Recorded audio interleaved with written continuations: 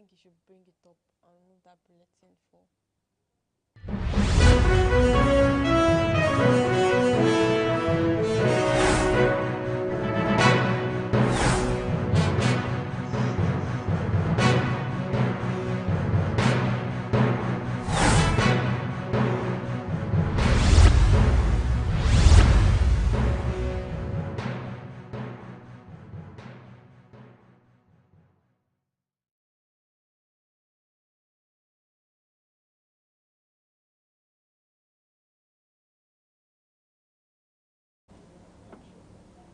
Good morning and welcome to Round the Globe on Aneke TV. First, the headlines. France, Germany and UK begin process of reimposing UN sanctions on Iran. Israel launches new operations in Syria. US Federal Reserve governor sues President Trump over attempt to remove her. Rwanda confirms arrival of first set of migrants deported from US. Tinubu approved lifetime salary for retired senior officers. Court dismisses order seeking to stop Rivers local government poll. Government and stakeholders to explore industrial policy at West Africa Summit. Now the news in details. I'm Deborah Nwaka-Oba. France, Germany and the United Kingdom have begun the process to reimpose UN sanctions on Iran over the nuclear program. The triggering of the so-called snapback sanctions, a move that the United States welcomed on Thursday, comes as diplomatic efforts to restrain Iran's growing nuclear program have faltered. Tehran has condemned the move and warned there could be consequences for re-implementing sanctions. The three European countries notified the UN Security Council Thursday that they were triggering the snapback mechanism, which would reimpose all UN sanctions that had been previously lifted in the 2015 Iran nuclear deal. The mechanism was included as part of that agreement, formerly called the Joint Comprehensive Plan of Action. In a related development, Syria state-run Al-Ekbariya TV says Israeli forces have conducted a series of strikes on a former army barracks in Kiswa, southwest of the Syrian capital of Damascus. Meanwhile, a Syrian military source told Al Jazeera that the Israeli army carried out a landing operation in the barracks with the use of 4 helicopters.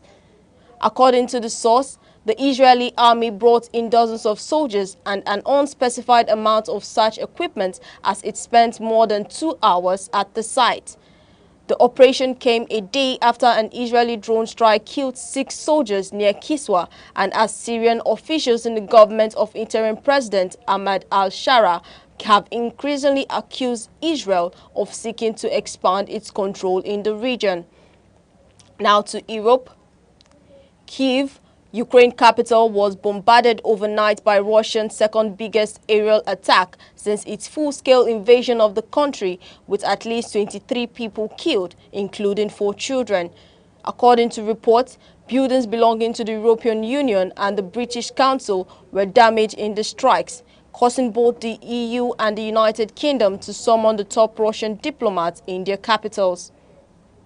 Among those killed are children aged 2, 17 and 14, according to Timur Tanchenko, head of the Kyiv City Military Administration. The vast majority of those killed, 22, died in a strike on a 5-story building in the Demitsky district, according to emergency services. Now to the U.S. Federal Reserve Governor Lisa Cook has sued President Donald Trump over his attempts to fire her, setting up a potential legal battle with implications for the U.S. central bank's autonomy. Cook has asked the court to declare Trump's firing order unlawful and void, and also named Fed Chairman Jerome Powell as defendant. Trump has said there was sufficient reason to believe Cook had made false statements on her mortgage and cited constitutional powers, which he said allowed him to remove her. Cook previously said that no cause exists under the law to sack her. The president has put increasing pressure on the Federal Reserve over what he sees as an unwillingness to lower interest rates. In the meantime, the White House has named a replacement for the director of the U.S. Centers for Disease Control and Prevention, CDC, a day after its previous leader was forced out of the job. Jim O'Neill currently serves as the deputy to Health Secretary Robert F. Kennedy Jr. and will replace Dr. Susan Monares after she was in the role for just a month. Lawyers representing Dr. Monares said her sacking was illegal and alleged she was targeted by Kennedy because she refused to rubber stamp unscientific reckless directives. Now bringing news from Africa. Authorities in Rwanda say they have received a group of 7 migrants deported from the United States under a new bilateral arrangement. Presidential spokesperson Yolande Makolo confirmed the development in a statement, noting that the migrants arrived in mid-August following a July agreement that allows for the transfer of up to 250 people. She added that the deportees are currently receiving assistance from the International Organization for Migration, IOM, and Rwandan Social Services. Rwanda has in recent years positioned itself as a host country for migrants rejected by Western nations. Rights groups, however, have raised concerns about the East African nation's human rights record. This news broadcast is coming to you live from Aneke TV. Remember, you can follow us on all our social media feeds on Facebook, Instagram, X, and TikTok, all at Aneke TV. Now a quick look at major developments in the news. France, Germany, and UK begin process of reimposing UN sanctions on Iran. Israel launches new operations in Syria. US Federal Reserve Governor sues President Trump over attempts to remove her. Rwanda confirms arrival of first set of migrants deported from US. Coming up shortly, Tinubu approved lifetime salary for retired senior officers. Court dismisses orders seeking to stop Rivers local government poll. Government and stakeholders to explore industrial policy at West Africa Summit. The news returns after the break.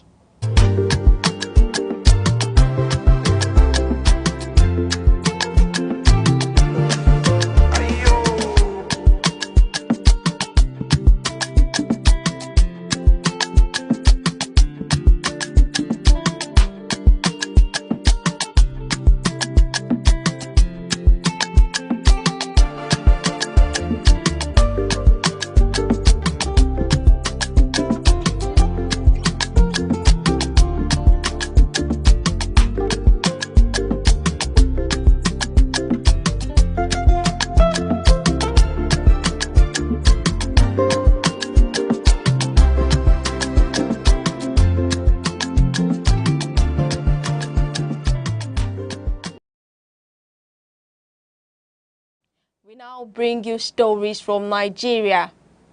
The Minister of Interior, Dr. Olubunmi Tunji Ojo, has announced a policy that will provide lifetime salary benefits to senior officers retiring from the rank of Deputy Controller, Comptroller, or Commandant General and above.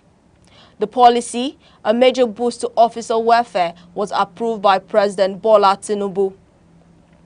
The minister announced this while speaking at the 2025 ministerial retreat, where he detailed the ministry's achievements and reaffirmed its commitment to strengthening institutional performance and capacity across all agencies.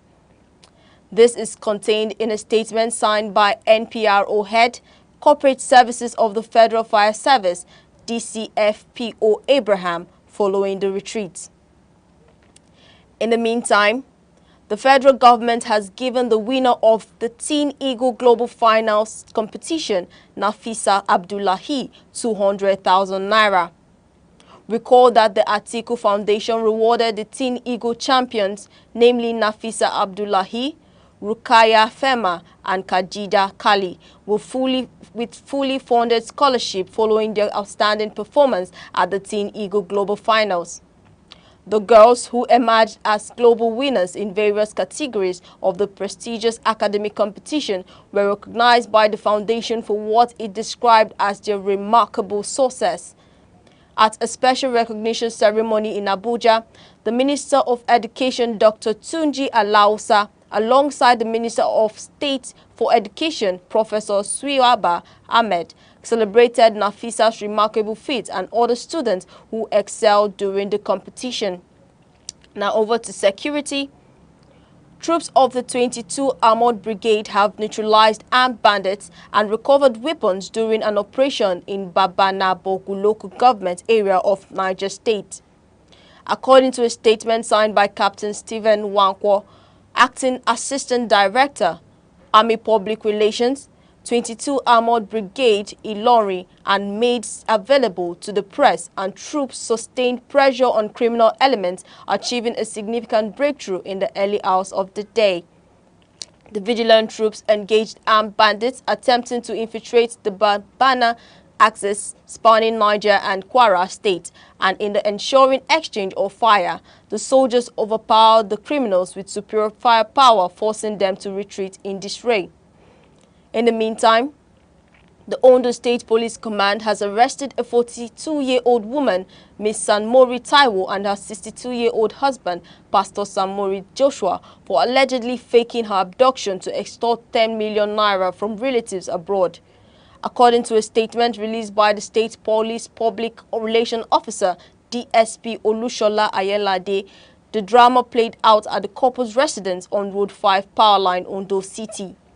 According to him, Taiwo deliberately secluded herself in a room while her husband reached out to her relatives, claiming she had been kidnapped by unknown gunmen. Now to electoral reforms. A Rivers State High Court sitting in Port Harcourt has dismissed an ex parte order seeking to stop tomorrow's local government election in the state. The presiding judge, Justice Stephen Jumbo, in his ruling in a suit filed by a Port Harcourt-based legal practitioner, Williams Abayomi Stanley, against President Bola Tinubu, the Attorney General of the Federation, the Rivers State Independent Electoral Commission, and its chairman said the application for motion ex parte lacked merit and thereby dismissed it. Jumbo, however, granted a motion ex parte order for substituted services to the defendants, but directed that the conduct of the local government election should go ahead as scheduled and adjourned to September 10, 2025 for a hearing on the substantive suit. Speaking to newsmen outside the courtroom, counsel to the claimant, Godsent Elewa, said his client was in court to seek for interpretation of a section of the RSEIC law and the Constitution of Nigeria as amended if the president has the powers to appoint a chairman and member of the commission to conduct local government polls in the state. Now over to business news. The federal government has committed to exploring strategies for implementing the new national industrial policy to scale industries and transform West Africa's economic future, alongside manufacturing stakeholders at an upcoming summit. The collaboration would take center stage at the West Africa Industrialization, Manufacturing and Trade Summit and Exhibition 2025, scheduled for October 2025 in Lagos. The Minister of State for Industry, Mr. John Eno, at a press conference in Lagos, declared that Nigeria will build its industrial policy on past executive orders targeted at promoting local content, but with a stronger push through the Nigerian First policy. Also in business, Governor Peter Mba of Enugu State has unveiled Niger Gas Company Limited, revamped and upgraded by his administration after over 3 decades of dormancy.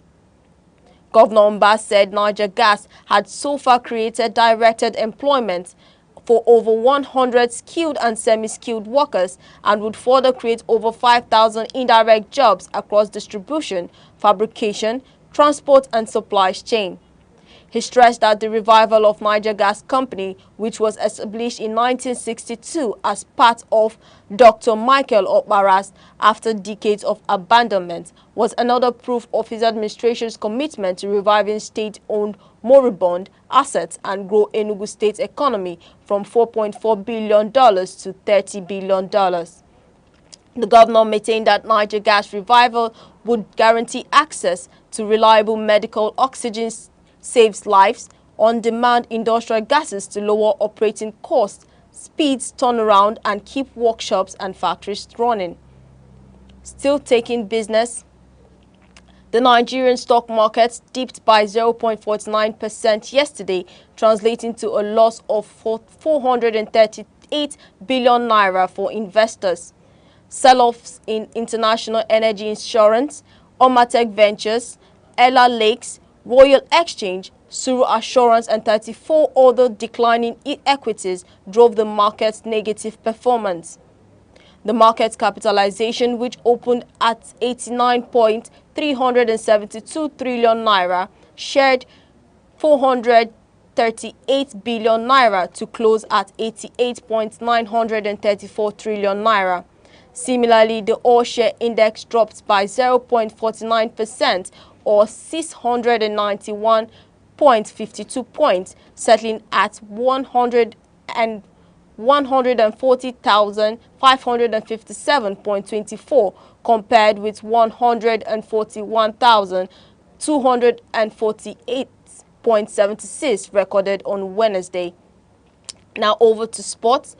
Crystal Palace ground out a goalless draw at Fredrikstad in Norway on Thursday to scrape through their UEFA Conference League playoff 1-0 on aggregate.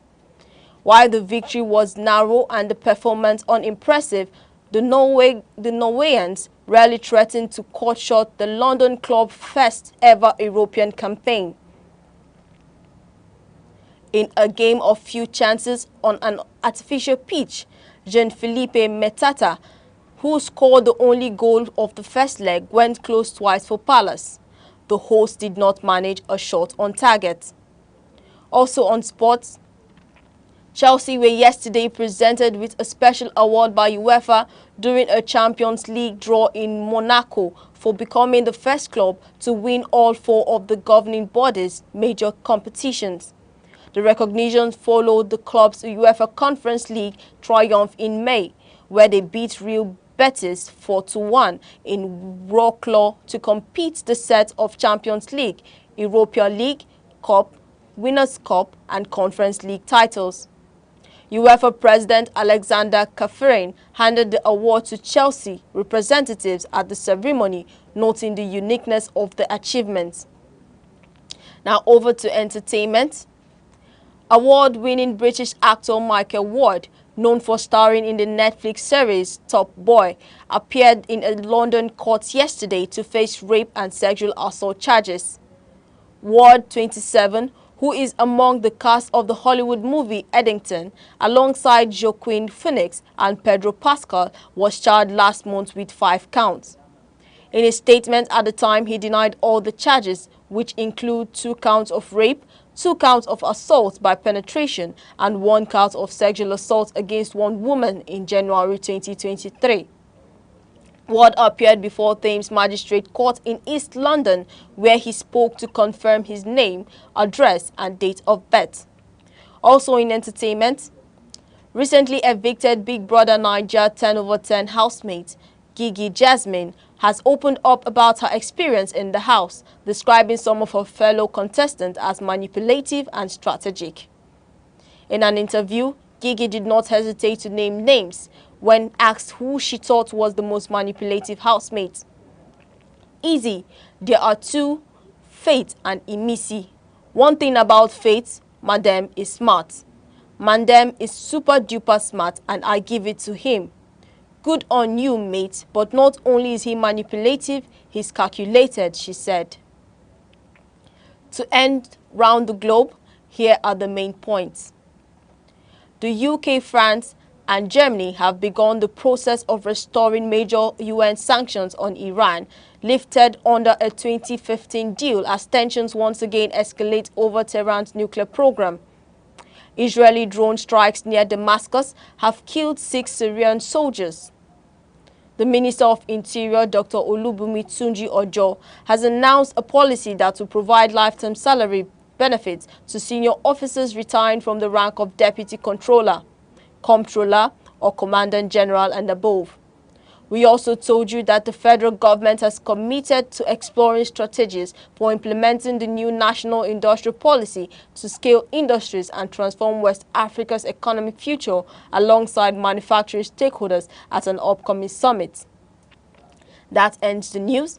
For breaking news, eyewitness report, please call 070 30437110 or visit our social media handles on Facebook, Instagram, X, TikTok, YouTube, all at Aneke TV.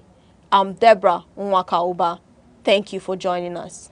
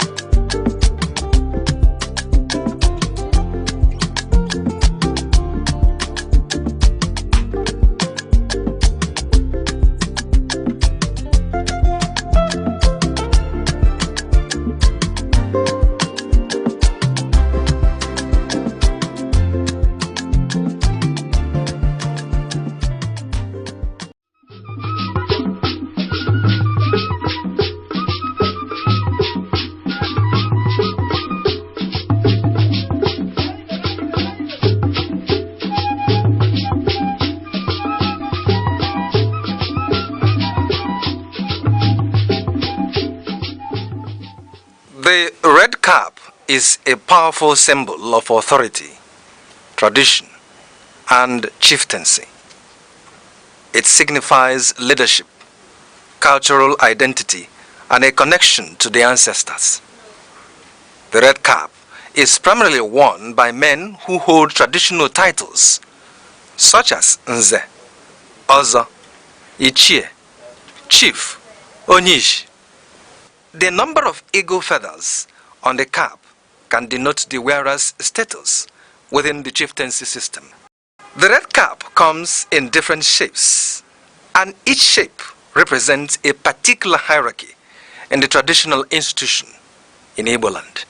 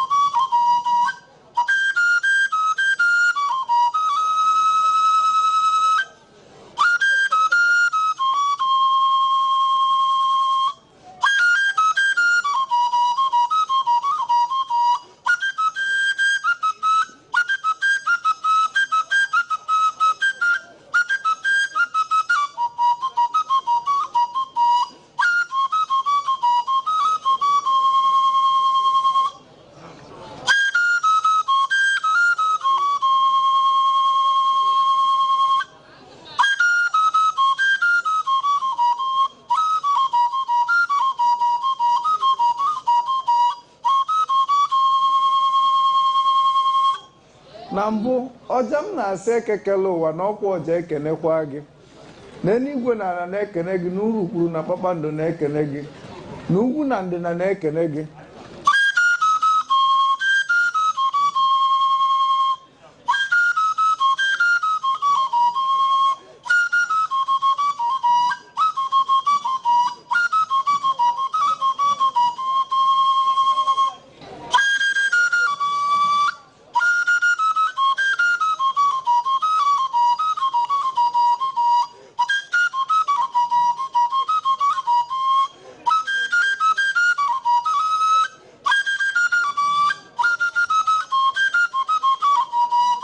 maka ka onye si eme ka ekwe si akpụ ya ka onye si eme ka ọja si akpụ ya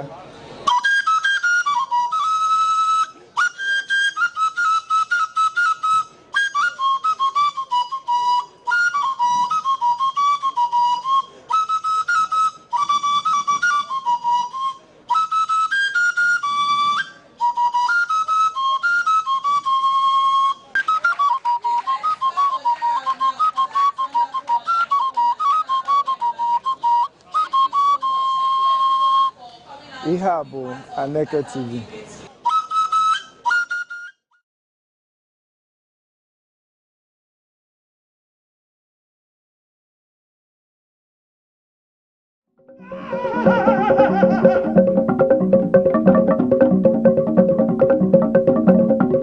Bishop anyị.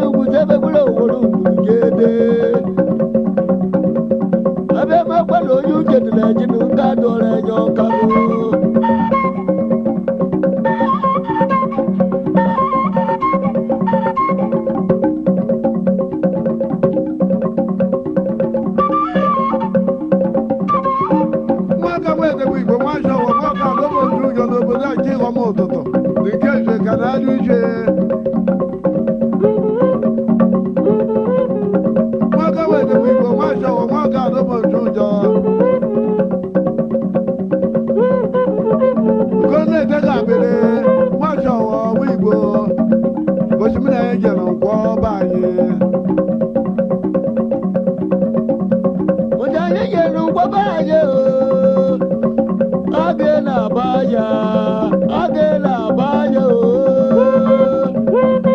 Mwajega lobo dubuji.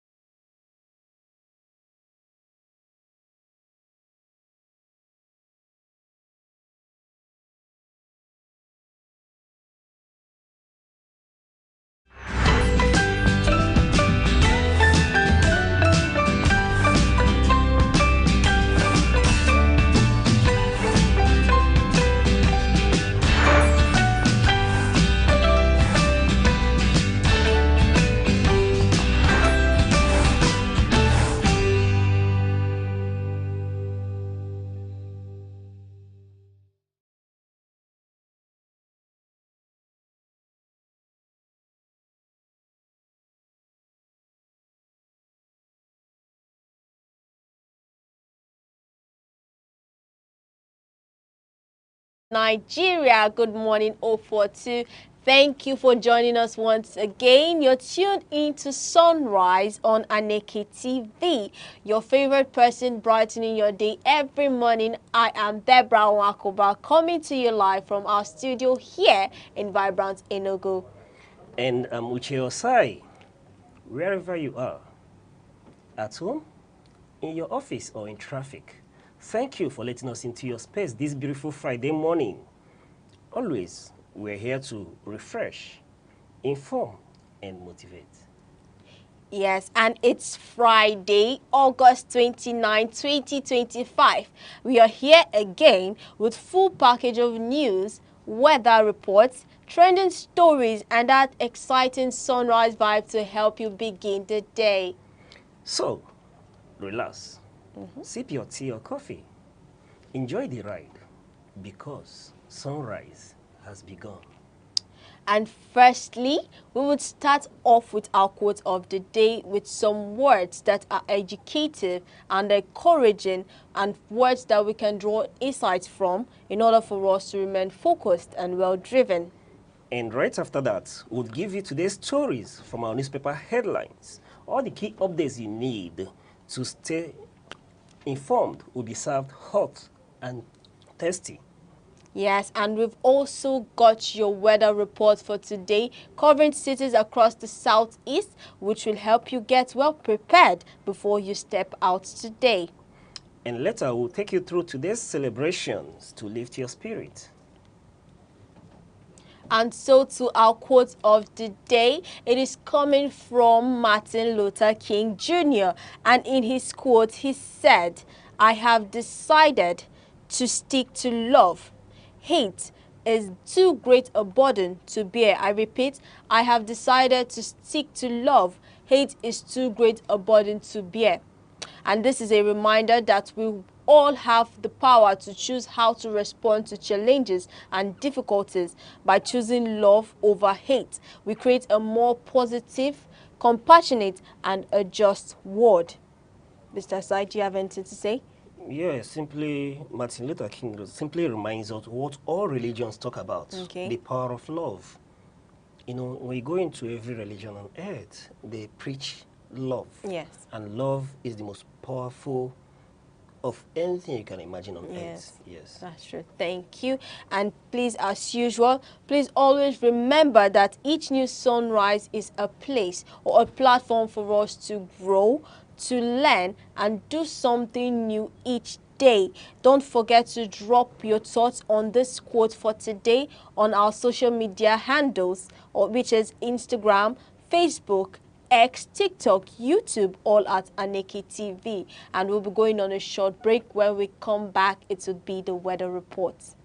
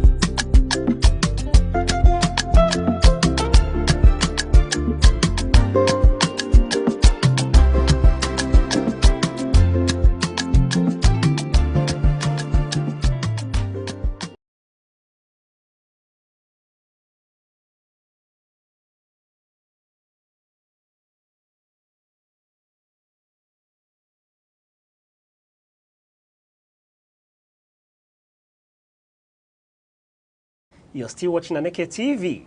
Stay tuned as we take a look across major cities in the southeast, where we'll give you today's weather update. Yes, and we will start from Oka. The early morning starts cloudy at 22 degrees Celsius with light rain. Skies remain overcast through the day with thunderstorm activity likely in the evening, and temperatures range from mid-20 degrees Celsius during the day to around 22 degrees Celsius overnight. And in the core city of Enugu, expect a cloudy start turning into scattered rain showers mid-morning. Rain continues periodically through afternoon, followed by thunderstorms. Expect highs around 27 to 28 degrees Celsius, easing into the mid-20 degrees Celsius later in the day. Yes, and in Abakaleke, the morning brings showers at 23 degrees Celsius, transitioning to generally cloudy skies throughout the day, with peak temperatures near 28 to 29 degrees Celsius. And rain returns in the evening, with occasional showers continuing into the night, 24 degrees Celsius. And over to the jiving city of Owerri, it is mostly cloudy from the start, with temperatures rising to 28 to 29 degrees Celsius by afternoon. Thunderstorms are expected later in the day and again at night when temperatures hover around 23 to 26 degrees Celsius. And lastly, in Umuahia, it begins with a cloudy morning with temperatures in the mid-20 degrees Celsius, peaking around 29 degrees Celsius in the afternoon. Rain begins midday and continues into the evening with thunderstorms likely. Evening temperatures stay warm at 24 to 25 degrees Celsius. So, wherever you are in the southeast today, keep yourself warm and keep an umbrella close. Rain or shine, we've got you covered. We'll be back with more updates later. Thank you.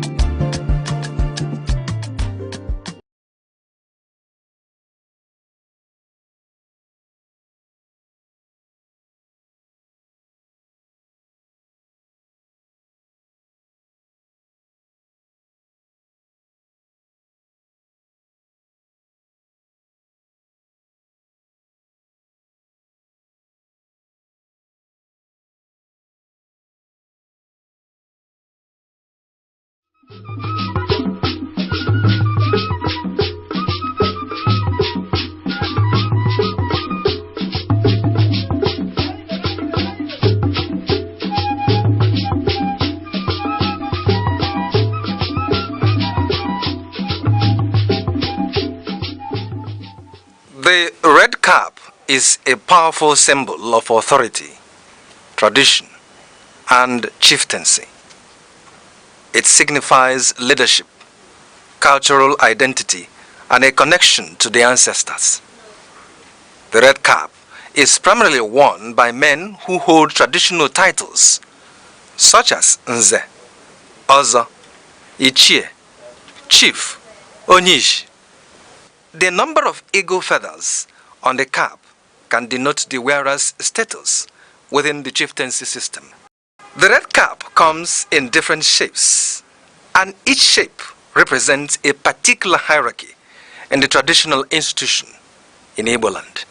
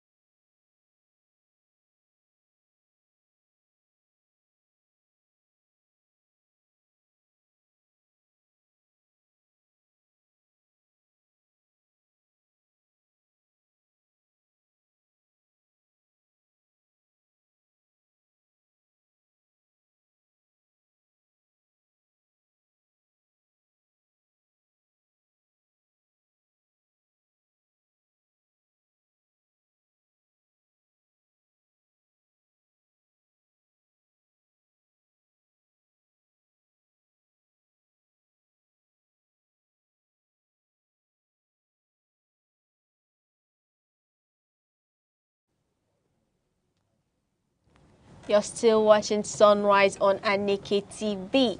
So let's see what's making front page news today in the Nation, Punch, Vanguard, and the Guardian newspaper.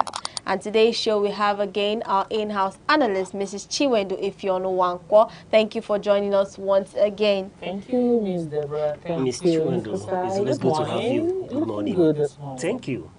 Thank God it's Friday. Yeah. Thank God Thank it's God it's Friday, Friday. yes, exactly. Now over to our Nation headlines. We have Ojulari NNPCL lost $500 million monthly to refined operation.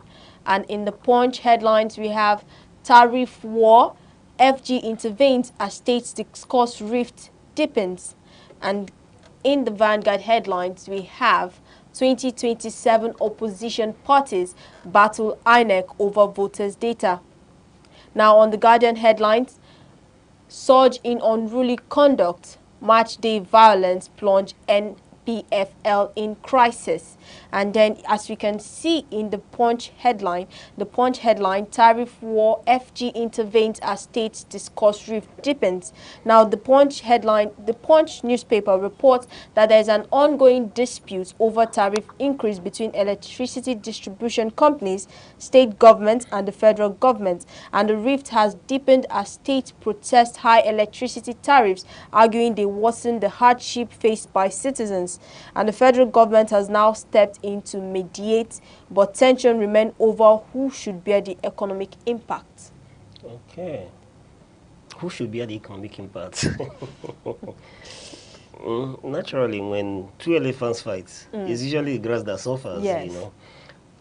However, in this case, I think it has to do with, I wouldn't use the word wrong policy formulation, but inadequate framing of the policy. This crisis, stems from the Act, the Electricity Act of 2023, that somehow gave the states power to decide tariffs. You understand? So, in this case, there's been this ongoing dispute between states and discos. Bringing it home, in Enugu State, the Electricity Regulatory Agency, Enugu State Electricity Regulatory Commission and Manpower, there is an order from the governor to the Electricity Regulatory Agency in Enugu to interface and then reduce the tariff for band A from 209 naira per kilowatt to 160 naira per kilowatt. I think that's where this issue stems from. And in this case, the discos are now saying, come on, you can't fix a price to goods you did not produce. In this case, you're not the one generating this power. You don't know the cost of it.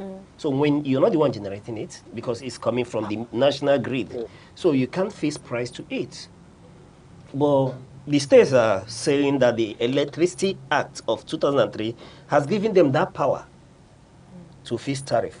This is where this crisis is stemming from years. But thanks to federal government through Nigerian Electricity Regulatory Commission, they've been very viable in this issue of trying to stabilize power in Nigeria. So they have called for a meeting between the warring faction, in fact, all the stakeholders, as far as the electricity is concerned in Nigeria. They've called them for mediation so they will have an amicable resolution of these issues. And for crying out loud, please, they should do. Because I'm meant to understand that since this issue started, that the discourse has to cut off some areas or the kilowatts of powers they push to the states. You understand? So I hope and I pray that NERC is able to resolve this issue and resolve it quickly. You understand? Yeah, they should try and resolve that, because from what they were saying, I think they're actually contradicting themselves. Okay. How can you say that the act of 2023 amended allows the states to generate, transmit, and distribute electricity within their respective states. But it does not give them the power to put a price on cross-border electricity from the national grid. No, How's that? in this case, you know, before the issue of power was on the exclusive list. Then coming into this act, what he has done is to decentralize and then give the states, the subnationals, the power to generate their own electricity, which I believe is a very good one because we've witnessed an increase in power generation and distribution so far. So this act, what he has done is to decentralize that power, move it from the exclusive list. You understand? And then, so in this case, the states, when you generate, just like, let me deviate a bit. When you are a producer or a manufacturer of a certain goods, you know, you factor in the factors of production. Yeah. You know the Cost cost of of production and everything. Yeah. You understand? Yes. So you're able to know your cost and then fix your price. Now, in this case, the subnationals can generate, but they don't have the capacity to generate all that they need.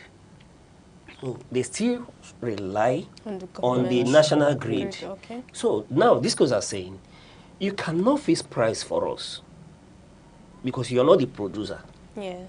You understand? So in this case, let us fix our price. You can't come and regulate or change tariffs because if you by so doing, you may cause us to operate at a loss. You get the point? This goes to show that this is actually a wake-up call To from all the states, or to all the states. Like, Enugu can actually take advantage of that. We have coal. And I knew before now, And- we use coal to generate. Yes. Do you understand? So with this, we can actually bounce back to what we fall back to what we have before now, and we still have. I think So why won't they come up? And I think the discourse, maybe perhaps as a banter, told the Enugu state government that they can use coal to generate power and then share it to the states as a way of alleviation.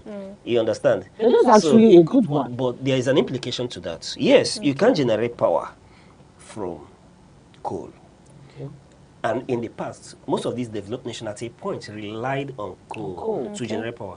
But that comes to issue of environmental pollution. When you want to use coal this time around to generate power, this developed nation, under the Environmental Act, tells you that you are polluting the environment, contributing to climate Yes. Change. degradation. Okay. You understand? Via the climate change that we're witnessing this period, they wouldn't give you that free hand. In fact, they will put pressure on you not to use The it. coal. That now begins to tell you about the power of neo-colonialism, where you don't have the right to determine your own affairs.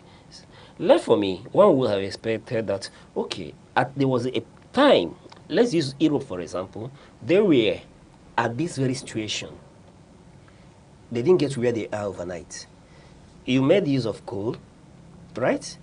There was a time the train system you have were locomotives that use train. Then till you get to the speed rail that we have now, you've passed through this process.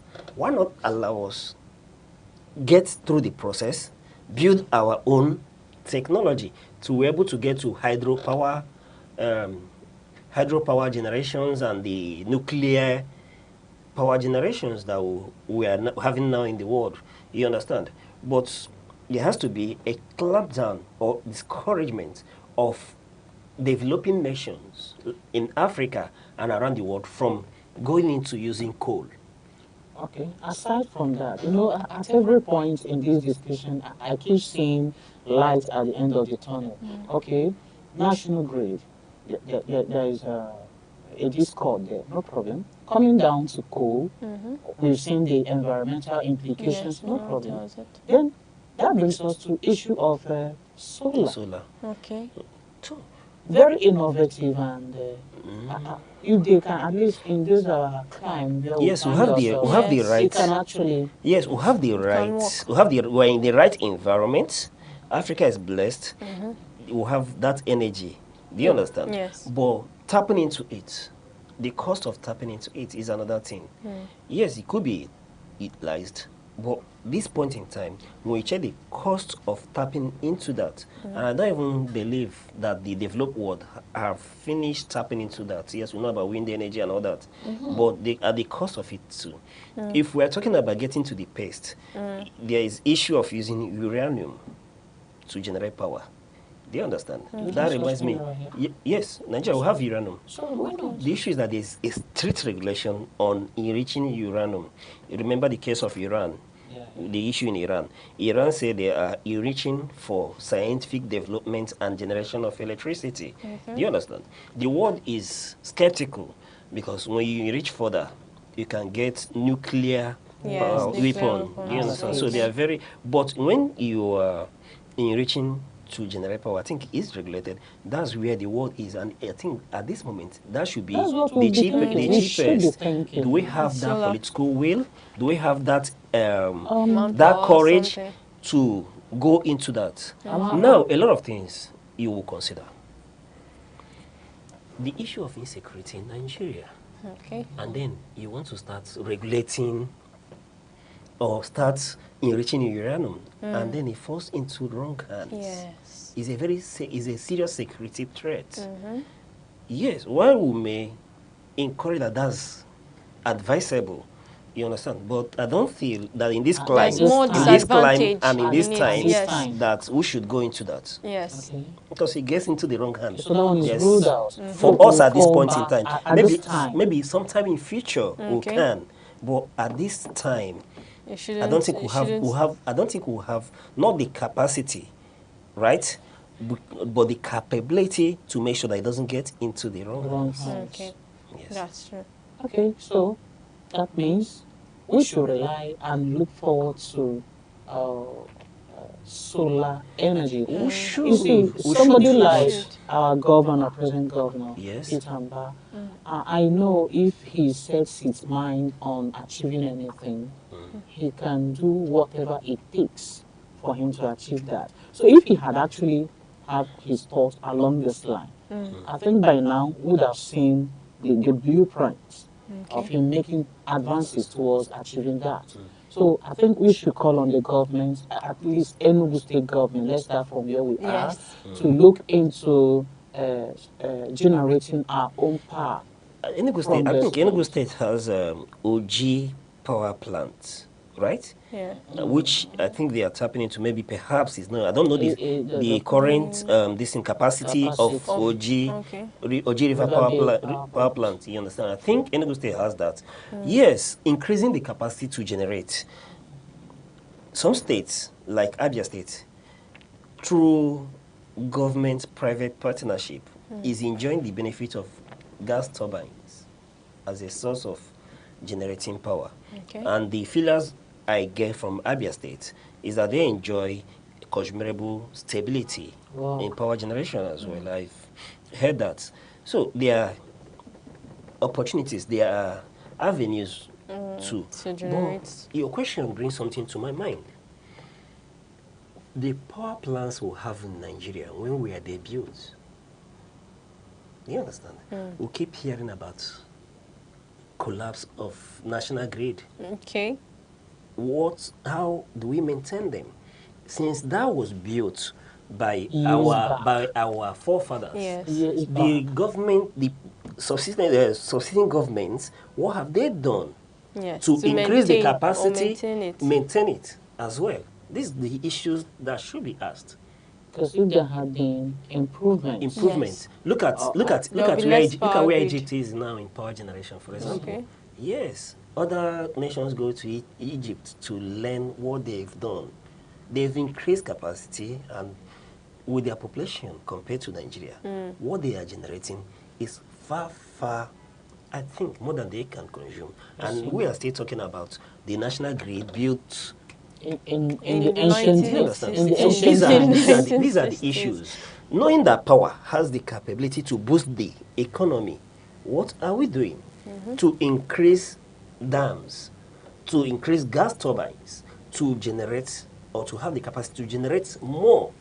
if we are generating enough, this issue shouldn't be. It shouldn't be Yes. discussion. However, at this time, we'll still thank the federal government for the quick intervention. Intervention between Yes, for the the quick states and intervention the- and bringing them together into a negotiation to, harmonize things. But we should look at policy formulations that will see that every interest is catered Well for. taken care of. Yes, but we commend them, and I must confess, despite the cost of this, the cost of energy in Nigeria now, we're enjoying a little bit of stability. Yes. I bet the various discriminatory bands that we have, depending on where you fall in, you understand. So if you're in band A, in Enugu, for example, band A enjoys about 24 hours power supply, Exactly. at least maximum of 23 hours every day. Then, depending on the divide you are, which I feel is discriminatory, but very commendable that we're enjoying that. And that's a very good one. Okay. Okay, thank you very much for that. And then looking over at the Vanguard headline, which says 2027 opposition parties battle INEC voters over data. And then the opposition political parties are challenging the Independent National Electoral Commission, INEC, regarding the handling and security of voters' data ahead of the 2027 election. And then according to African Democratic Congress, ADC, PDP, Labour Party, and former Vice President Alhaji Atiku Abubakar, the new voters pre-registration figure showing massive listing in the southwest and specifically Osun State compared to other parts of the country is worrisome and portends danger for the 2027 polls. Now they are saying there is no clear transparency. They argue that there is lack of transparency that undermines the credibility and fair play in the polls. So I think they're having worries over the INEC voting polls or something like that. The Registration, yes. and all that, yes. Everything with INEC seems to have a lot of issues. The issue of transparency, the issue of glitches. You understand? There has been call for electoral reforms,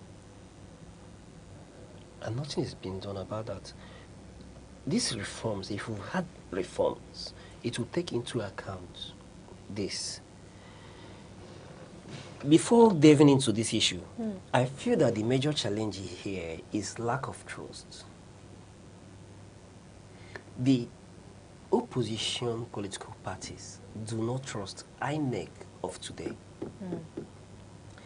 The voters, that's the citizens, don't even trust INEC of today. Who appoints INEC chairman? The irregularities of a by-election, then you see that the opposition have cause to not trust the umpire. The question here is, the cries of the opposition, is it germane?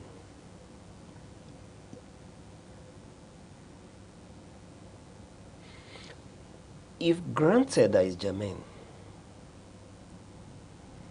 which leads me to another question. Why is the ruling party comfortable and not raising an alarm? Because you don't know where it will swing. If allegedly, there's no collaboration. Because these are the worries of the opposition. There is a kind of collaboration with the regulator, the umpire. Moving forward to the issues they pointed out. Within few days of starting this process, we are seeing a high turnout of registration from a certain demography, from a certain region, which is said to be a stronghold for a sitting president. for the ruling party, then it begins to call to question the integrity of the exercise. However, not wanting to take sides, Aneke, I believe, have come out to say that this is expected. That is not unusual.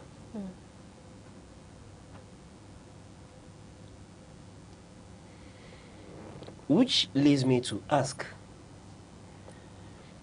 what is the mechanism? What mechanism do we have in place to see that the data from INEC is verified, It's accurate. that is accurate, beyond manipulations? These are the issues that gets the opposition worried. I'm happy that the opposition are raising these issues, that they are not quiet like they've been on other issues. Right. They should increase the pressure, but I think that more than anything, they should push for electoral reform. Now, going forward, bringing to the issues you raised in our discussion, to other regions, where is Southeast in all this? Why is there a sort of apathy? Why are we not seeing any movement? Because the disparity between the Southeast and other regions, the margin is too wide. Okay. Why is that, Ms. Chinwe? Not just that I'm bothered about the disparity, the glaring difference in the margin, in the numbers. Why are the governors so quiet? The governors of Southeast. Yeah, they seem so comfortable Okay. with what is happening. Again, are there enlightenments from the INEC's end? Somebody was saying that he never knew that such exercise is going on until he came out, saw where people gathered, asked, they said, this is what is happening. So he had the opportunity, that was how he got registered. That means it goes to show that many people really didn't not know that this sensitized. exercise is on. So what is INEC doing? To what extent have they taken this voter registration enlightenment to? Okay. How far have they been able to educate the masses about the implications? Should they not vote? Should they not get registered? Have you heard, Especially those of have you them heard that- jingles concerning voter registration? No. No, not. You know, unlike before now, you could be hearing it in all radios, the jingles, encouraging people I think political parties too are complicit in this. Okay. Yes, because political parties as well should drive the voter registration exercise as well, because they are direct beneficiaries to it as well. So it seems that there is a little activity to encourage people to Yes. register. Also, You yeah, know, cannot just- create awareness. I know that all these things that are fallout from the 2023 election, the aftermath. Okay. So, people announce, so Reluctant. what for? Oh, like, At the there's end no of the need. day, They'll give it what's to that? who they want to They give don't it They to. should they go don't ahead. believe They that. should not even do the They election. don't believe Maybe that their vote will count. whoever they want to give, they just favor the head. No, but that shouldn't be. I mean, that's the state of That's the what mind it of feels many like. That's what now. it feels That's like. why. too. That's They why. should go ahead. They That's don't why. need to even bother That's themselves why. That's why there should conducting be sensitization. the election. I'm There should telling be you. sensitization. And something keep ringing in my mind. I think a word I learned many years ago is called gerrymandering. It's not related, but in the creation of states, in the creation of local governments, we see that a certain region or some region may have been, this is under the military though, may have been given advantage by having more local government, more states than others. Okay. it gives advantage to sharing of resources,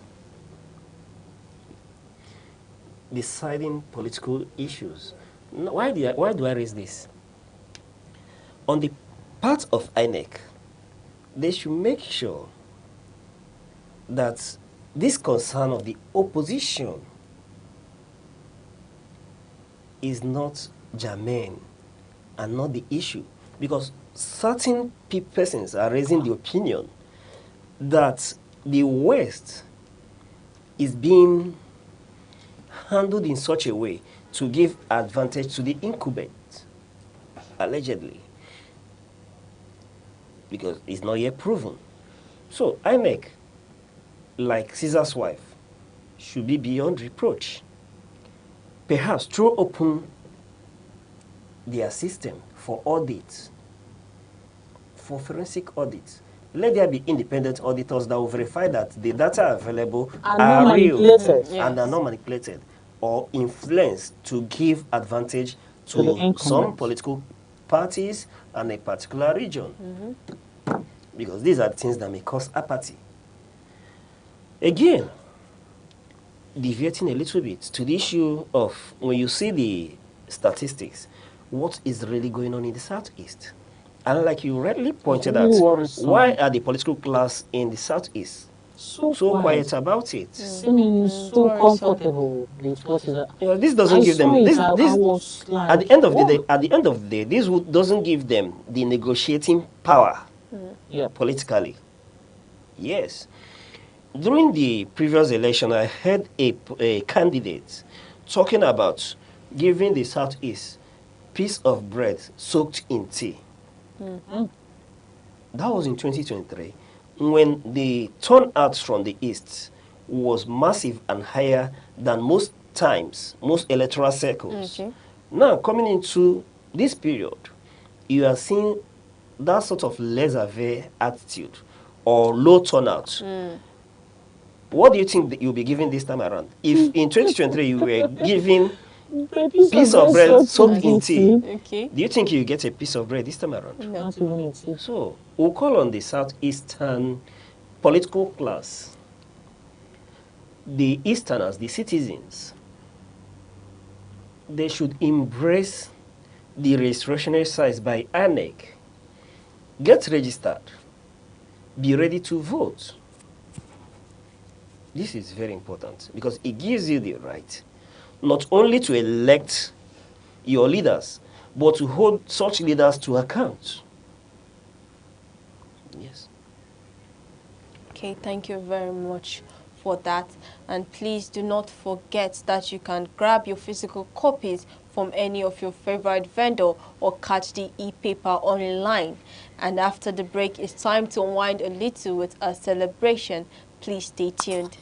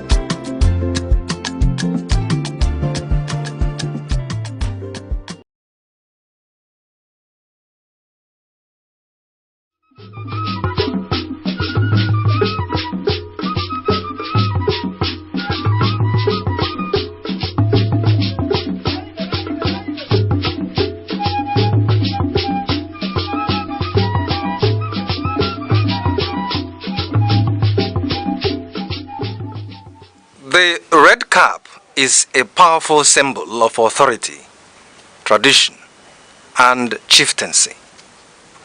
It signifies leadership, cultural identity, and a connection to the ancestors. The red cap is primarily worn by men who hold traditional titles such as Nze, Ozo, Ichie, chief, Onyish. The number of eagle feathers on the cap can denote the wearer's status within the chieftaincy system. The red cap comes in different shapes, and each shape represents a particular hierarchy in the traditional institution in Igbo land.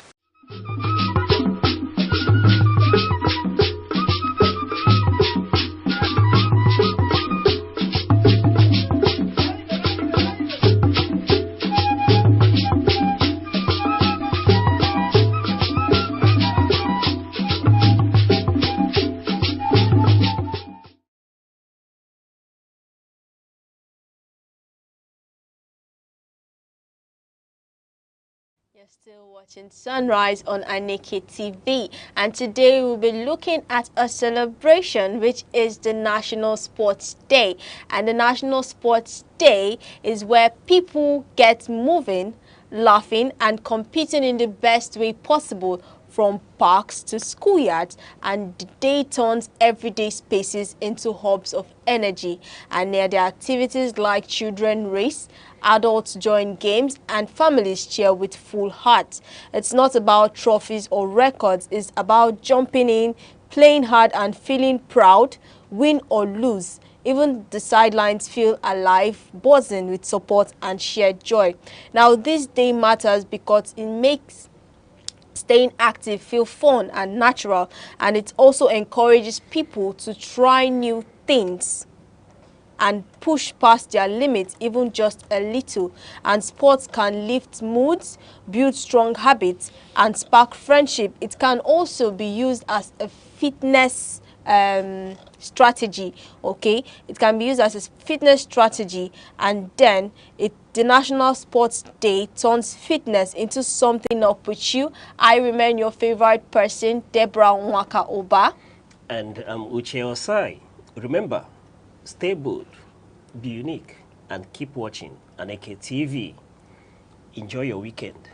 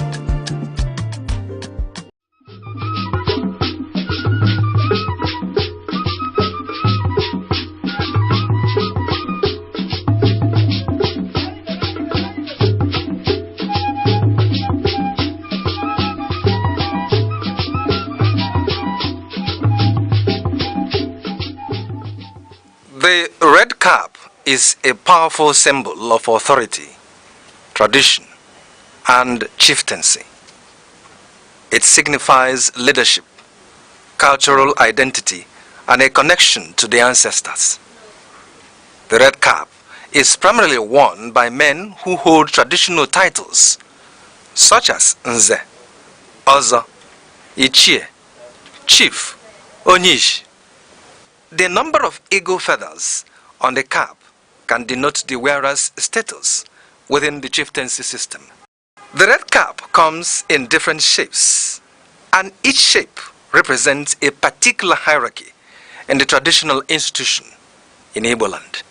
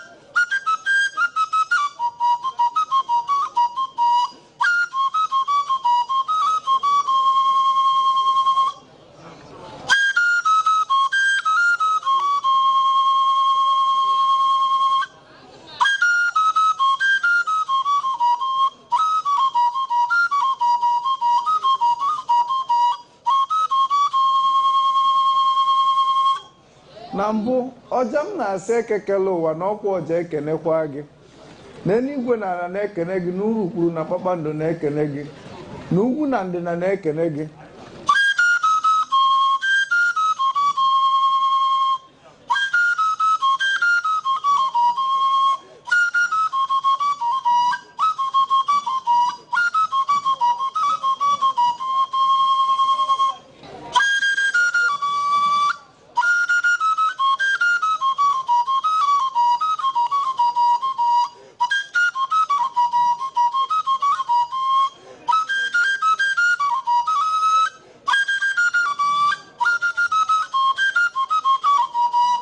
maka ka onye si eme ka ekwe si akpụ ya ka onye si eme ka ọja si akpụ ya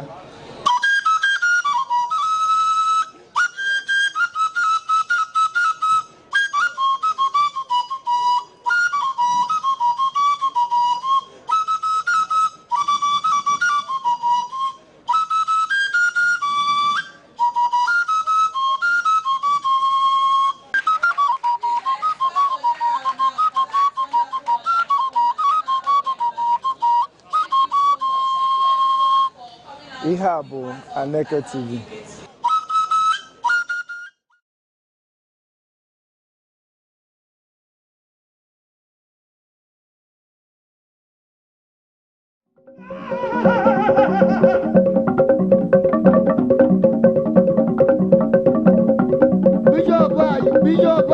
Bishop ayi. Whoa.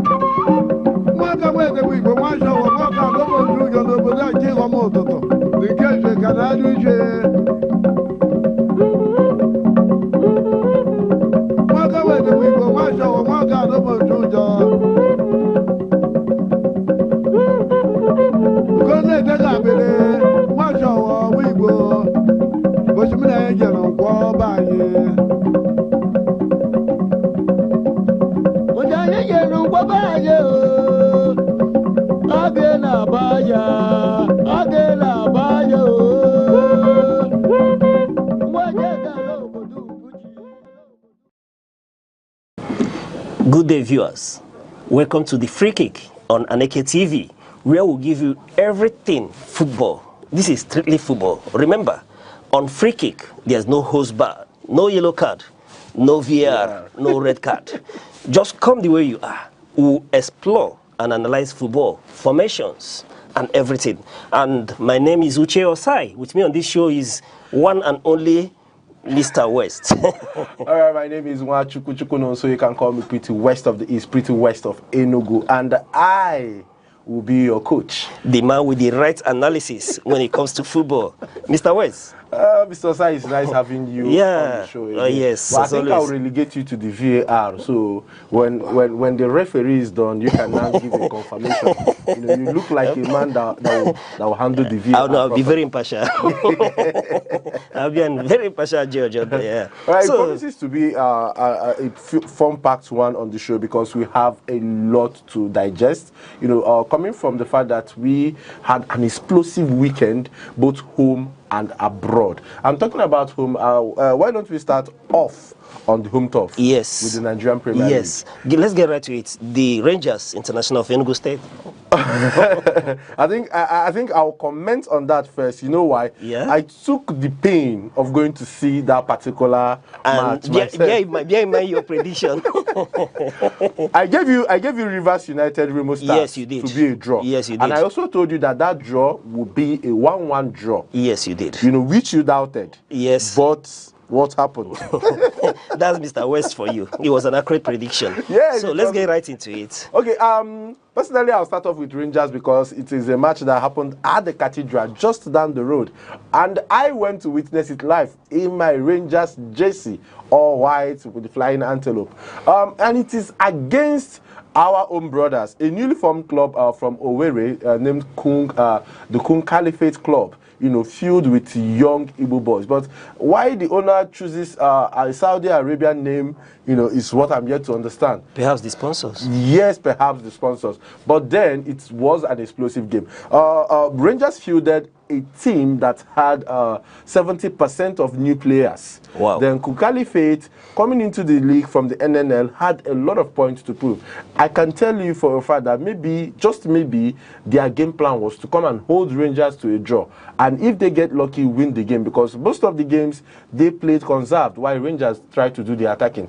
But of course, Rangers was not sharp with the attacking. So the match, saw us witness a goalless draw. A very painful goalless draw. But I hope the coach, took lessons from that match and will, improve in the next game. All right. Then, let's move on to Remo Stars versus Rivers. Yes. It was a cracker. And like I told you, it's a game that produced 2 goals, one from both ends. And at the end of the day, it was a 1-1 draw from the champions of 2024-2025 and the runner-up. It's not every day that you have the champion play their runners-up in the opening feature. But like I said, Rivers United is rich in terms of history and in terms of players. Then Remo Stars is the new thing in town. Maybe not as much as, maybe they don't have the history that Rivers have, but when you talk about the last 3 years, Remo Stars have come out and they have been making a statement ever since. Yes. And like we all saw, it produced 2 goals but ended in draw, which is most likely. Probably because Remo Stars is playing away from home. They adopted their Abeokuta Stadium to be their new home. Yeah. The Rivers came there and showed resilience and did not give them much honors in saying it's your home. No, they came and they played football. True to your prediction. Yes. But generally, what are we going to witness this season? Okay, I think it will be an explosive season. Why? Because when you look at the movement in football, especially in the business clubs are doing, and in the progressive or improvement of players, you will find out that we'll be seeing games that are more dynamic and will have more drama. I am mostly interested in the dramas. Now, let's digress a bit. It's like our teams are getting more professional. I got excited watching the unveiling of Rangers players. We seem to forget that, yeah. Yes. A couple of unveiling videos happened. You know, that is what you get when you have an innovative young MD. The current MD of Rangers, in the person of Barrister Amobi Ezako, is a very innovative young man who doesn't just want to manage, he wants to carve a niche for himself. Because history will have it that in so period, such a person held the managerial role of this club, and this is what he did. He changed, you know, the narrative. And that will inspire the players. That will and inspire perhaps the more players from other clubs may want to come to Rangers. Then investors too. Yes. That is the biggest part. And that's what we're campaigning for in our league. Yes, investors. So, but when investors don't see what the organizers are doing, how does it come in? But imagine you have an MD who is going out, who is being innovative, who is being crafty. It will encourage investors to say, oh, we can actually work with this guy. If he could do this, that means he is open to doing that. And before you know it, more money will enter the club and more money will go to the pockets of the players. Everybody is happy. There is future for the league. Yes, there is future for the league. All right. Give us a total general summary of what happened over the weekend. Okay, over the weekend we had a lot of games on Saturday. You know, I think that's mostly where the games happened. Sunday, we had our first game on Friday, which saw Remo Stars at home held to a draw by the Travelling River Boys. You know, the Port Harcourt boys held them to a 1-1 draw. Then on Sunday, we had a long list of games. Abia Warriors at home welcomed the Kano Pillars, captained by our ex-captain, the veteran Ahmed Musa, and they lost to Abia Pillars by 1-0. Then at home, the newly promoted Barua held Enyimba to a 0-0 draw, and Enyimba ended the match with 1 man down. They had a red card. Academy at home with 1 man down, you know, beat Bendel 2-0. Castina at home lost to Warri Wolves, newly promoted. Kwara held Ikorodu City 0-0 draw at the Kwara City. Then Rangers at home was held to a draw by Dikun Khalifa. Then Shooting Stars at home lost to Bayelsa United. Then Wiki Tories at home won Plateau by 1-0. West. And that wrapped up West. Do you know my picker from this? No. Our league is developing faster. It's no longer when you can predict what happens in the league. When anybody playing at home wins the match or either gets a draw. It's becoming more dynamic. I think the progress I want to see, you know, recently we saw the local Eagles crash out of the Chan Nations Cup. Crash out in a very abysmal way. Yes, I'm going to say it the way it is. The way we crashed out, it is not worthy of an African giant. And then I popped the question, is it that we did not select the right players, or our league is still not up to standard?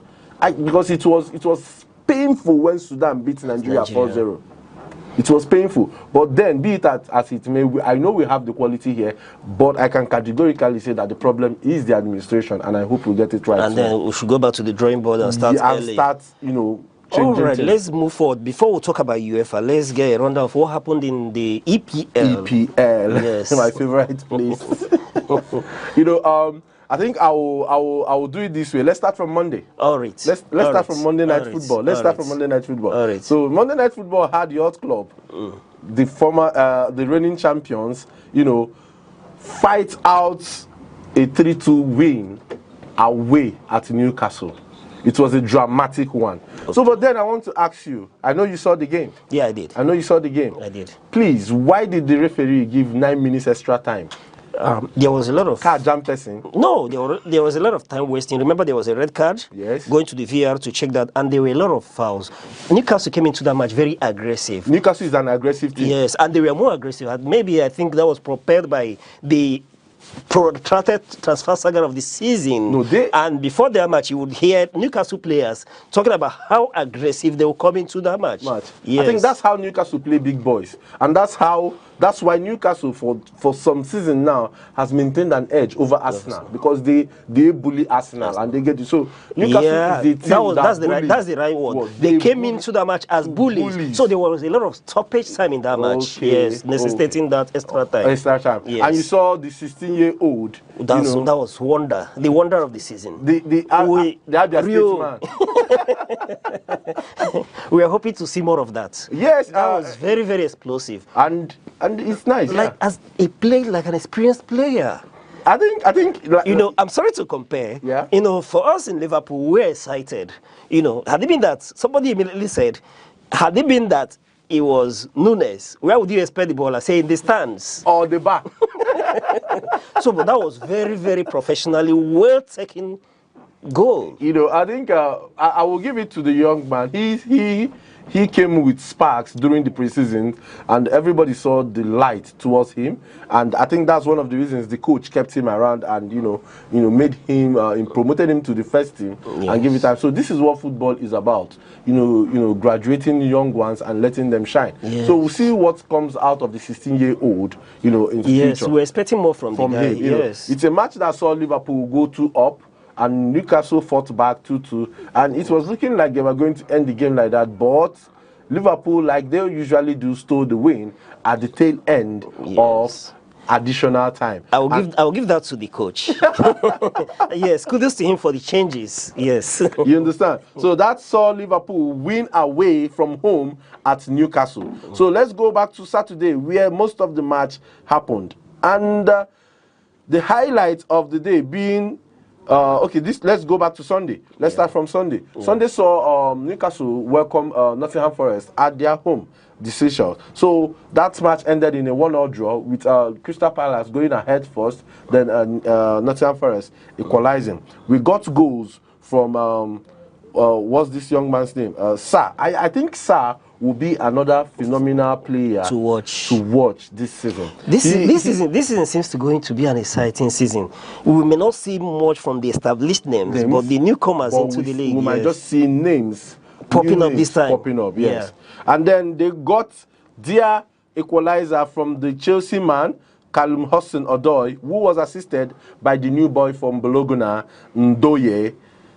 And that ended the match, a 1-1 draw. Then we moved to Everton. Everton played their first home game in their new stadium, and they welcomed the flying Brighton. But then Brighton was not able to make much out of the match. We saw Danny Welbeck miss a penalty, and then we saw Jack Grealish, who is trying to revive his career. He's on loan at Everton from Man City. We saw him produce 2 wonderful assists to set up 2 goals for Everton. We saw him assist India, the talisman for Everton, and then James Garner. And then when you talk about Iliman India, that's another name to look out for. This season seems to pop a lot of new names into the fold. And then we have most of them as African players. Yes, African players. And African players seems to be the in thing in this very season. Moving clubs and dominating headlines as well. There's a whole lot of stories about African players. And then it's interesting to know that when we talk about quality, we have really improved. It is not a decline, but over time we have seen an increase in the presence of African players in the European League. But wait, let's draw attention to this. These are not African grown players. Most of these players are brought up abroad. Not most of them. Most of them are grown up in Africa. But their careers and they're exported. Yeah. Yes, their careers, it's just like having an intelligent child, in a class where there is no teachers, no nothing, eventually you will see this intelligence fade away. But when you have an average kid put in a better school, what you will notice is that there will be increase. Good. So the right facilities, right environment, and then the African child will explode. You understand? But looking at the Everton and Brighton match, would you say that's a Moyes effect? Yes. Yes, that's a Moyes effect. And, I think he went away, took up big jobs with Manchester United at first. It didn't work out. It really didn't work out. So I think he stepped back then to West Ham. West Ham, he did magic with them. Remember, he lifted the Conference League when Declan Rice was there. I think that was their first European trophy and the only. He did that. I never expected that Moyes would go back to Everton. Well, football, the wonders of football. That one, it'd be like Everton be like Moyes babe now. I was thinking that he's retiring into the media. It just be like those guys where they always go back to their S. So how come Ferguson has not gone back to rescue Man United? No. Ferguson is no longer active. When a man in his age should be resting. Yes, of Imagine course. suffering the BP of weekend in, weekend out of football. Sometimes I wonder how these coaches they cope. Do they eat when they get home? You train for a good number of days, get to the match day, and another team flogs you 5-0. Seriously, you could see that taking a toll on. You could see that taking a toll on Guardiola throughout last season. Guardiola was suffering a decline with his Manchester team and was battling the force at home. So sometimes I wonder, how does it still come to work? All right, let me hold my thoughts until we get to that. the Fulham Man United. As they sweet us, he depend them. As they sweet us, he depend them. Hold that thought. 1 minute silence for the Red Devils. Viewers, where are you? Are you watching this? It's time for you to tune in on Aneke TV. Join us on our socials on Instagram, Facebook, and TikTok. Bring in your views. Give us the banter. You heard him. You heard what he did here. Where are my United fans? It's time for you to log in. He depend them. As they see us, but I'm excited. I'm excited as a Liverpool fan. Yes, I'm excited. Things are going well for you. I'm excited. You can imagine a Man United fans can't say this thing. You can imagine a Red Devil fans talking about knocking us off our perch. So I'm excited. I think the new name for Manchester United in the streets is I Played Well FC, or We Played Well FC. Look at Mbemo. See, I think it is safe to say that Man U get village people, and their village people are Africans, maybe somewhere in Enugu or Anambra, because the thing where they do them strong. It's going into that game. It was at the same time with I think it was 30 minutes later than the Rangers game, so I had to choose to watch Man U or go to Rangers. I chose to watch Rangers because somehow I know Man U will have a disappointing result. I didn't want to waste my eye. And that happened. And it happened. It seems to be a slippery ground for new coaches and experienced coaches as well. Okay, I think Man U have to trust Amorim, and not fire him this time around, because they really need to understand what the problem is. Now, what is the problem? Is it the coach, the players, or the owners? I think for now, it is the players. Amorim has an idea of how he wants to play. But he lacks. He doesn't have the right players to execute. Now, I would say the challenge is the owners not giving the right to themselves have mismanaged funds. I think Man U is not as financially buoyant as they used to be. Yes. And because their owners are not investing revenues back into the club. That happens. We experienced it in Liverpool as well. The era of Tom Hicks and Gillett and co. Yes. So Liverpool, you remember before Ronaldo went to Al-Nassr, there was this trouble between him and Man U. And what was Ronaldo complaining about? That there is no investment in the club. That everything he met when he had his first spell at Man U before leaving for Real Madrid and then traveling to Juventus. You know how many years he spent in Real Madrid and Juventus put together, only to come back to Man U. Those things are still the way they are. Wow. So Man U is in the era of sell to buy? Yes. And that's why they are not really investing, because they are looking to offload the likes of Jadon Sancho, Garnacho, Anthony, and maybe some other names too. And they are not, when you follow the transfer news, you will see that they are not open to loan deals. They want people who permanently take these guys off their payroll. Wow. Because these guys are surprisingly, Sancho is one of their biggest earners. Yes. And he's not playing football for them. At the moment. Yeah. You understand? He's one of their biggest earners and he's not playing football for them. They need to balance the books. They need to balance the books and then invest into the market. They're talking about signing a player from Belgium, I think Royal Antwerp. Yes, they're talking about signing a goalkeeper from Belgium, and they might bring in another midfielder, most likely. Anyway, talk about independent, sweet us. Yes. Moving forward. I agree with you on that one. Let's move forward. Yes. Let the dead bury the dead. All right, let's quickly take it to Saturday, where we had an explosive day. The match began at 12:30, and if you are a punta,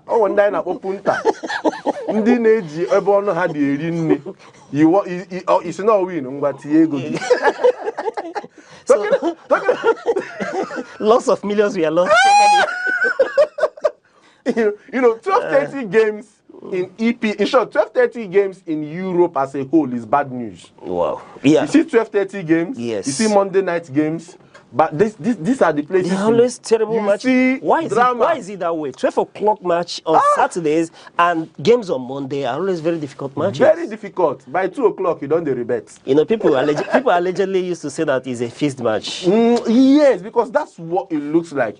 When you have big boys play by 12:30 and the underdogs always get the result, it's now like a pattern. So it's safe to say, not that I'm saying it's fixed anyways, but that's what it's appearing but to my be. prediction always on 12 o'clock matches is that the underdogs usually come out victorious or get draws in these matches. Like when we have it in 10 scenarios, you know, the underdogs take results home in 7 scenarios. It's only 3 times that you see, you know, the big boys actually take a win from it. If your team has a 12:30 game, it's always a problem. So let's look at this match. What really happened? Guardiola, Tottenham. I think Thomas did Frank. he overthink the match? Yes, he did. As usual. Yes, he did. He overthought the match. When you see his lineup, you will know that. Immediately I saw his lineup, I say, Baba, don't do him again.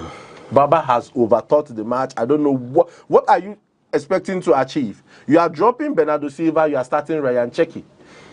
And you are starting Mamouche. We all know Mamouche not to be that clinical. Yes, he is good at finishing games. Maybe bring him in at 70 minutes or thereabout. You know, why start with Mamouche and Cherki at the same time? That was bad news. Then he lost Antinuri very early into the game. He lost Antinuri very early into the game. And you are leaving Reinders and Nico. These guys are new to the Premier League. Okay. They are new to the Premier League. Immediately I saw this lineup, I said, Baba, don't overthink him, and it will haunt him. He had Phil Foden, he had Doku on the bench. Yeah. He had Bernardo Silva on the bench. Why not start with these guys? You know Tottenham well. Tottenham has always been a problem for you, even in your best days. If there are people that are good at, you know, telling Guardiola that he's not an invincible person, it's Tottenham. Yeah. Tottenham won, and then I think Brentford, when they had Thomas Frank, this same Thomas Frank that is now coaching Tottenham, when he had Brentford, he always gave Guardiola headache. Thomas Frank is always a tough nut to crack. Then we'll talk about Jurgen Klopp when he was at Liverpool. He's another person that always gives Pep Guardiola a run for his money. They always go head to head. So that lineup, bad. And then it showed in the results. He lost 2-0. But you know, at home. That's the worst part of it. At Etihad Stadium, he lost 2 goals to nil. He could not pull one back. You know, Haaland was just loitering. And you know he loiters when the midfield is ostracized. Yes. No, there's no Haaland in a match when there's no midfield. Is not functional. Yes, and they will continue to miss De Bruyne. Well, yes, they will miss him, but it's time to move on and find a replacement. At the end of the day, have they found that replacement? No, but then they will keep trying. And also, we missed the part that he had Gundogan on the bench too. Yeah, what happened? Overthinking. Moving up. All right, Bournemouth at home welcomed Wolverhampton Wanderers, and they defeated Wolverhampton by 1-0. In that match, we saw just 1 goal separating the 2 sides, and Semenyo, the Ghanaian, who is on blistering form, assisted Tavernier to get that 1 goal. Then at home, Brentford welcomed Aston Villa, and that match also ended in the favour of Brentford. Brentford taking the lead by the 12th minute through Django Ouattara, the African man they signed from Brentford for over £35 million.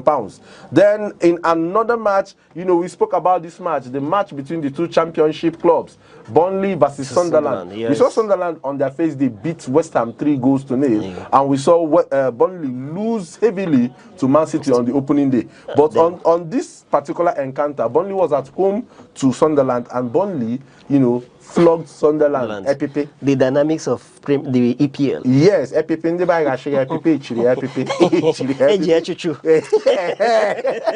So, you know, Sunderland came out to be the bigger boys, you know, coming from the championship and into the EPL.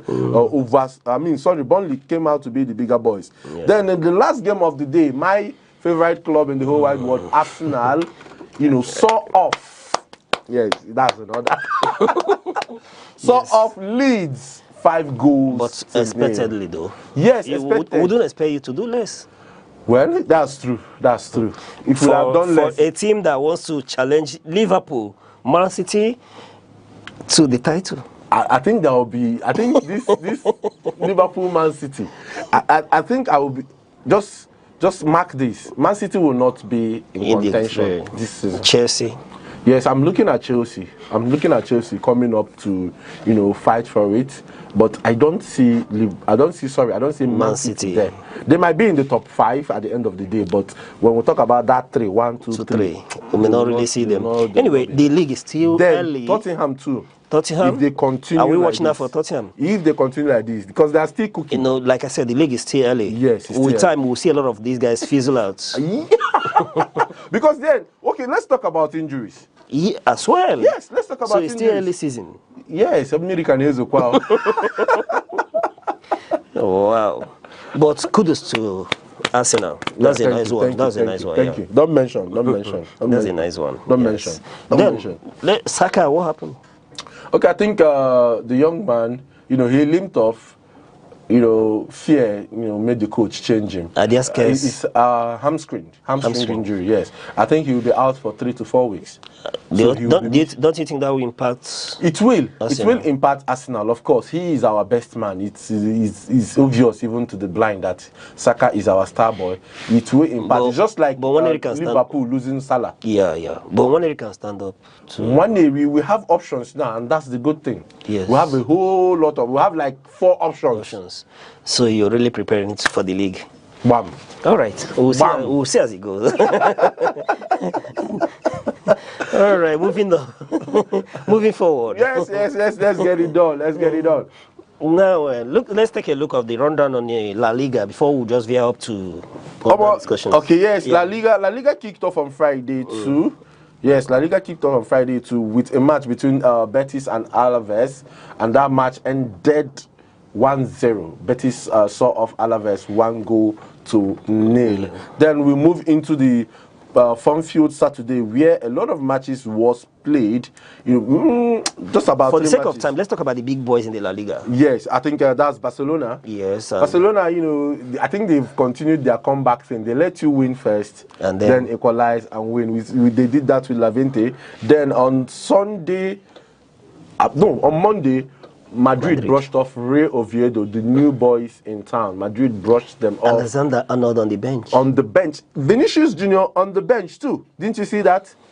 So Vinicius Junior on the bench. What's happening? This is I think what's happening is Alonso is a young coach with big balls. Fresh ideas. Yes, fresh ideas, and are we going to see him rely more on Mbappe than Vinicius? Of course, even if Madrid hires Mr. Oluchi will rely on Mbappe. Oh, really? Yes. Okay. You understand? So, and Mbappe can deliver. That's the good thing. He did deliver. You are not relying on a person that is shaky. He delivers.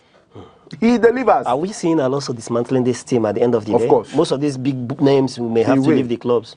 Look at, a lot of people left quietly because new ideas are coming in, and everybody has been complaining that he has been leaving their starman Rodrigo on the bench. No, but thinking about Alessandro Arnold, he usually tells me that the grass is not greener at the other end.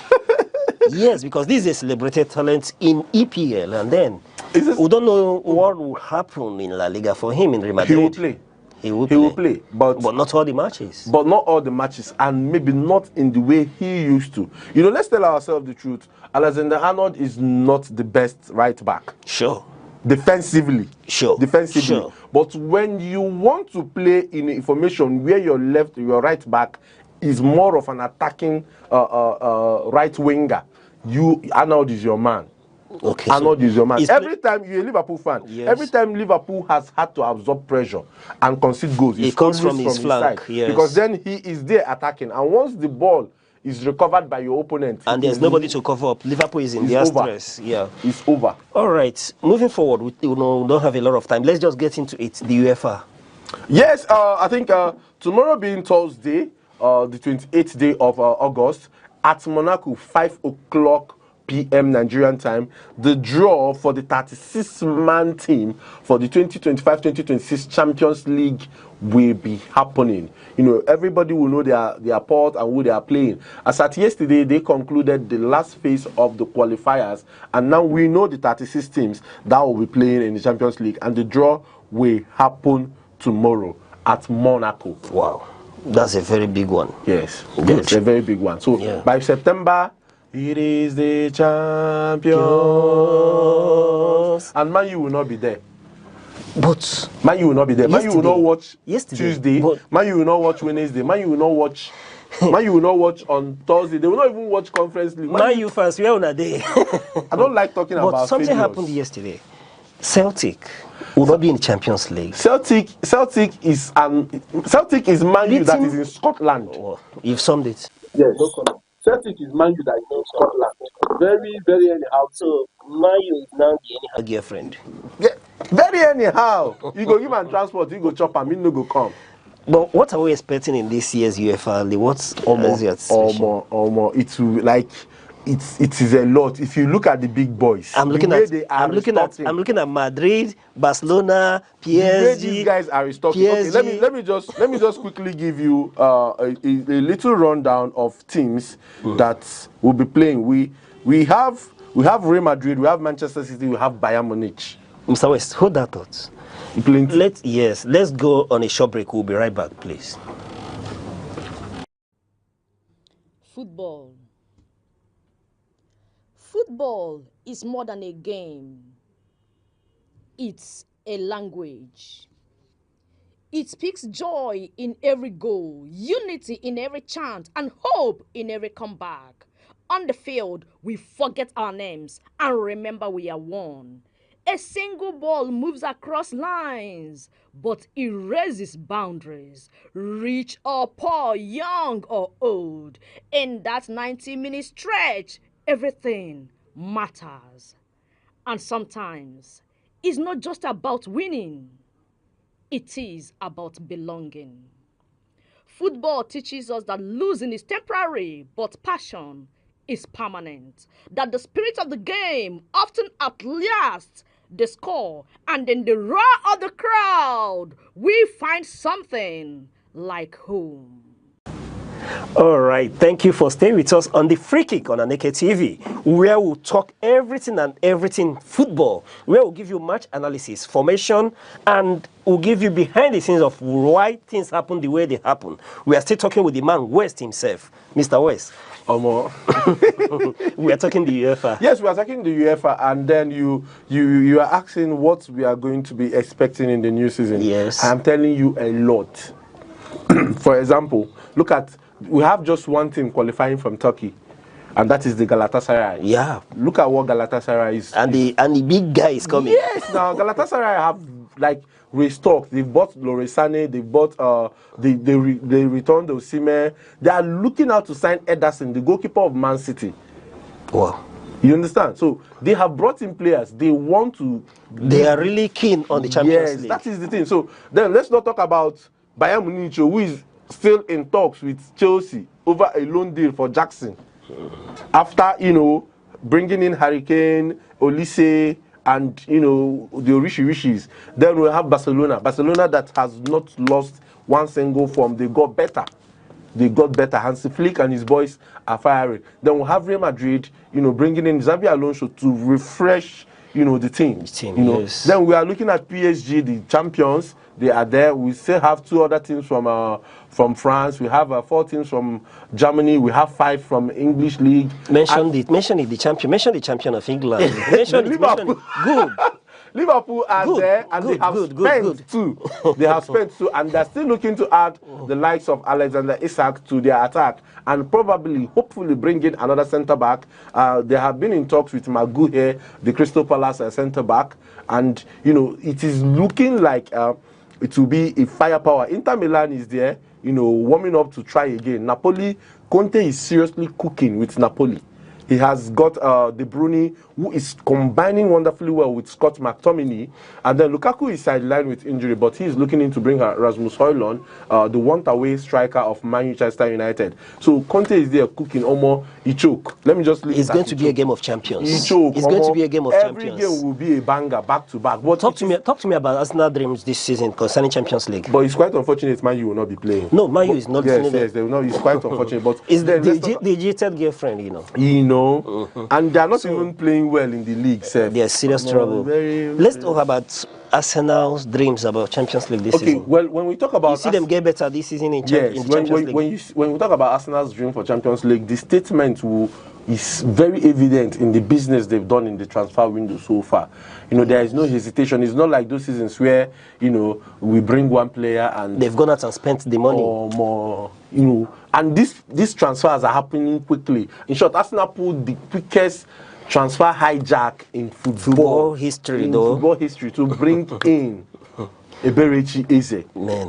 So when you see teams make moves like this, you will understand that there is ambition, there are plans. Of course, they are not doing this thing to win the Carabao Cup. They are not doing it to win the FA Cup. We have the highest number of FA Cups. Yes. They are doing it to at least contest rigidly for the English Premier League and contest strongly in the Champions Champions League. Last time they got to the semi-finals, it is only normal that they want to get to the final and lift it this time around, and that's why they are in business. All right, for once of time, let's quickly run through transfers. The transfer season is coming to an end. Yes, I think this is we are running into the last days of transfers, and then a lot is happening. Movements are happening, and then the funny part about transfer is that you can have a player play 2 games or 3 games into the season, and by the 4th game he's injured. He's a player for another team. Yes, and that's already playing out. He's playing out. Eberechi played the first game against Chelsea now, and if he works out, and by maybe in the next 3 or 4 days, if everything works out, he might be a Liverpool player. Subsequently, yes, you understand. That is the thing. So in the transfer market, there are low-key transfers and there are high-key transfers. The big boys. Let's talk about the big boy transfers. There hasn't been any big boy move, but recently Bayern Munich has been in talks with Chelsea for a loan deal. I nearly said Michael Jackson, Nicholas Jackson. Nicholas Jackson, they are proposing a loan deal. What is Bayern Munich looking at? Bayern Munich. What are they wanting to get out of Champions League? It's Champions League. As a spare striker? No, yes, it's Champions League because now they already have a team. They have a number 9, Harry Kane. Yeah. They have a number 9, Harry Kane, but of course a backup.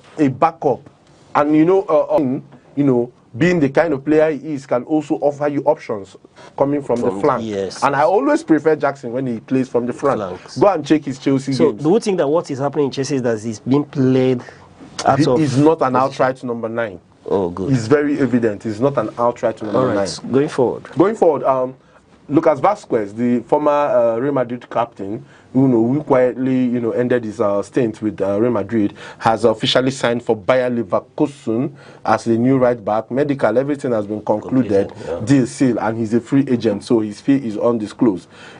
Then Nottingham Forest are not done. They are still in the transfer market, and they are looking to sign Michel Guritida from RB Leipzig. And the talks are going on well. Then, like I also pointed out earlier, we understand that Liverpool are still in talks to sign Maguire immediately. They are ready to pay over 30 million naira to get the deal done. But this depends on Crystal Palace and what Crystal Palace wants, or if they are ready to let him to go. Because I think he has about 1 year deal still with Crystal Palace. And if they are not ready to let him go, that will be another type of problem. So, but the most protected transfer saga of the season, Alexander Isak. Have you heard anything about the discussion with the co-owner of the club? I think he's maintaining that Isak is still their player. Okay. He has a contract with them. But we've not heard from Isak camp. No, nothing from Isak camp. What do you think? How do you think this will play out? Do you see Isak becoming a Liverpool player in this transfer market or in January? If I am to draw it on a percentage level, I would say the likelihood are very slim. So I would say there is a 20% chance. Is this tied to Newcastle's inability to bring in a new striker? Yes, of course. Of course. How do you let your best go if you are struggling to sign a replacement? But why keep him when you know he won't play and he would refuse to play? He is your player. He has a contract. There are things that don't make sense. This is my player. I have a contract with him. So it's not like I kidnapped him to keep him.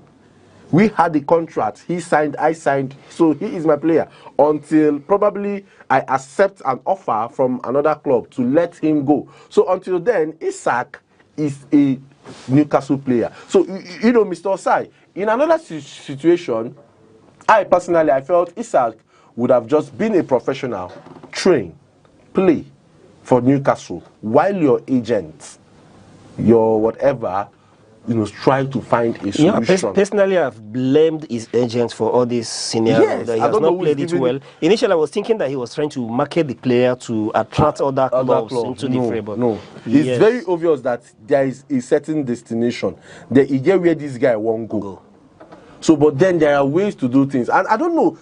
You agree with me that players these days take it's very, very, very aggressive approach to forcing moves. We saw Victor Gyokeres, you know, refuse training because he wants to move. I, for one, it's difficult for me to comment on this because we don't know what happens behind the scenes. I believe that there are a lot of off-field transactions, issues, and then instead these moves that we see or hear about. Okay.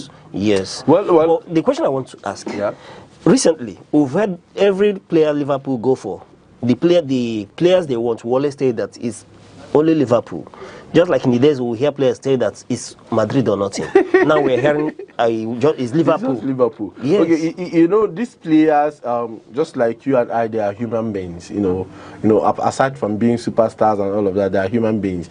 They have plans, they have projections, and you know, they look at clubs, and when clubs have projects that match, you know, what they want to do or where they want to go, that influences them. Gyokeres could have chosen to go to anywhere else, but he chose Arsenal.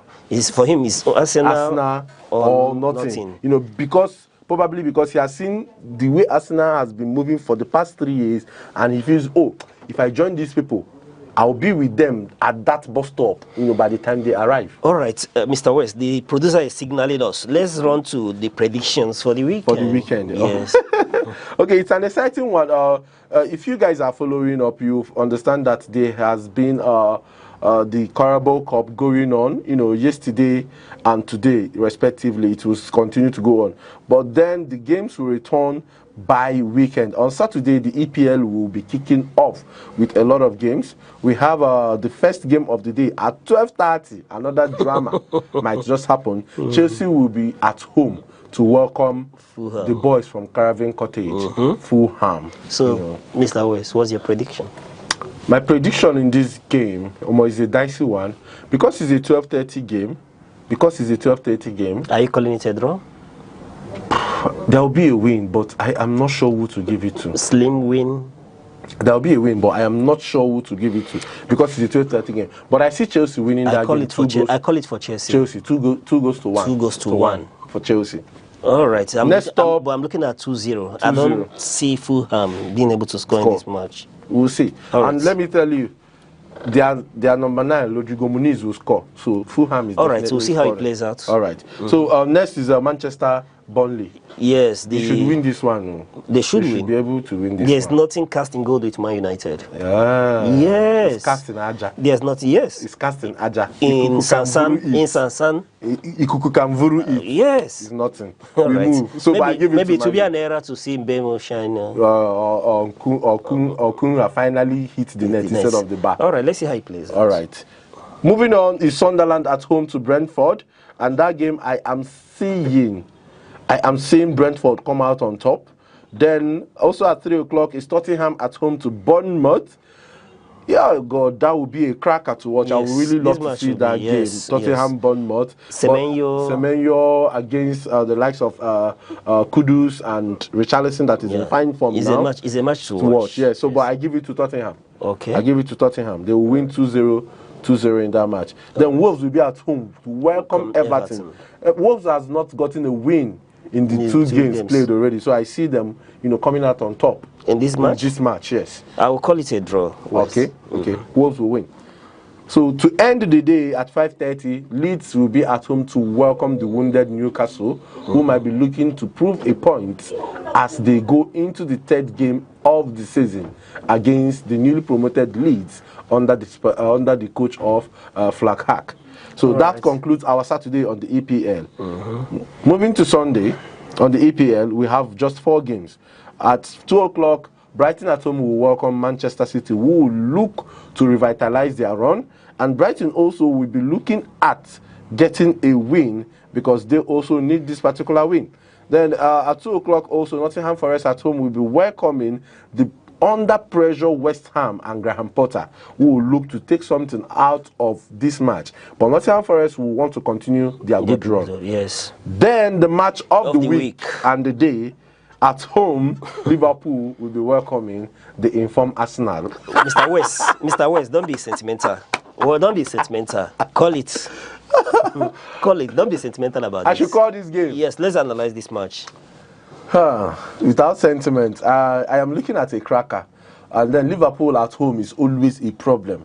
It's always a problem. It's not a place Arsenal has thrived in recent times. So, but last season it was draws. Draws, yeah. Yes. So seeing Arsenal, what Arsenal has been able to do this season, and what Liverpool serve them, what they do, make we just leave and say, person go win, but likely a draw. Yes, I'm seeing goals, but at the end of the day, maybe draws. It may be a draw or a slim win, or it's very slim win. All right, but it's a match to watch. It's a match to watch. Don't miss it for anything. 4:30 on Sunday. Stay close to your TV. All right, Wes. For want of time, let me ask this question. Would close with it. Okay, sir. We've played too much into the new season. Who is your prediction to be the first coach to be sacked? Graham Potter of West Ham. Why do you say that? Okay, that team is not getting it together, and he is out of ideas, plus the team is not investing. Instead, they are selling the few good players that they have and not bringing many of the players in. So I am looking at 2-3 more bad results, and is all. What about Nottingham Forest coach? Espirito de Santo issues with the owner of the club. The issues with the owner of the club is nothing that can be solved. Why is this their issue? Because this guy is producing results. Yes, but I think it's a matter of I want this player, and then the owner wants this player. Why would the owner have interference on what the coach wants to do in the field? That's the owner now. Some owners are like that. But this guy is producing results. But that should be what matters. Maybe he has a personal interest, and you know how human beings can be. All right, Mr. West, your final thoughts. All right, it will be an explosive weekend, guys, and I want you to put your money where your mouth stay. And to all my football lovers, my sports lovers, keep sporting and maintain the spirit of sportsmanship in whatever you do. All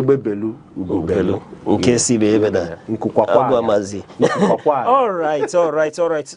Thank you, our viewers. Thank you, our fans. Don't forget to join us at Aneke TV on our socials on Instagram, Facebook, X, Twitter, TikTok, and YouTube.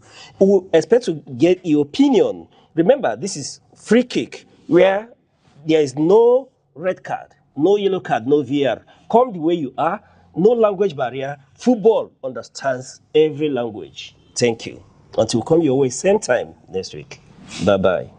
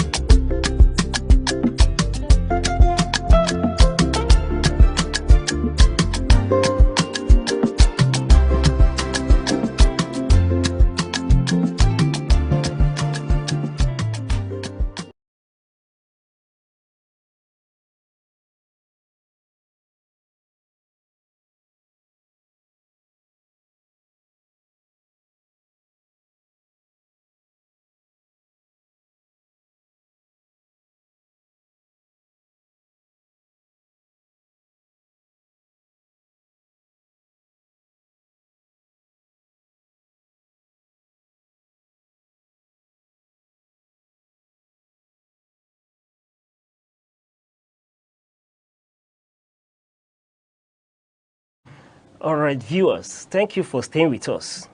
You are watching The Insight on Aneke TV. This is the program where we x-ray the heartbeat of politics issues, topics, headlines that shape our nation. We'll bring to you expert opinions, policy makers. I still remain Uche Osai. Today, we will have with us one of the men who have seen it, he has lived it, and we've invited him to speak about it today on The Insight. Stay with us as we begin to unfold these issues that shape our nation, that affect us, the citizens. With us on this show today is a known figure, a very intelligent, very recognized person in Enugu State, known for his impact, for his clarity of thoughts. We are talking of no other person but Barrister Stephen Ororo, the Deputy Chairman of PDP Enugu State. Barrister Ororo, you're welcome. Thank you very much, and a very good morning to you. Thank you. So, Barrister, without wasting time, let's get right into it. Let's look into Enugu State. What is your assessment of Governor Peter Mba's developmental efforts vis-a-vis the benefits for the Enugu? Well, I think it's been 2 years of blistering, exciting, flourishing, and exquisite and sublime performance in terms of delivery of dividends of democracy. The very essence of politics is that the pains of our people, the sufferings of our people should be mitigated by interventions, deliberate interventions by the political elites. Those we had deliberately as well voted to preside over the affairs of our people and holding the position also in trust for God Almighty. Their job is to deliver the goods. So for the present administration, ably led by Dr. Peter Mba, it has been, like I said, a wonderful exhibition of dexterity, of quality, of proficiency in leadership, and of standard practices. So he has been one man who has stamped his authority on the ground with candor. And, through concerted effort, by his team, in conjunction with the masses, he's been able to churn out series of, highly productive exercises leading to tangible dividends of democracy. And like everybody knows today, prior to the arrival of this leadership today, we had a very strong contestation. It was not an easy victory for PDP in Enugu. And the masses came out in their numbers to show cause that they want a tweaking of some sort. They want a rejigging of the mentality of leadership. They wanted the leadership that will restore the quality of governance, the quality of democratic tenets and principles that were in tandem with the wishes of the masses. They wanted results. They wanted to see, tangible evidence of democracy. They wanted to see explanation of their wealth, the taxpayers' money. And the governor today campaigned vigorously, made clear promises with lucidity of the mind and clarity of thought as regards his intentions. That exactly has also admonished. So, but if you also, I'm in the vanguard of relaying out those. Yes, I was about asking you that before talking about the contestation of this very position that you talked about, let's bring it home. You talked about the dividends of democracy. What are these dividends that you talk about from the Enugu? Beautiful. Very quickly, like I said, an exciting moment in education, for instance, because education is the visa, is the passport through which a tomorrow is guaranteed in terms of substance, in terms of quality of productivity, in terms of security, in terms of social welfare, in terms of mental emancipation of the people. No, it is through education. And exactly why the governor deliberately created a system and that has allowed 260 smart schools, great smart schools to be built in every electoral ward. Meaning that sometimes in 4 communities, in 3 communities, in 2 communities, you see a smart school. And if you also talk about the smart school, you see gigantic project, huge project.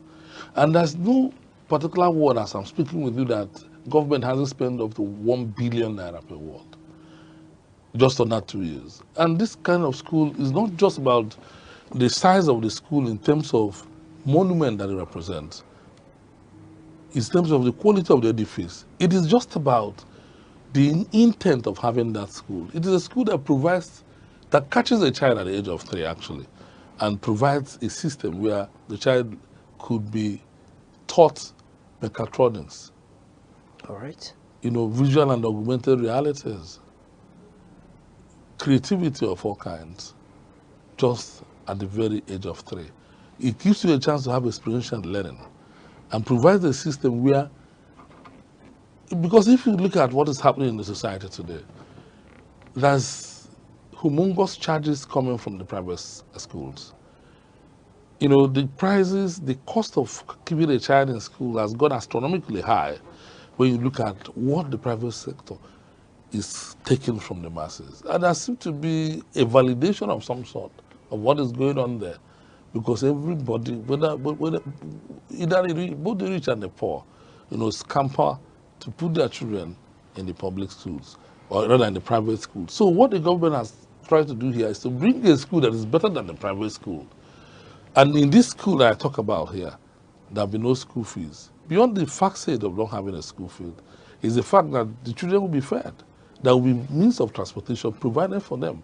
All the schools will have buses to convey the students and make life very easy for them. Their sense is that the government intends to connect the children, our future, to the new world order, to the grid of the next level in terms of international global standard practices. Barrister,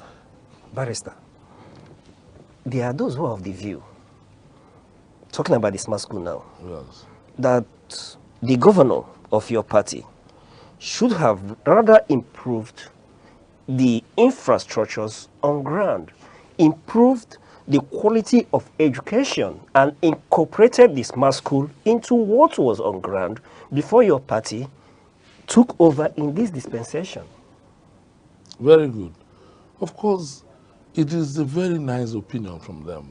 But unfortunately, it appears they are not looking very well. If Why would you say that, Barrister? Exactly, the facts are clear.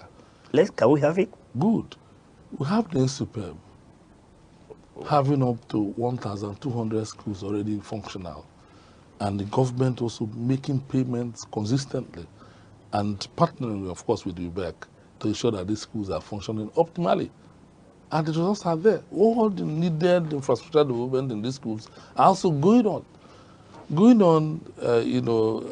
At the same time with the building of the smart schools. The smart schools are an end product, a destination where Enugu will be taken to.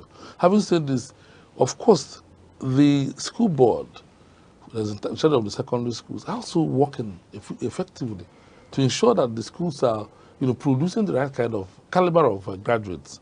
And that's going on, and the governor is also delivering the goods in terms of working closely with them. Having said this, the government hasn't stopped there.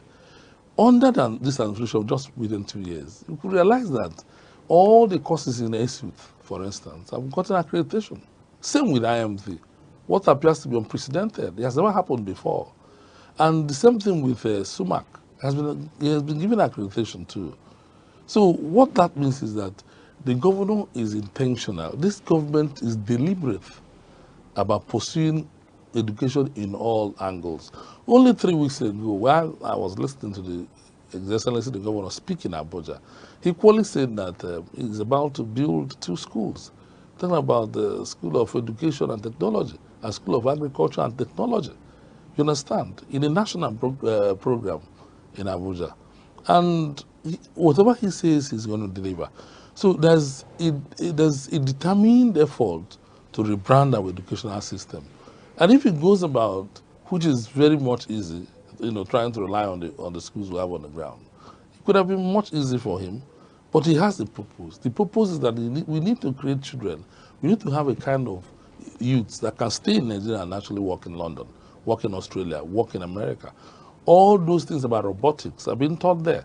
And it has been a rule in all our schools, including the smart schools where they come, that we need experiential learning. We don't want only theories anymore. We want experiential learning.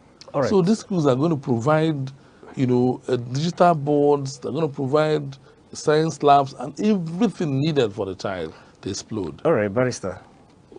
You're speaking eloquently of your party, but let's take it on one-on-one basis, talking about these dividends. Let's look at the commissioning of the bus terminal and the bus. Some analysts have argued that government, first of all, has no business being in business. One. Two, some others have the opinion that there was nothing wrong with the transport system in Enugu before the coming of Dr. Peter Mba, while some others have equally posited that the previous administrations has failed in managing such bus rapid system in the past.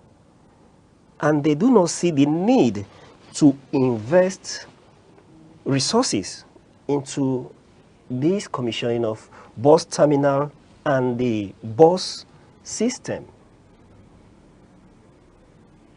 Well, if that poses a question to me, the answer is very easy and very simple. The truth is that the window, the easement through which you can view the quality of a state is through the transportation system. And that system has been touched massively by the governor.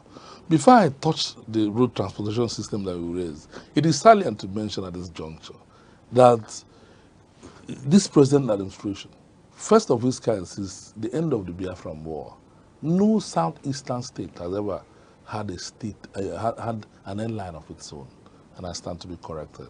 This is the first time a government of the southeast is having an airline. So this government has acquired about 4 airlines with 3 on the ground, which are, of course, are taken off with all manner of praises and encomiums coming from the Minister of Aviation himself, who was on ground to commission, the takeoff. Having said this, are you aware that this government, for the water transportation, that the Ugugu jetty had been resuscitated in Enugu, in Ozo-1, making it very much possible that for goods and of course, agricultural products to be transported within the state. And these are things that many people do not even know. And it has influenced the coming of a naval base there to provide security for the people. Having said this, let's go to the road transportation sector. A sector that,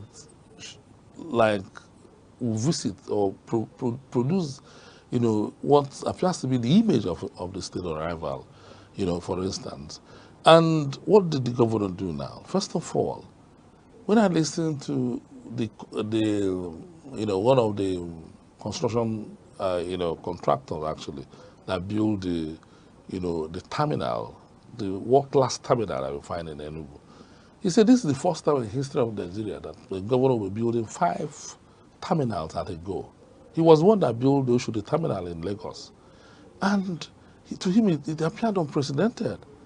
But in this regime, more than 2 years, this government has built 5 terminals. Terminal 1 in Holy Ghost is for interstate transportation. Terminal 2 within the Holy Ghost is for intrastate. And there's a sky bridge connecting the two. It's a signage of all eyes. It's a beauty to behold, which I also would want it to be there. Having said this, in Nsukka, Gariki, and of course Ababa, you have the terminals. And the government has also acquired 200 buses, CNG buses with AC, with a very sound payment system that shields the electorate, that shields the ordinary people, so that they can pay cheaper and everything. Having said this, it is also very good that you know that about 2,000 cabs, 2,000 taxis have been acquired by the government. They will be unleashed on the people any moment from now.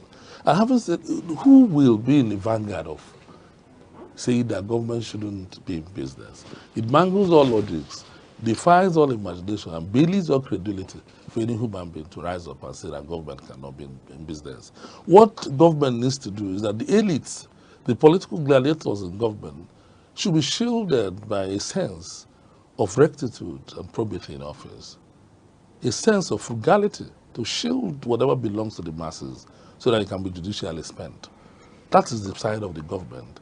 And any government that shields the public, protects the public fund, makes sure that they, diligently, invest the monies accruable to the government through the coffers of the masses should also be respected. That's All right, what the government of India represents. Barrister, still on transportation, now you've brought the issue of the airline. There's this view that about 62 billion was spent on trying to bring about the airline, the Enugu Air and all that. And people, or some people, are of the view that that humongous amount of money, if had it been that it was plugged into creating a light rail system for Enugu State, connecting the hinterland to the main city of Enugu State, for example, connecting Nsukka, Agbani, Nkanu and all that to the hubs, that it will engender development. It appears that when the governor on arrival, had to sign the first executive order, which was the Citizens Charter, it appeared he had you in mind with your views. Obviously, you are in the spirit. Because this government, as at today, through the Commissioner for Transportation, it has revealed to me that the rail system is in the offing. The government is about to, to build the rail system. In transportation sector, the governor and with his government, of course, is touched every aspect of governance. There has been a sectorial improvement of the government. Having said this, do you know that we are in a time where we are talking about, malfeasance? How are you spending government's money? Could it have been spent in the other way? No more talking about that the government is an epitome of redundancy, that the government represents, silence and conspiracy of silence, that government represents inefficiency of some sort. We're no longer talking about that government, people do not even know what government, has in its kitty to spend. But this government is spending money, monies upon monies, and now people get to know that government has money to spend. All right, Barrister. We'll go on a short break. When we return, we'll continue from where we stopped. Thank you.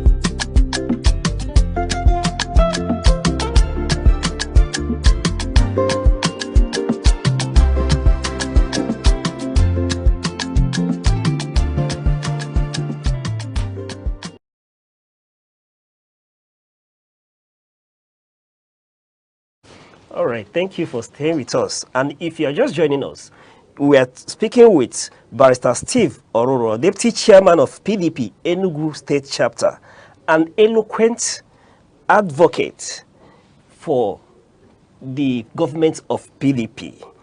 Barrister, when you were talking, you brought about the issue of transparency. And let me make it clear, these are not my opinion. Our job on the inside is to bring in different opinions, then place them side by side, and then let the people draw the conclusion. Barrister, I've had guests in this program argue that yes, some of the projects are quite commendable, like the commissioning of the unveiling of the Hotel Presidential. Yes, a lot of them has applauded your government. That is a welcome development that it would engender development in tourism. Yes, but they have equally raised the issue of transparency in executing this project, that it was not published the amount that was spent on, let's say, the bus terminals, the launching of the bus, the commissioning and the execution of the conference center, the unveiling of Hotel Presidential. Barrister.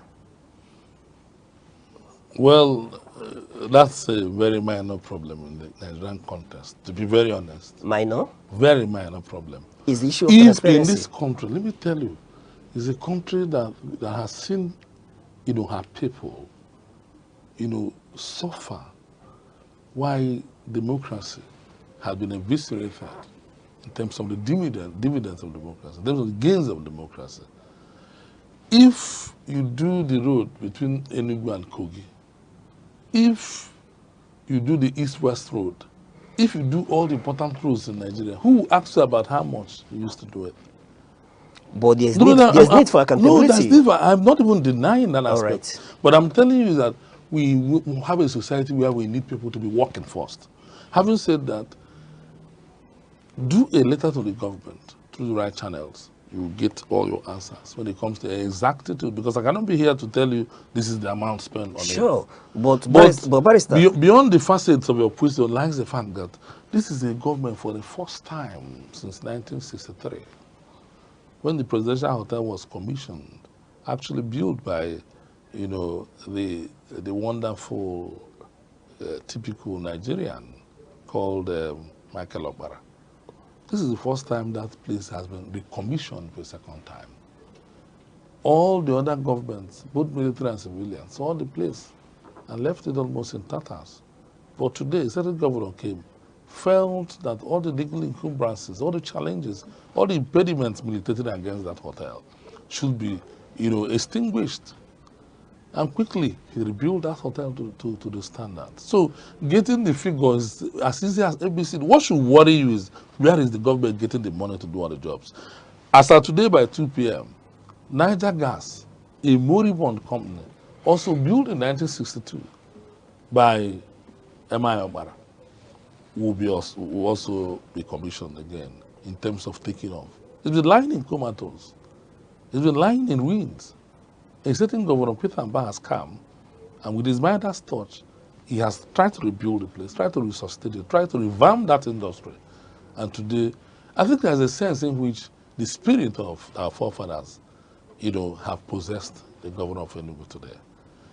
Is that why he went to, of course, UPPL, United Palm Products Limited, of course, built in 1970, immediately after the war, by Michael Okpara, has also been touched with 100 billion naira invested in that place through the PPP. And I'm giving you the exact figure in that one. So if you search for figures in terms of investments, it will be very clear that you get them. All right, Barrister. As if that's not even enough, it is very clear that this government has also been involved in Sunrise Flour Mill, has been restored to productivity. Sunrise Flour Mill, Emene, an old company also built in the olden days. As if this is not enough, the Aluminium Company Limited that we find in the Iwetiti is back, also touched by this governor. And if you talk about the moribund companies, or moribund projects, just look at the International Conference Center, and the earnings is also dragged into the state. As we are speaking today, the prestigious MBA is in Enugu, in their thousands. And you can see the monies being generated for the masses, from hotels to places where they sell food, transportation system. All spheres of life in Enugu have been somehow touched by the arrival of the MBA, conference in Enugu, because he has built a conference center abandoned for the past 25 years. He had been there as an embarrassment to the entire state. Right. But this governor came, having watched 2 governors, because actually Chimaro Kennaman did start this project. Senator Chimaro Kennaman, as a governor, started this project. But Governor Peter Mba took over and finished in an exquisite and sublime, manner. He has finished in a flourishing way, leaving that place as a sign of all eyes. In fact, when I listen to people speak in the NBA, they say this is the best, conference center in Nigeria. So this is the spirit of a governor who is virtually touching every area of life. Remember that even if you go to the Nike Lake Hotel, it's been in conjunction with, private sector that are beginning to create a kind of redemption of some sort Barrister there. Steve, if I leave you, you will continue to reel out the praises of this government. But these are facts. No fairy tale can distort. Now, let's look at it. In your assessment, with all that you've mentioned, do you think that's enough to get Governor Peter Mbari elected into that position? Well, let me be very honest with you. Like I told you, when the governor arrived on the scene, the first signature was that of a citizen's charter. He wants to have a united front with the people. You understand? So there is a connectivity, there's a link between his ideals, his ideology, and the expectations of the masses. And what he's trying to do is to govern well. He's not looking for election. The governor is not looking for election. What he wants to do is to revitalize the economy, is to create exponential growth, is to move Enugu from, $4 billion economy to $30 billion economy. That's what he wants to do. What he wants to do is to rekindle nostalgia, is to create a situation where you remember the likes of Nnamdi Azikiwe, the likes of Emma Agbara, those who combine to make this place, an epitome of standard practices and the best the world can behold. Remember in their time, this region became the fastest growing region in the entire world. Out of their own sheer imagination and creativity, a certain replica of those people in the mold of Peter Mbari has come. All right, Barrister, your position is that this project is enough to re-elect him, though you said he's not seeking re-election. We are de-emphasizing the issue of re-election because, to me, it's a walkover. All right. It's a walkover in the sense. Now, let me bring this, because we are talking about the people here. Yes. People have said that when your party, your government, Yes, wants to execute a new project, they will publicize it. Like the case of the bus terminals, the unveiling of Hotel Presidential, the Enugu Air, that they will advertise it, inform the people. But when they want to do recruitment, the people are barely aware. Well, this is another, discordant tone, I don't know which people we represent. There are people I refer to as dissidents. There are people that are perpetual complainants. There are people that are, they're in the mainstay of the opposition. Their job is to tackle the government, criticize the government, even when they do the right thing, with an intent to incite the public against the government. Such people should not be of an interest of some sort. The reason is that what I want us to protect is REM. What I want us to protect is what the government is doing. We are not even interested in party politicking. We're interested in the dividends of democracy, in the results we have in our hands, the style of government that we have not seen since 1970. That's what we're seeing today. The style of government with monumental productivity. If a government under 2 years could do this, what many governments couldn't do in 8 years, what does it suggest to you? It does suggest that within the next 2 years, making it 4, that Enugu would have been exploded into, into a probably California metropolis or Los Angeles metropolis. You understand? So the dream is tall. What the governor intends, if you see him, you say you haven't seen anything. That's his language. You have not seen anything. All right, Barrister. Moving on. You've told me that the governor is interested in delivering the dividends of democracy. But I bet that the party politics is still important. If you destabilize the party, that will distract the governor as well. So party is equally very important as well. I say that to ask, in the country recently, it's been raining endorsements. And we've heard the governor speak eloquently about the president of APC, President Bola Ahmed Tinubu. And we've heard the president speak about him and say that he is like a son to him as well. You are the deputy chairman of PDP in Enugu State. Is the governor planning to leave your party? Well, the truth is this. I think I need to educate you a little about party politics. Nigeria is used currently the trappings of a failed, nation, given that most of the indices, most of the institutions are not standing very strong. And we can't be deceiving our people. We need to be telling our people the truth. So the masses are galvanized, they are charged. The electorates are charged. What they want, they're asking questions, they're demanding, they're knocking on the doors of different governments, put at the national and subnational. What they want is good governance.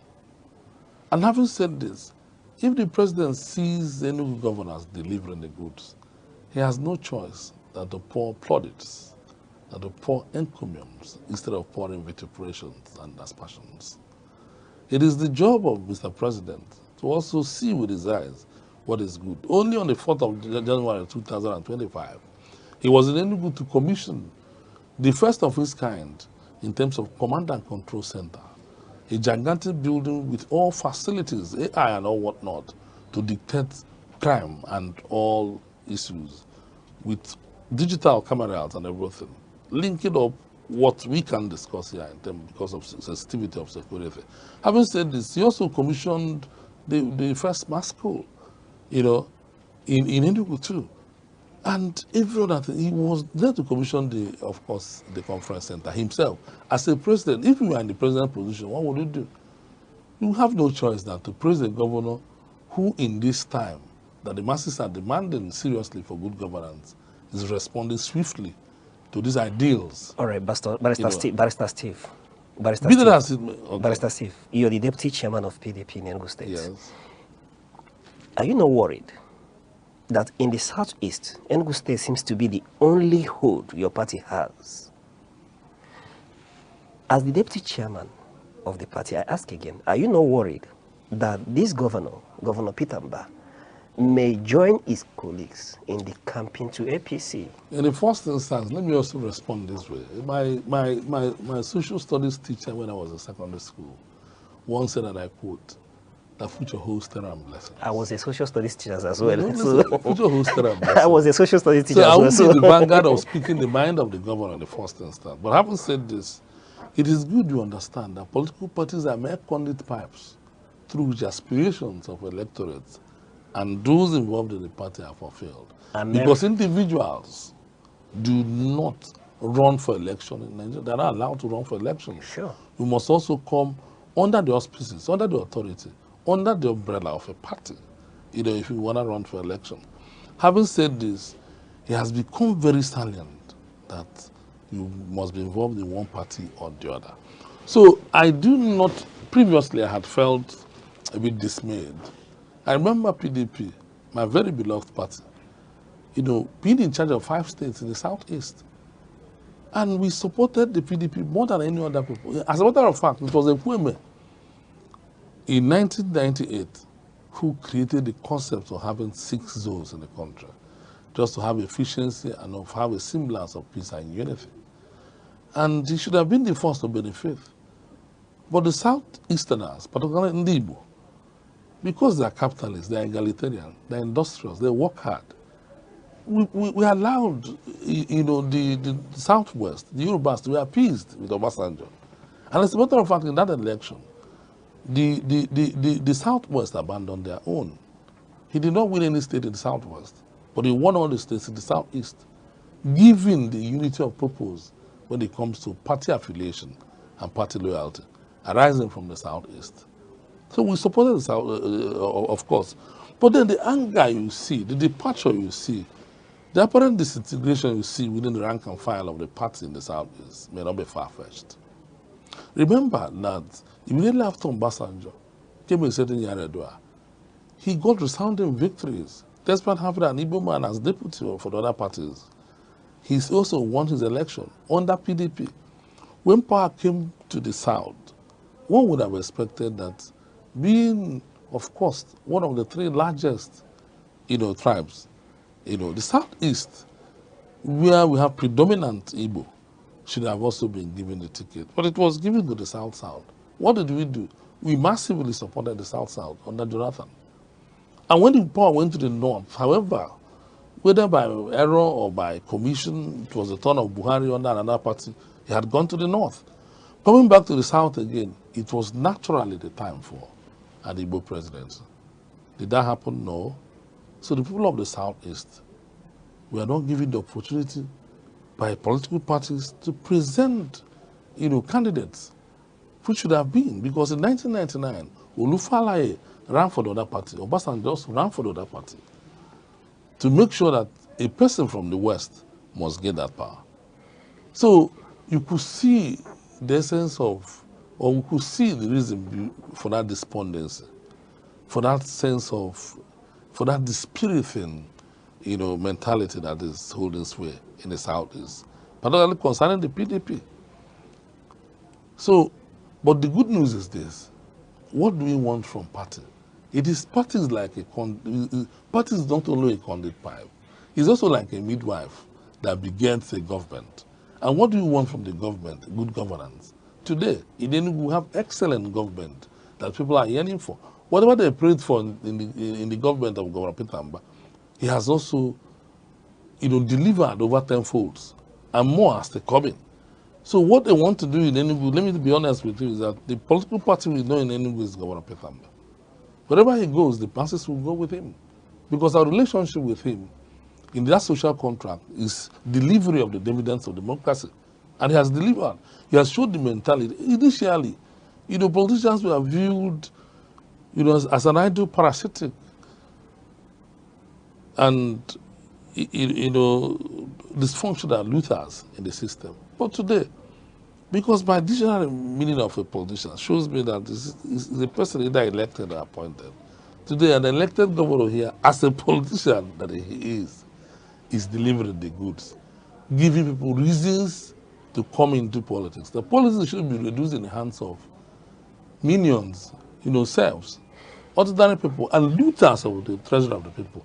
Intelligent people, the elitist class, within the academia and other places should join politics and make sure that we have a society that will protect the interest of our children and the children here. All right, Barrister, should we then say that, would we be right to think or posit that it is the position of PDP in the Southeast that rather than zoning their ticket to the South, it should rather be zoned to Southeast in particular?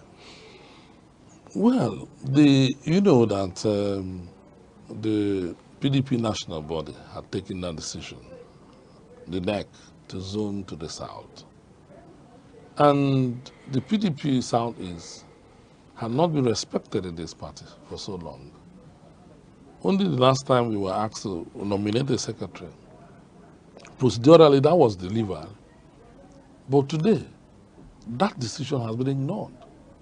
Meaning that the temperament and sensibility of the Southeast PDP hasn't been of course, have not been respected.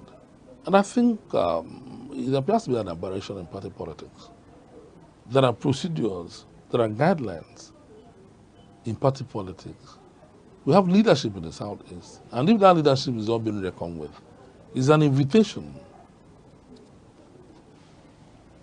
for a possible departure. It is. In other words, Barrister, I bet the rebate of the PDP, with these zoning arrangements and all that, we know about wearing interests.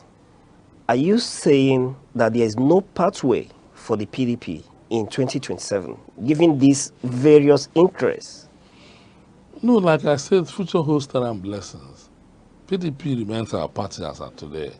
We wish the PDP all the best. But in the struggle to find the best, you must also look at all indicators. You must look at the right thing. And if you fail to prepare, you have also prepared to fail. So what it means is that decisions that should have been taken by the party in the past were brazenly ignored, and the consequences may be huge. Barrister, I'm forced to ask, your party, the constitution of your party, recognize the place of discipline on the issue of anti-party. And it seems to the uninitiated that the issue with your party is lack of party discipline. Why do I ask?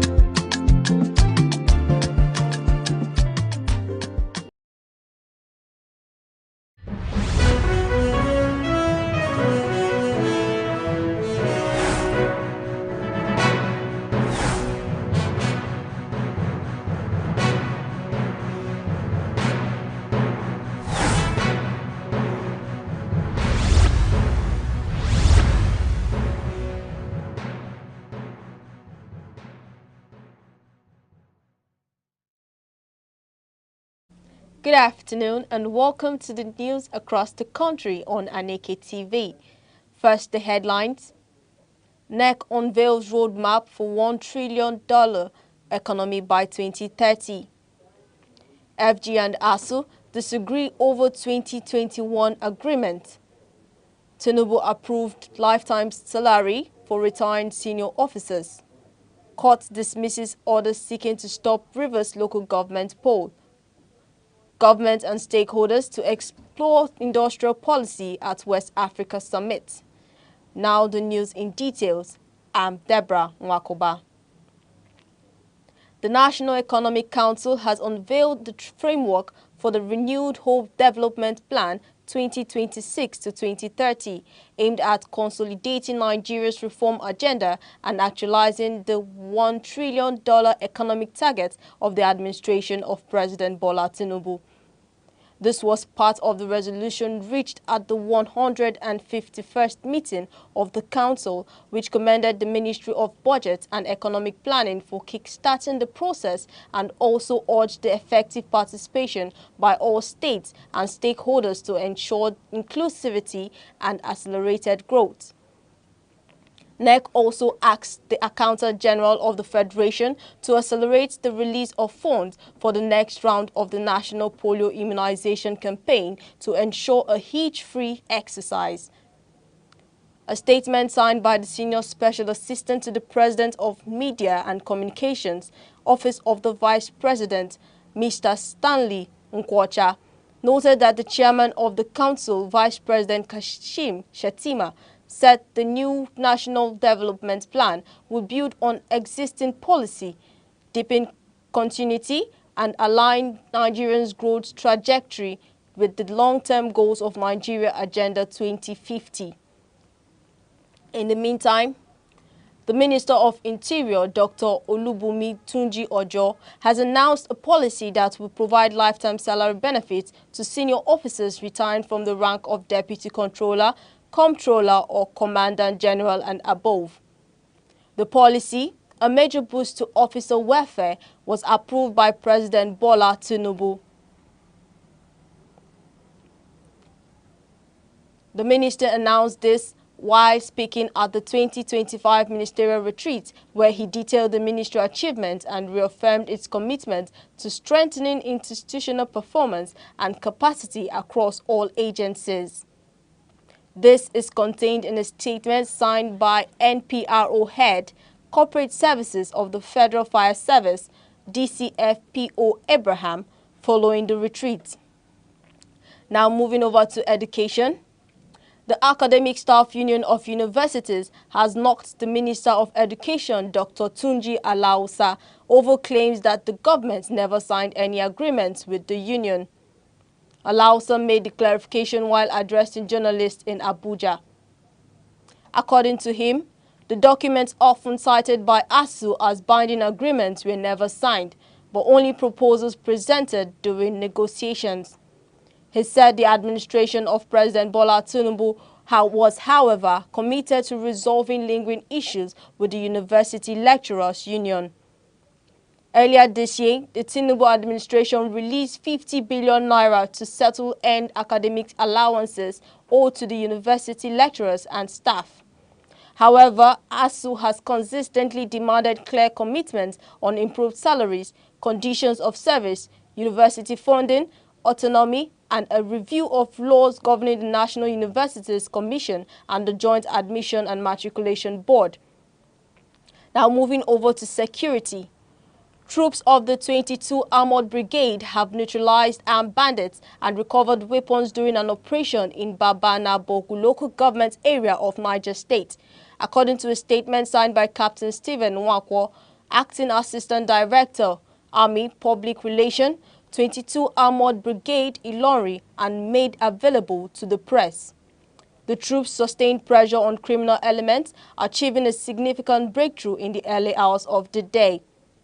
The vigilant troops engaged armed bandits attempting to infiltrate the Babana axis spanning Niger and Kwara states, and in the ensuing exchange of fire, the soldiers overpowered the criminals and superior firepower, forcing them to retreat in disarray.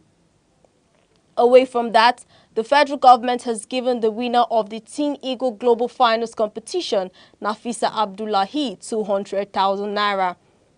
Recall that the Atiku Foundation rewarded the Teen Eagle champions, namely Nafisa Abdullahi, Rukaya Fema, and Khadija Kali, with fully funded scholarships following their outstanding performance at the Teen Eagle Global Finals. The girls, who emerged as global winners in various categories of the prestigious academic competition, were recognized by the foundation for what it described as their remarkable success. At a special recognition ceremony in Abuja, the Minister of Education, Dr. Tunji Alausa, alongside the Minister of State for Education, Professor Suwaba Ahmad, celebrated Nafisa's remarkable feat and other students who excelled during the competition. This news broadcast is coming to you live from Aneke TV. Remember, you can follow us on all our social media feeds on Facebook, Instagram, X, and TikTok, all at Aneke TV. Now a quick look at major developments in the news. NEC unveils roadmap for $1 trillion economy by 2030. FG and ASU disagree over 2021 agreement. Tinubu approved lifetime salary for retired senior officers. And coming up shortly, court dismisses order seeking to stop Rivers local government poll. Government and stakeholders to explore industrial policy at West African Summit. The news returns after the break.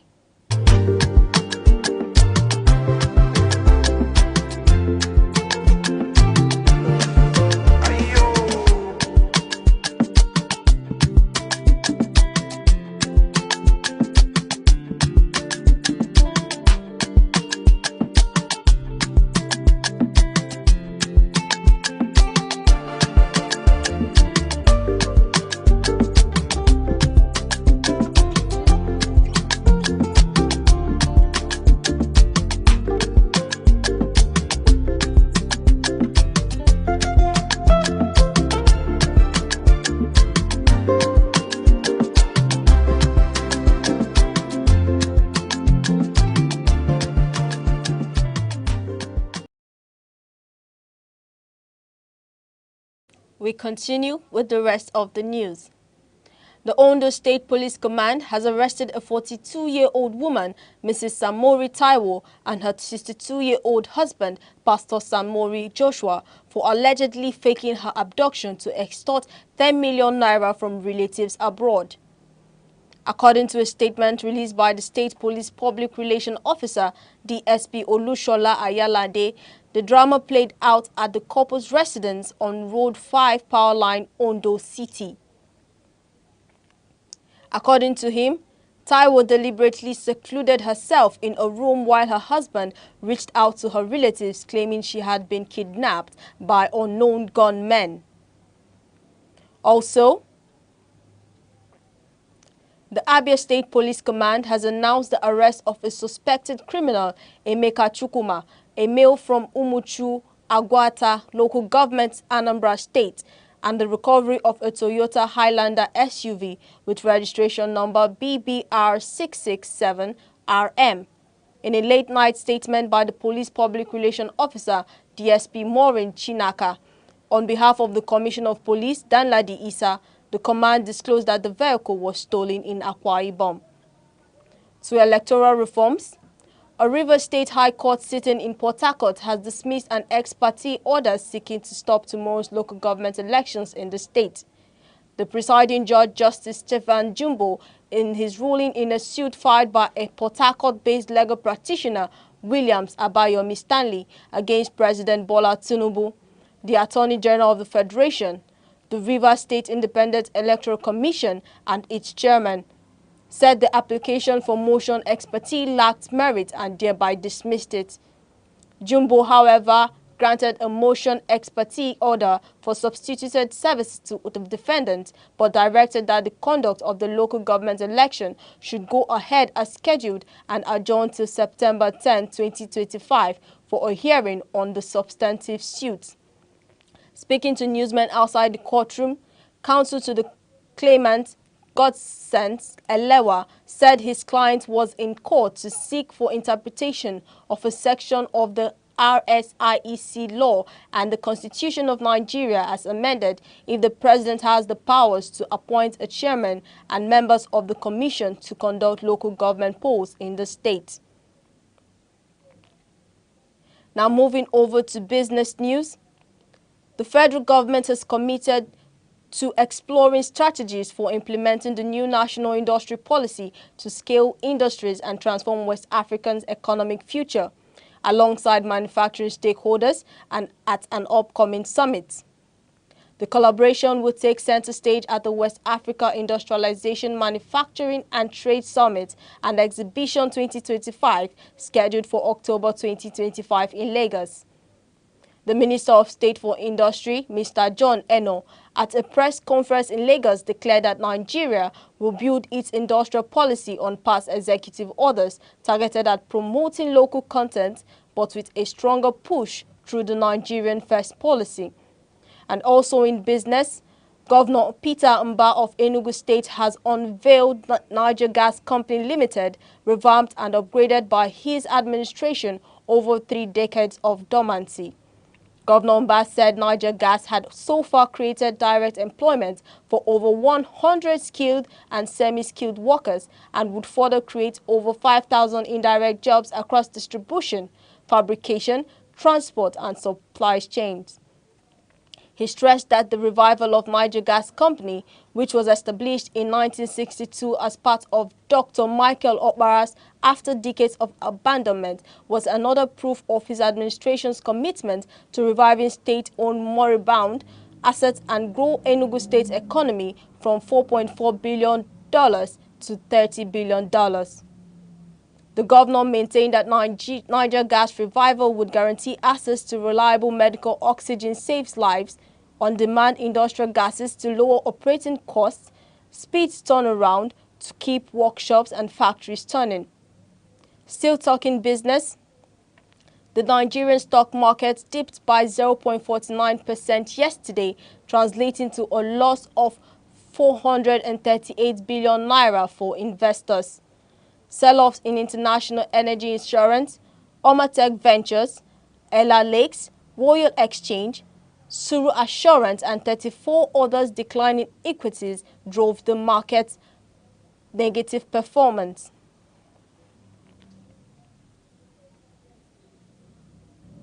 The market capitalization, which opened at 89.372 trillion naira, shed 438 billion naira to close at 88.934 trillion naira. Similarly, the all-share index dropped by 0.49% or 691.52 points, settling at 140 points recorded on Wednesday. Now over to sports. Crystal Palace ground out a goalless draw at Fredrikstad in Norway on Thursday to scrape through their UEFA Conference League playoff 1-0 on aggregate. While the victory was narrow and the performance unimpressive, the Norwegians rarely threatened to cut short the London club's first ever European campaign. In a game of few chances on an artificial pitch, Jean-Philippe Mateta, who scored the only goal of the first leg, went close twice for Palace. The hosts did not manage a shot on target. Also on sports, Chelsea were yesterday presented with a special award by UEFA during the Champions League draw in Monaco for becoming the first club to win all four of the governing body's major competitions. The recognition follows the club's UEFA Conference League triumph in May, where they beat Real Betis 4-1 in Wroclaw to complete the set of Champions League, Europa League, Cup Winners' Cup and Conference League titles. UEFA President Alexander Kafrin handed the award to Chelsea representatives at the ceremony, noting the uniqueness of the achievement. Now over to entertainment.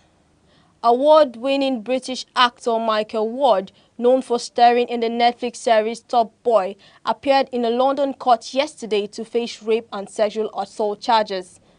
Ward, 27, who is among the cast of the Hollywood movie Eddington, alongside Joaquin Phoenix and Pedro Pascal, was charged last month with 5 counts. In a statement at the time, he denied all the charges, which include 2 counts of rape, 2 counts of assault by penetration, and 1 count of sexual assault against one woman in January 2023. Ward appeared before Thames Magistrate Court in East London, where he spoke to confirm his name, address, and date of birth. Also in entertainment, recently evicted Big Brother Naija 10/10 housemate Gigi Jasmine has opened up about her experience in the house, describing some of her fellow contestants as manipulative and strategic. In an interview, Gigi did not hesitate to name names when asked who she thought was the most manipulative housemate. Easy, there are 2, Faith and Imisi. One thing about Faith, Mandem, is smart. Mandem is super duper smart and I give it to him. Good on you, mate, but not only is he manipulative, he's calculated, she said. To end the news across the country, here are the main points. The National Economic Council has unveiled the framework for the Renewed Hope Development Plan 2026 to 2030, aimed at consolidating Nigeria's reform agenda and actualizing the $1 trillion economic target of the administration of President Bola Tinubu. The Minister of Interior, Dr. Olubunmi Tunji Ojo, has announced a policy that will provide lifetime salary benefits to senior officers retiring from the rank of Deputy Controller, Comptroller or Commander General and above. We also told you that the Nigerian stock market dipped by 0.49% yesterday, translating to a loss of 438 billion for investors. That ends the news. For breaking news, Eyewitness Report, please call 070-3043-7110 or visit our social media handles, Facebook, Instagram, X, all at Aneke TV. I'm Deborah Mwakuba. Thank you for joining us.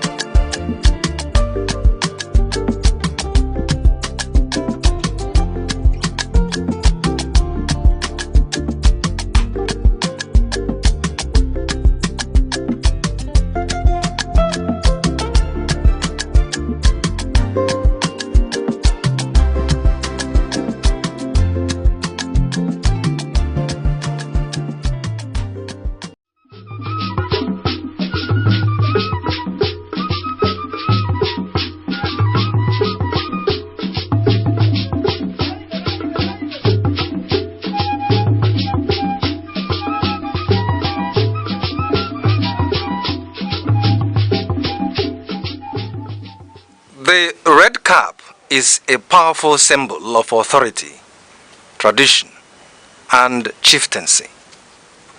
It signifies leadership, cultural identity, and a connection to the ancestors. The red cap is primarily worn by men who hold traditional titles such as Nze, Ozo, Ichie, Chief, Onyish.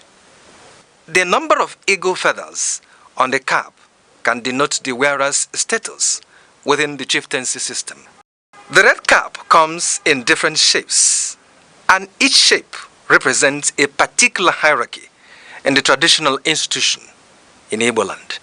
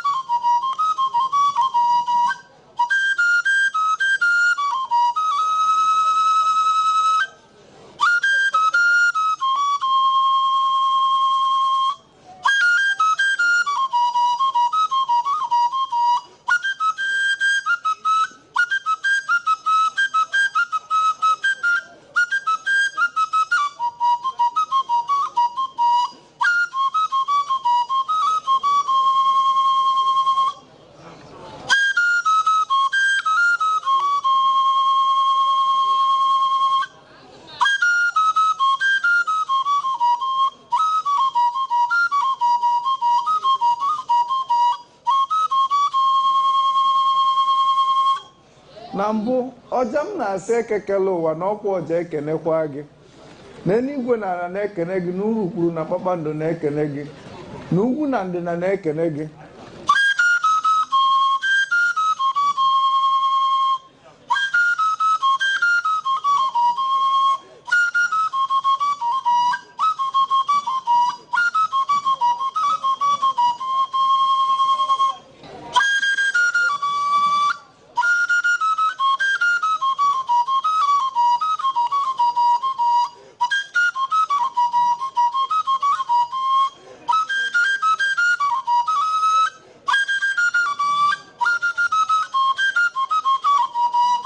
maka ka onye si eme ka ekwesị akpụ ya ka onye si eme ka ọja si akpụ ya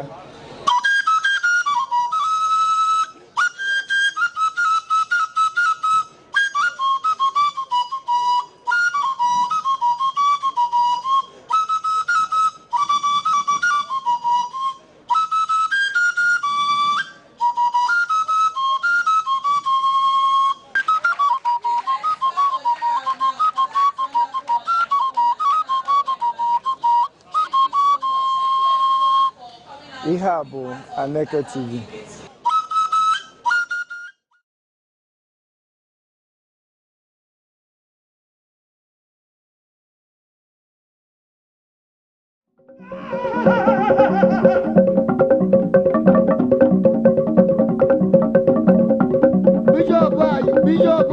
Bishop anyị. Whoa.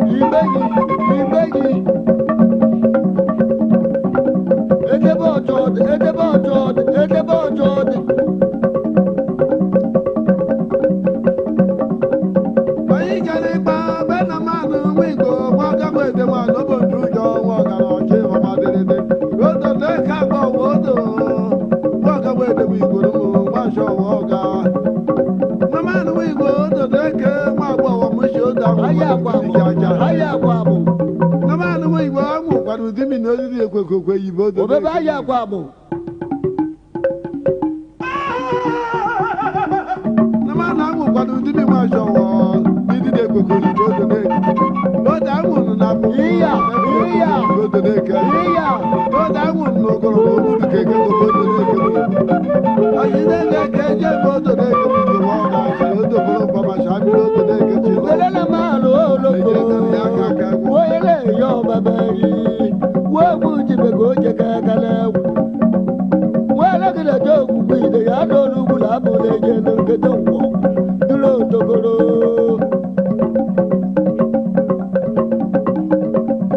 Iya. Mata mwete mweku matush. Mwana gide ni mweku mweku. Mata mwana kukota ni dama choro.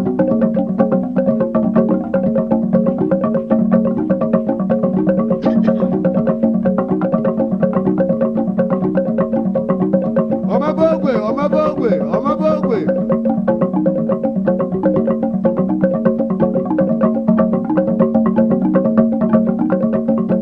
Iya. O garajo. O do you want to go geje.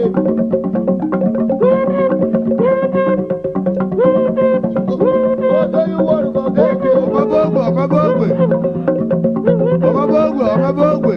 Ija wo egide bu wi wo abẹrẹjẹ ló ń gbòòso ebe gbúdọ̀ òwòrò òwúrò jéde lókèrèjẹ ló ń gbòòso ebe gbúdọ̀ òwòrò òwúrò jéde ebe mẹ́pẹ́ lóyún jẹ̀dẹ̀lẹ̀ jìnnú ká dọ̀rẹ̀ yọ kálọ̀.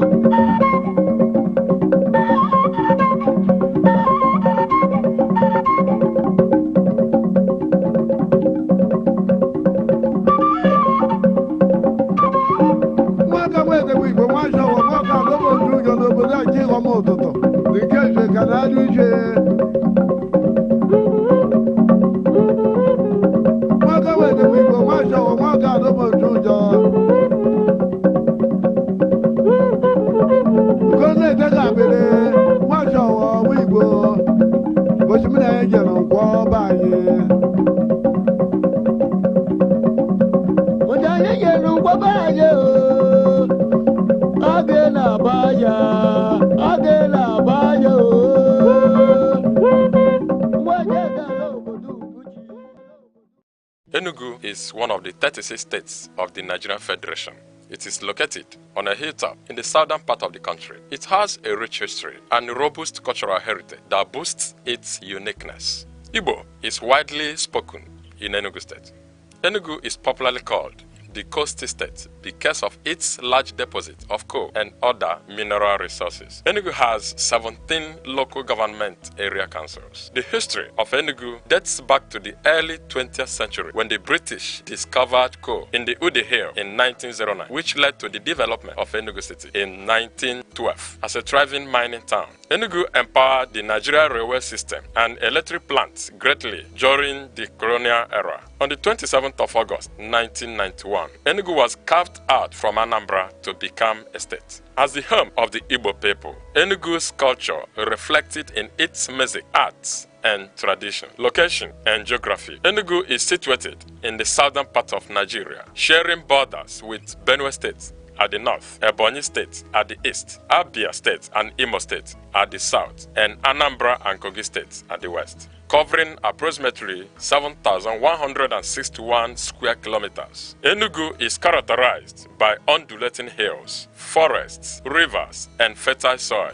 making it suitable for farming. The state experiences significant rainfall with an average annual precipitation of around 2,100 millimeters and temperature averaging 28 degrees centigrade. People and language. The people of Enugu State are predominantly Igbo, one of the largest ethnic groups in Nigeria. The Igbo language is a fundamental part of their culture and identity, with many dialects spoken across the state. Language plays a vital role in the shaping and culture and identity of the Igbo people. Culture and tradition. Enugu is rich in culture and traditional practices, one of which is the New Yam Festival, Iriji, a traditional celebration that marks the beginning of the harvest season. Another significant cultural event is the Masquerade Festival, Mmanwu, a colorful display of traditional dances, songs, and drumming. During this festival, different communities come together to showcase their masquerades, each with its unique characteristics and cultural significance. Enugu State is also known for its traditional arts, including wood carving, pottery, weaving, and music. Enugu's cultural traditions help to promote community cohesion, social bond, and cultural identity.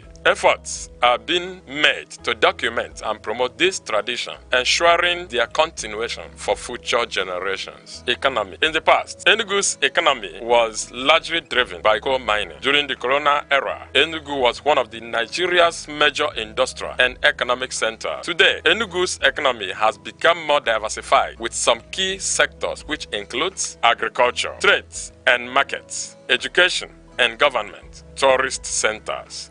Enugu State is an important part of Nigeria, known for its cultural richness, peaceful environment, rich history, and tourist attractions. From its coal mining history to its current role as an educational and cultural hub, Enugu continues to grow and contribute greatly to the development of Nigeria.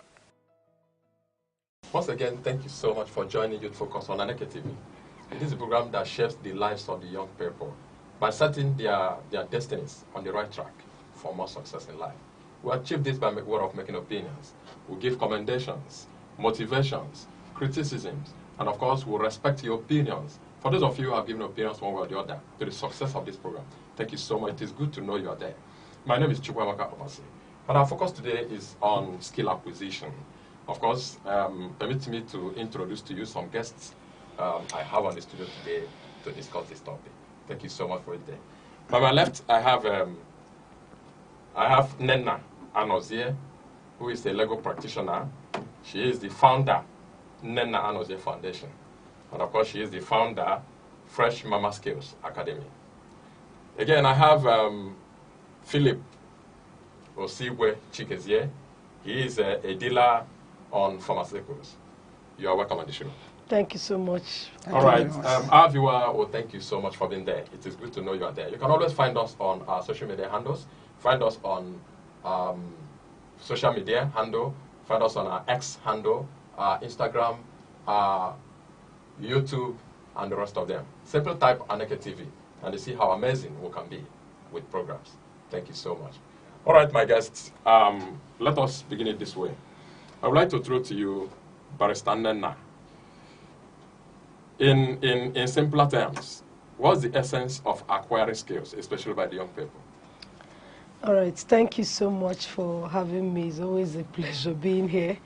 When you're asking about skills, I would want to start by defining what skills acquisition is, because it is when we know what is skills acquisition, we'll now know the importance. All right, so when we say we are talking about skills acquisition, we are talking about empowerment, we are talking about financial independence, we are talking about getting people to do something that ordinarily they may not have even known they could do. All right, so skills acquisition is empowerment, is economic empowerment, is financial independence, is wealth generation, and it is productivity. So how does it apply to the young people? We live in a climate where the young people love to travel abroad. They don't want to stay in Nigeria. And then we also, part of them too, also want to go into education, you know, acquire university education, and have the certificates, then come out and start looking for white-collar job. That is the norm. But how can they leverage on skills acquisition? The young people can leverage on skills acquisition by seeing the importance, especially now that we live in a country where you can hardly find a well-paid job, whether a white-collar job or blue-collar job, you know. So we need to shift their attention from just going to school, coming out with a certificate, and then entering into the market and searching for a job.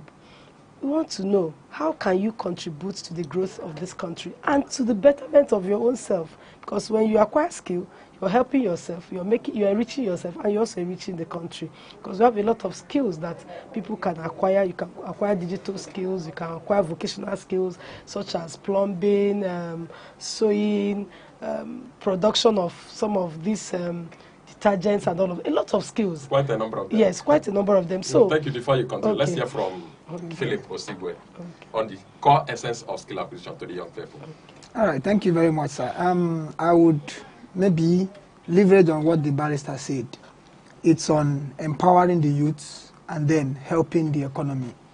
Once there is this cliche, or let's say an adage that says your job can take care of your needs. That's your daily wants, food, shelter, clothing.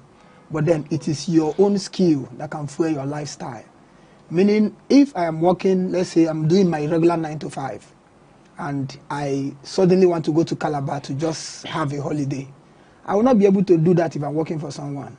But then I will just sit there, be doing my 9 to 5. But if I am doing a skill, and this skill is fueling my lifestyle, I can as well take time to do every other thing, not just a holiday, but something else that is important. So the essence of a skill, like she said, I will also lay emphasis on that. You have a lifestyle, you are living it, it's taking care of your needs. Second one is you are getting satisfaction. This is what I love to do, and I'm doing it, and I'm being paid for what I love to do. Not probably I'm just doing it because, okay, let me not offend my boss. But this is what I love doing, and I'm being paid for that. And then this thing is also helping the economy.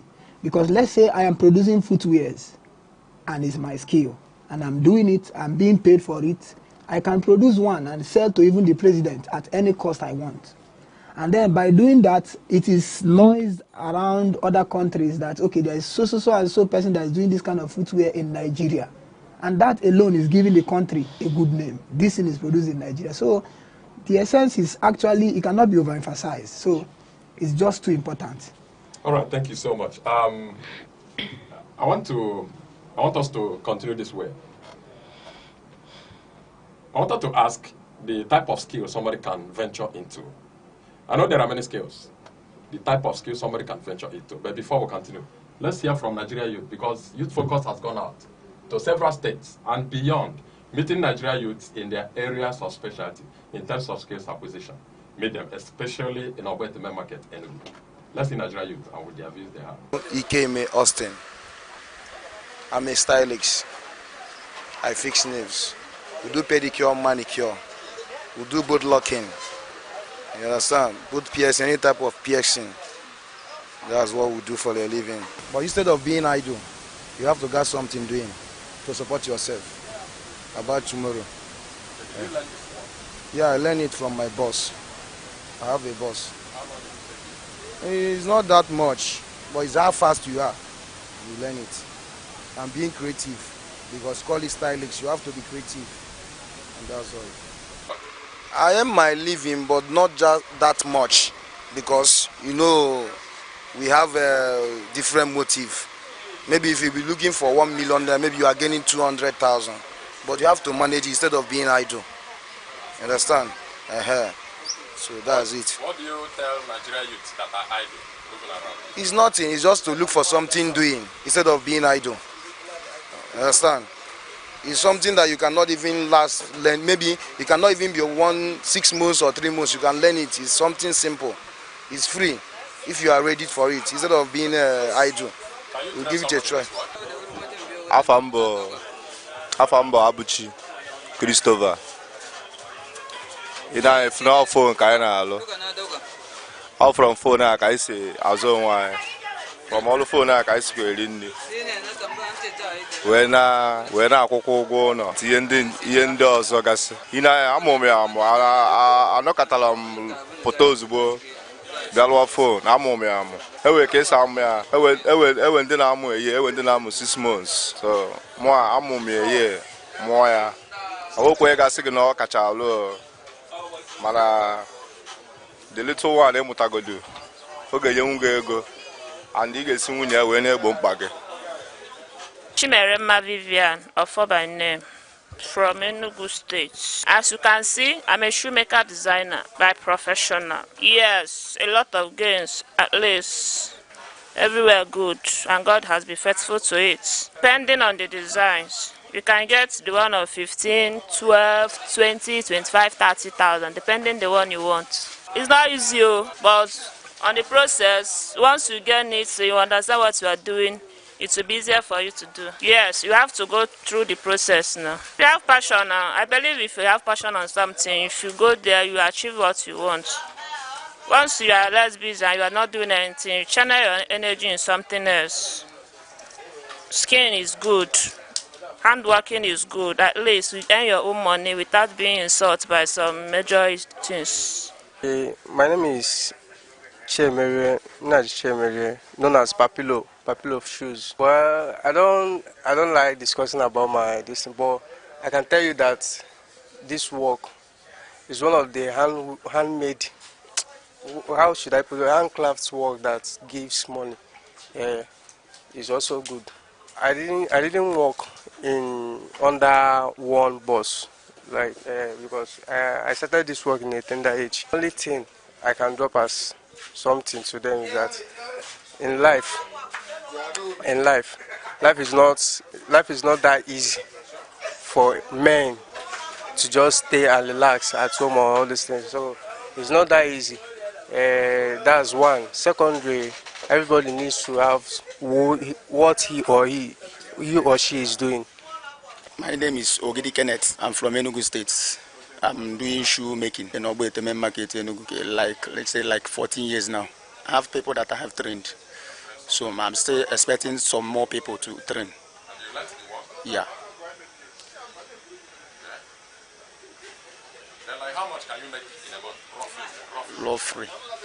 Let's say approximately in a month, like 100 and something thousand. Because it's everyday work. We amend, we do new ones, we do all kind of work that brings money. As you can see, like Nigerian now, so somebody needs something, hard work, to train himself. Understand? I'm encouraging them to learn anything handwork, because handwork is life. Handwork can help you just to learn it and be creative. You'll be making much money. You don't need extra money to start updating, just to bend down and learn the work. After learning, you'll be progressing. I'm sewing. I'm learning how to sew. Of course. I would like to make a lot of money from it. The only thing I would like to tell them is to go and learn work, because without this work, you will be depending on human being, and they can disappoint at any time. My name is Mr. Ido, and I'm doing fashion and designer in Ogbete main market. When somebody do business, what you are expecting from there is great. But when you sit at home or you are just there doing nothing, I don't think there's anything that will come out of it. It's for long ago. It's more than 15 years now. So I believe that when you come here and concentrate to what your guy is teaching you, I believe that at the end of the day you will get a joy and you will be happy on it. My encouragement there is that all the youth is that instead of you to stay idle or doing nothing or waka about, I believe that once you come out there, you decided to do something, at last, at the end of the day, there will be a gain there for you. So I'm advising them to come out and learn something. It's not much to be this. Every other worker out there for them to learn, so that you may surely get gain on it at the end of the day. That's my advice for them.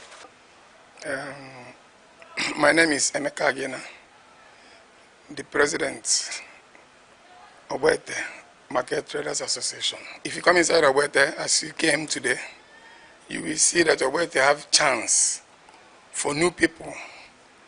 Any person who wants to learn work, any handwork, if you come inside Ogbete management and the commodity will accept you.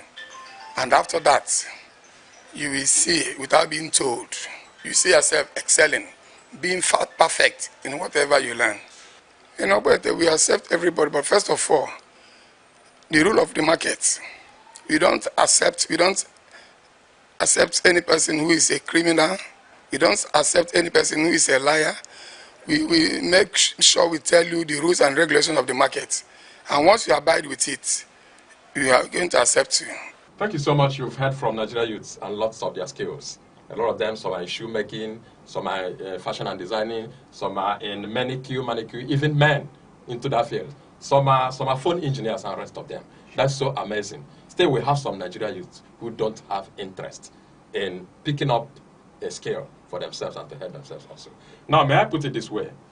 Barrister, how can somebody begin to acquire a skill? What's the first step to acquiring a skill, especially by young people? Okay, so thank you so much. We're always in the field and we meet these young people, and you just discover that most of the time they're not interested. You tell them, we are coming for youth empowerment in your community. We want to teach you how to make shoes, like shoemaking, for instance. We've taken this kind of skills to so many places, including to the inmates in the correctional centers. We take a lot of skills to them. So let me use an example with the day we went to the correctional center to teach them how to make shoes. We found out that a lot of them were just walking up and down. They were not interested.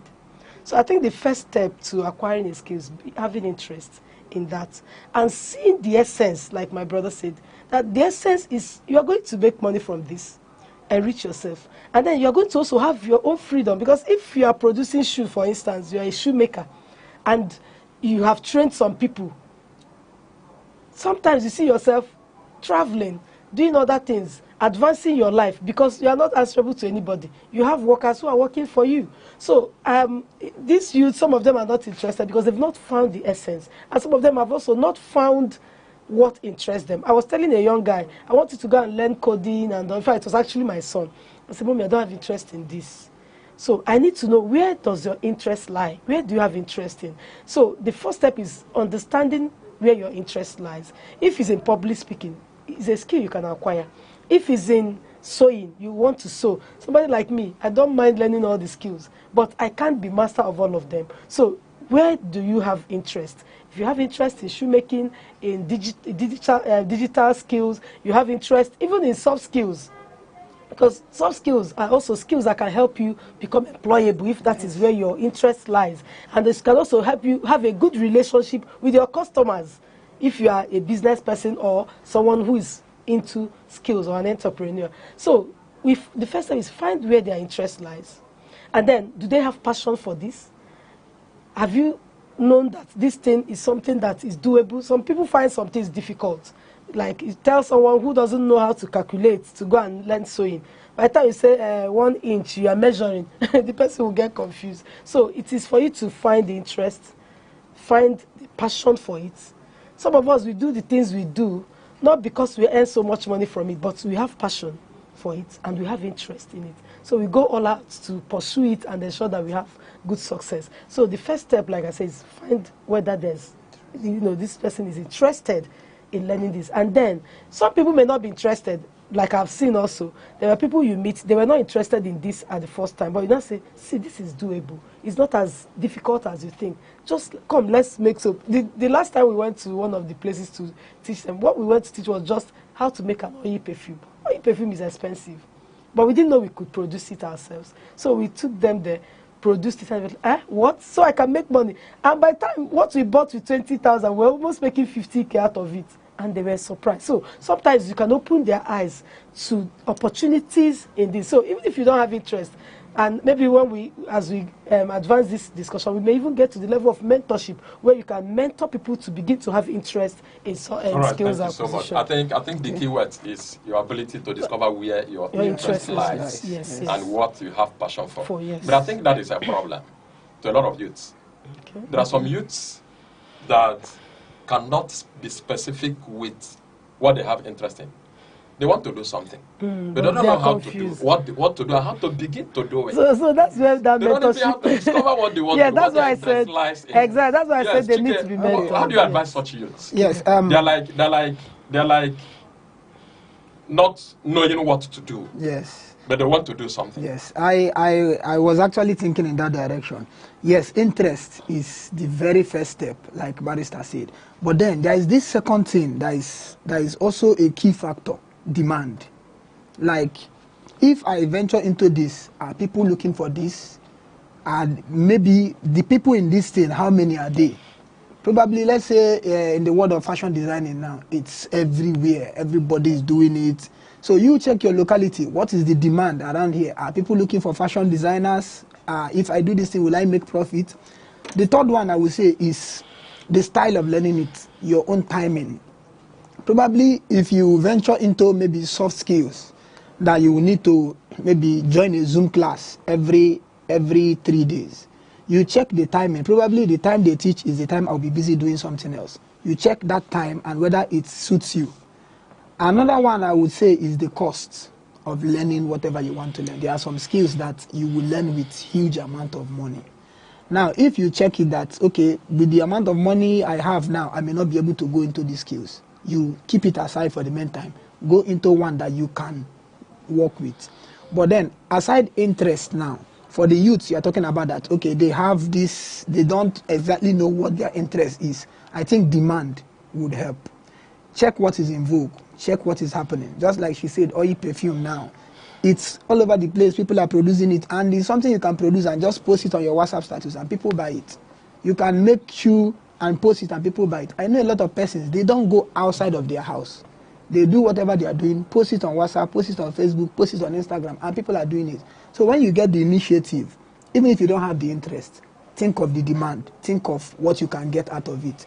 That alone should motivate. Think of the demand.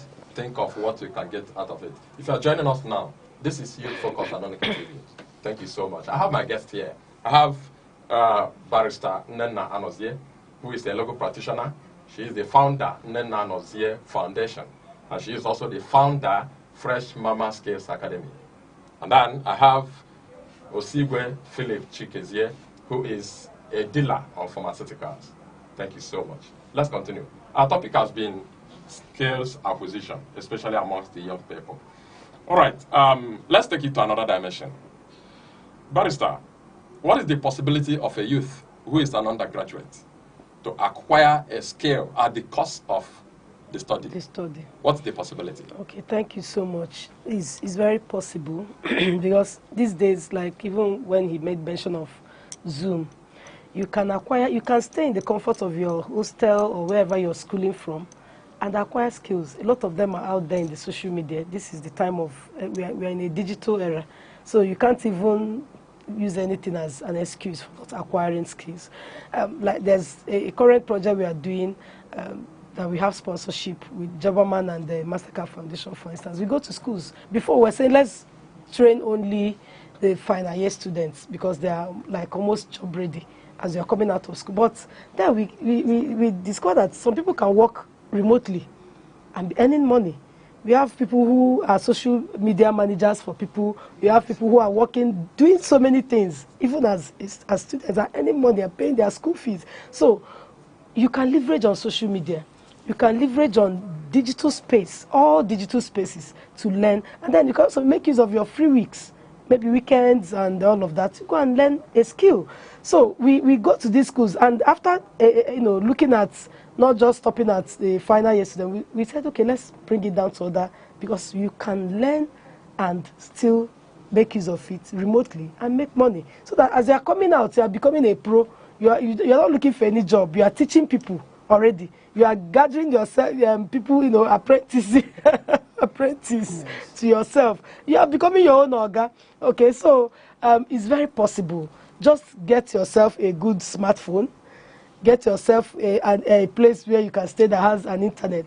You are good to go. Search online for free courses, free skills. You can get as many as possible.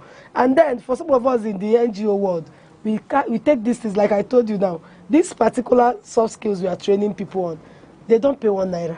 We go to their communities, we go to their churches, we go to their schools to train them. Sometimes we come and we are begging them, come out, so we have soft skills to offer you. We have entrepreneurship courses to offer you.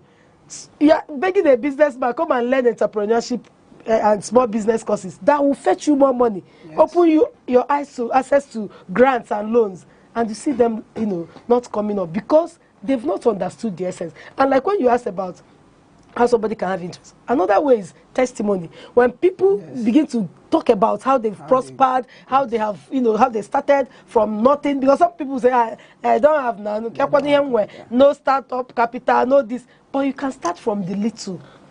Take 5,000 naira, produce a liquid soap, for instance. When you take 5,000 naira to the market and produce a liquid soap of maybe 10 liters, there's no way you cannot make at least 8,000. You have 3,000 naira gain, right? Profits. You go and buy again. Before you say jack, you're already producing in quantities. So it's about letting them understand. You mentor them. So if we can have mentors who can come up and speak out, that look at, I was in your shoes. At a time I was, confused as to which one should I do. Should I go into sewing, fashion design, makeup? There's no skill that you learned today that you can't make money from. I said, go and ask them how much they collect in making up. No singular skill that you can learn today and you don't make honestly, my son that finished just 3 some years back, I told him, you go and learn how to barb hair. He said, Mommy, me? Come on. And because sometimes we make jest and fun of some of these skills as if they are for low people. It's a menial job. You can't do it. I said, no. It's a skill that when you acquire, it will help you. When you enter university, just all you need is your clipper. You go there. Somebody wants to go out to barb. He said, no, I can barb it. You barb the person. Collect 1,000. You do it to 5 persons. You have 5,000. He can buy a recharge card for you. And you don't use that recharge card to learn skill online. Learn photography, videography. This one, you are. In fact, do you know, if I were any person, any young person, I would not want to go look for white collar job because there are lots you can do out there with your time, and you enjoy your money and enjoy your time. Thank you so much, Barrister Nana. Yes. That if you're such young people that parade their smartphones, you're going to talk to us about that. Of course. But before that, I think we need to observe just a short break. We shall be right back. Welcome to Aneke TV, the heartbeat of culture, truth, and innovation. From breaking news to inspiring documentaries, from grassroots traditions, mysteries of life to global perspectives, we'll tell your stories. We amplify your voice and your vision. With every screen we light up, we connect, inform, and empower. It's more than a television. This is Aneke TV. We move with the world. Back from the short break. Thank you so much. It is good to know you are still there. It is Youth Focus on Aneke TV, and we are happy you are there. Our focus for today is skill acquisition. I'm Steve Kwamaka Obasi, and in the studio with me are 2 giant members of the society who are ready to give you the stepping stones on how to begin to acquire skills and make your life better. Thank you so much. I have Nena Anozie, who is a Lego practitioner. She is the founder, Nena Anozie Foundation. She is also the founder, Fresh Mama Skills Academy. And I have Chike Philip Osiwe here, who is an expert in pharmaceuticals. Thank you so much for being there. Let's continue. All right, before we went on the short break, Nena, you talked about smartphones. And you can never imagine how much you can make use of the smartphones and make your life better. Then, Chike, there are a lot of youth who carry smartphones about without making proper use of it. Still, they don't have a skill. What do you have for such class of youth? Yes, of course. If you are parading, let's use the word parading, your smartphone, and you are not maximizing it, you are really making a huge mistake. Just like the barrister said, there are a lot of things you can learn online. And the internet has gone so wide that you have persons that can teach you from the scratch. And teaching from the scratch most times does not involve capital. It just involves you having your time, sit down, watch it, and you learn. I've learned a lot of things online myself. When I was in 3rd year, I wanted to learn how to play the guitar. I learned it online. And when I play it today, some persons come around and be like, who was your teacher, this, that, and I say, I didn't learn it from anybody. Because online, you will learn from this person. If you feel you're not understanding the grammar is using, you change to another person, they are all there. Then I learned a lot. They are even down to cooking. There are foods I've cooked without anybody telling me this or that. You just go straight, browse it out, and somebody is there to teach you every step of it. So there are a lot of skills now that you want to learn. You can learn it online. Even some that are not obtainable in this country. You can get them there. Now, maybe let me diverge a little to the question of can you combine it with your schooling? Yes. Because one of our lecturers told us when we were in school that we should merge our timetable together and see how many hours it is. And we were surprised to see that everything that was stretched on the 5 days of the week was just 48 hours. So it's basically you go to school 2 days and you play around with the other 3 days in the week. And you will see that you can actually prioritize your time and get something done. So if you are in school, I actually learned my business, my trade while I was a student. And I will be going, I will be coming. Once there is something that is not so detrimental in school, I leave. All those periods, so week, the other week, they are not basically academics. You use it to do something else. It's all about the determination, all about the interest, what you want to gain out of these skills. So with your smartphone, whether you are a student, whether you are a worker, whether you are a church goer, whatever, just set out time, prioritize your time. You will get anything done. All right, thank you so much. Just set out time, prioritize your time, you get anything done. That's wonderful. But Nena, let us place two things side by side. One is talent. The other one is skill. What's the difference between acquiring a skill and then discovering one's talent? Or is the skill the talent? Or can two of them lie side by side on one person? Okay. Talk to us about this. Okay, so thank you. When we talk about talent, you can say anybody can be talented, but not everybody can be skilled. As in, how do I mean? No, everybody can be skilled if you learn it or acquire it, but and anybody also can be talented. So talent is that's natural abilities you have. There are some people who are naturally born to be, speakers. They talk a lot. They are very good at some things. They are good at some of them. They can just carry something now. They turn it into something else. If they come to this studio, they know how to put things together, and everywhere will just be beautiful. They didn't learn it from anybody. It's inherent in them. It's their nature. It just came freely. But another person who is not as talented as that person can be skilled by learning how to do decoration. You understand? The person who is talented will come here. He doesn't need, you just do kum, he has finished decoration. But someone who is not talented, who is not, didn't come with that, is not born with that talent, we now have to learn it. So when you are learning, you are saying you are acquiring skills. But when you are just doing something that you are born naturally to do, somebody like me, in fact, my mom told me that when I was very young, I love to talk. One day I was talking and she was saying, shut up, make sure you stop talking. And one of my big aunts said, leave her, these are people that will be speaking for us in time. And today I speak and I make money. You understand? I am invited to a place and I speak and they pay me. So that is, and I laugh because I'm doing what I love to do, what flows naturally. Some people will be like, "Nee, how do you do these things?" I don't see it as anything. Just accost me anywhere and ask me something, I'll start speaking. But some people need to learn it. And that's why we have even public speaking as a skill that you can learn. Yes. You understand? But I can't tell you, I can't remember anybody coming to teach me that. It is something that flows, naturally. So I can say that is my talent. I'm also talented in some other areas like acting. I can act drama. Nobody taught me.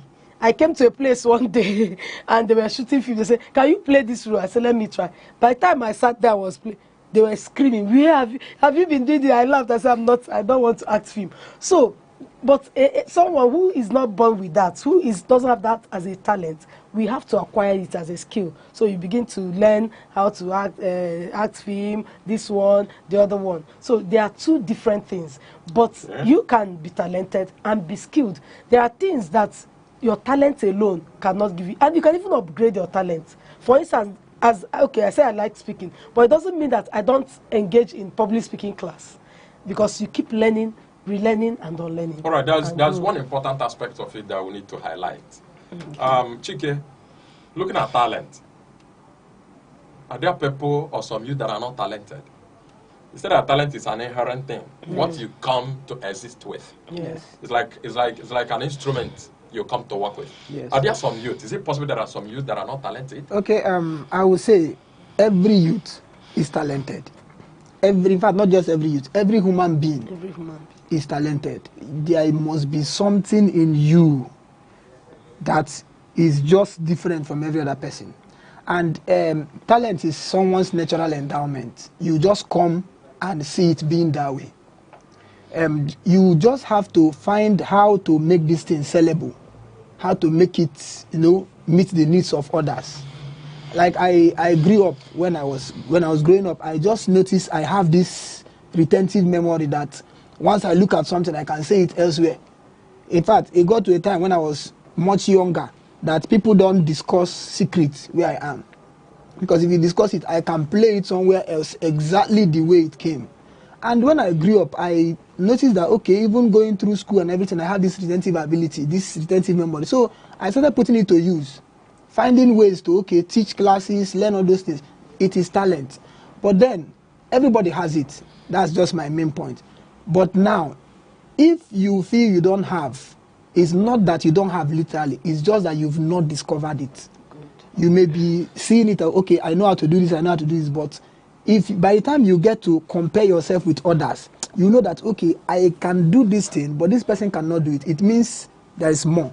So you harness it and bring it out. All right. Thank you so much. Barrister Nena, since we have concluded that everybody has a talent, the most important thing is to find a way to develop it. Yes. Now, what is the essence of mentorship in skills acquisition? Mentorship in skills acquisition. Yes, it's very important. Like I had earlier mentioned it. There are some people who are confused. They don't know how to go about acquiring skills. Some have acquired so many skills and they cannot even stand in one.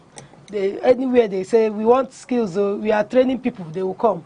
They will learn and they will not utilize it. They won't maximize it. They are not making any money from it. So sometimes you see them getting frustrated. So this person needs to be mentored because that's your mentor has experience. That your mentor has gone through that route, has seen all the ups and downs, the risks involved and everything. And today, he or she is standing. So that person can mentor you, groom you from that place of experience. Groom you from, so that whatever challenge you are facing, you can say, truly, I've been there. You can overcome it if I did. So the place of mentorship in any field, not just skills acquisition, cannot be overemphasized. Because the person mentoring you is filled with experience, has been there before you, and he can guide you through that process so that you don't make the same mistake he made. You don't, fall out of the way. You keep guiding you, teaching you, encouraging you until you become. So it's very, very important that young people are mentored. And mind you, the person that will mentor you may not just be one old person. If, for instance, my brother has a skill that I need to acquire, I have a little girl, a young girl, that mentors me on digital skills.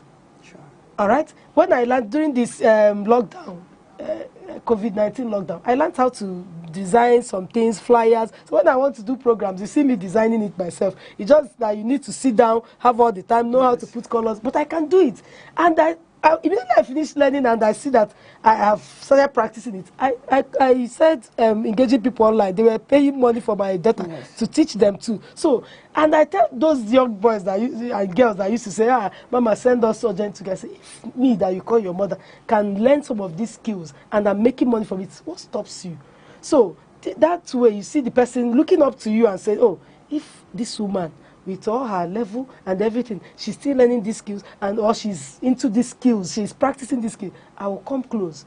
So when they come, you teach them and they become better. So the place of mentorship cannot be overemphasized. It's very, very necessary because there's experience, there's a room for guidance, there's room for everything good that will come out of it. All right, the place of mentorship is very, very necessary. Very vital, yes. In the skill acquisition. That's very interesting. But Chike, since the place of mentorship is very necessary in skill acquisition, what is the place of the youth in the local communities who may not have access to skill acquisition that we're talking about? Not to talk of the mentorship that's attached to it, to get it groomed. What's their place and what do you have for them? Okay, fine. If you are in a locality where you can't find a mentor, and let's use it, a locality where there will be no mentor, definitely there will be no internet access, something like that. Now, if you don't have any of those two, and you have interest in something, I think the very first step is to ask where I can get this thing. Because I'll use myself as an example. In my own trade, in my own business, some persons have come all the way from villages and say, okay, I want to come and learn this thing. So because I want to come and learn, I am moving to Enugu. I will find a place to live and this and that. Now, most persons moved over and they learned the trade. Some of them didn't go back to the village. Because in the process of learning, you establish yourself somewhere. And after learning, you already have something to sustain yourself with, and you stay. So where you are, somebody said don't let your background keep your back on the ground. So wherever you are, as long as you have the interest, you have the determination, you will definitely move to get what you want. And by the time you move out to where it is, you will find it. Now, if you want to learn it on a bigger scale, but then there is somebody around that village or around that locality that is doing it on a smaller scale, meet that person, learn that smaller scale first. When you learn it, probably begin your own. You can now continue to go for more courses, more lectures, more sessions, and you will get better. So it's better you start from that small that you have found and then move to the higher one. All right, thank you so much. Mr. Mas, if you don't mind, I just wanted to add that, you know, these rural dwellers, the communities, they are very important to us too. We can't just continue to have them only here, you know, have skills acquisition only here. So there's something we started doing in our organization, for instance, because we have a lot of NGOs who also want to go to those communities to teach them free of charge. So I told you that we go to communities, like in our NAF, under the Nanaze Foundation, we got a partnership with Jobaman, and they say reach out to those villagers, go to them, you understand, go to them. So we took the skills to them. We will go to villages. It doesn't matter where you are, whether you are, in fact, we've been to, like now, we are covering all the Enugu West Senatorial Zone. Whether it is inside your village, or we will come there.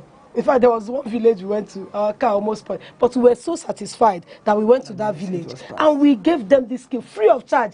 Some of them, because they don't even value, some of them don't value what you give them. You know, we go as far as even feeding them, refreshing them, just to get them acquire entrepreneurship skills, get them acquire soft skills, and teach them some vocational skills free of charge. So with the engagement of civil society organizations, NGOs, they can be reached. You don't need to come up to the town. And there's even something we did recently. We had a provision where we had free accommodation, free feeding for the number of months or weeks that you will learn certain skills. We had people who were training in plumbing, people who were training in barbing, and which other one. So we brought them from, some people applied because we advertised it. People from the, from the town.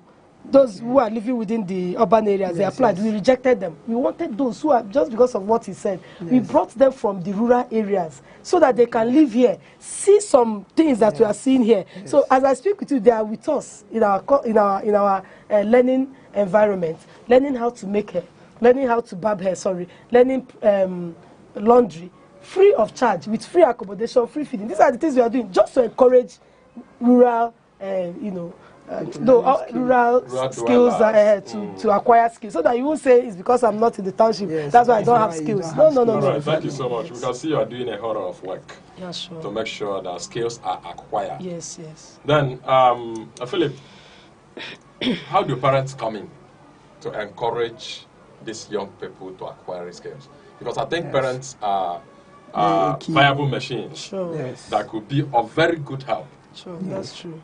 How do they come in? Yes, that's a very, very important point. Parents have a role to play. Good thing we have passed that era where parents give birth to a child and say you must be an engineer, you must be a doctor, you must be a lawyer. Good thing we've passed that stage. We now have wiser parents that even if your son is doing medicine, we now have parents that will say, in that your medicine, go and learn how to barb. In that your engineering, go and learn how to make shoes. So parents actually can push their children into going into a skill. My own mother did, and every one of us, we benefited. Now there's one thing is, when parents are maybe pushing the children, it's usually not palatable. is usually not sweet. But then, once the child begins, you will find out that there is a stage the child will get to. He's now on his own accord. He can just continue to even gain more and more. And in the long run, he will still attribute it to the parents. Yes. But now, if you push your child to just be a doctor, or to be a lawyer, or to be a banker, and that is all that the child has, what if he's retrenched from the place of work? Then he comes straight back home to stay with you at home. It has happened to most of our parents, and then they now know that, okay, this is no longer in vogue.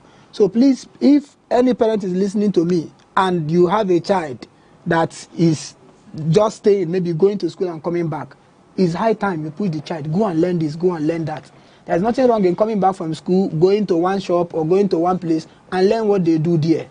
And when you learn it, in fact, some of them, as by working as a sales girl or a sales boy or whatever, they can learn those skills and come.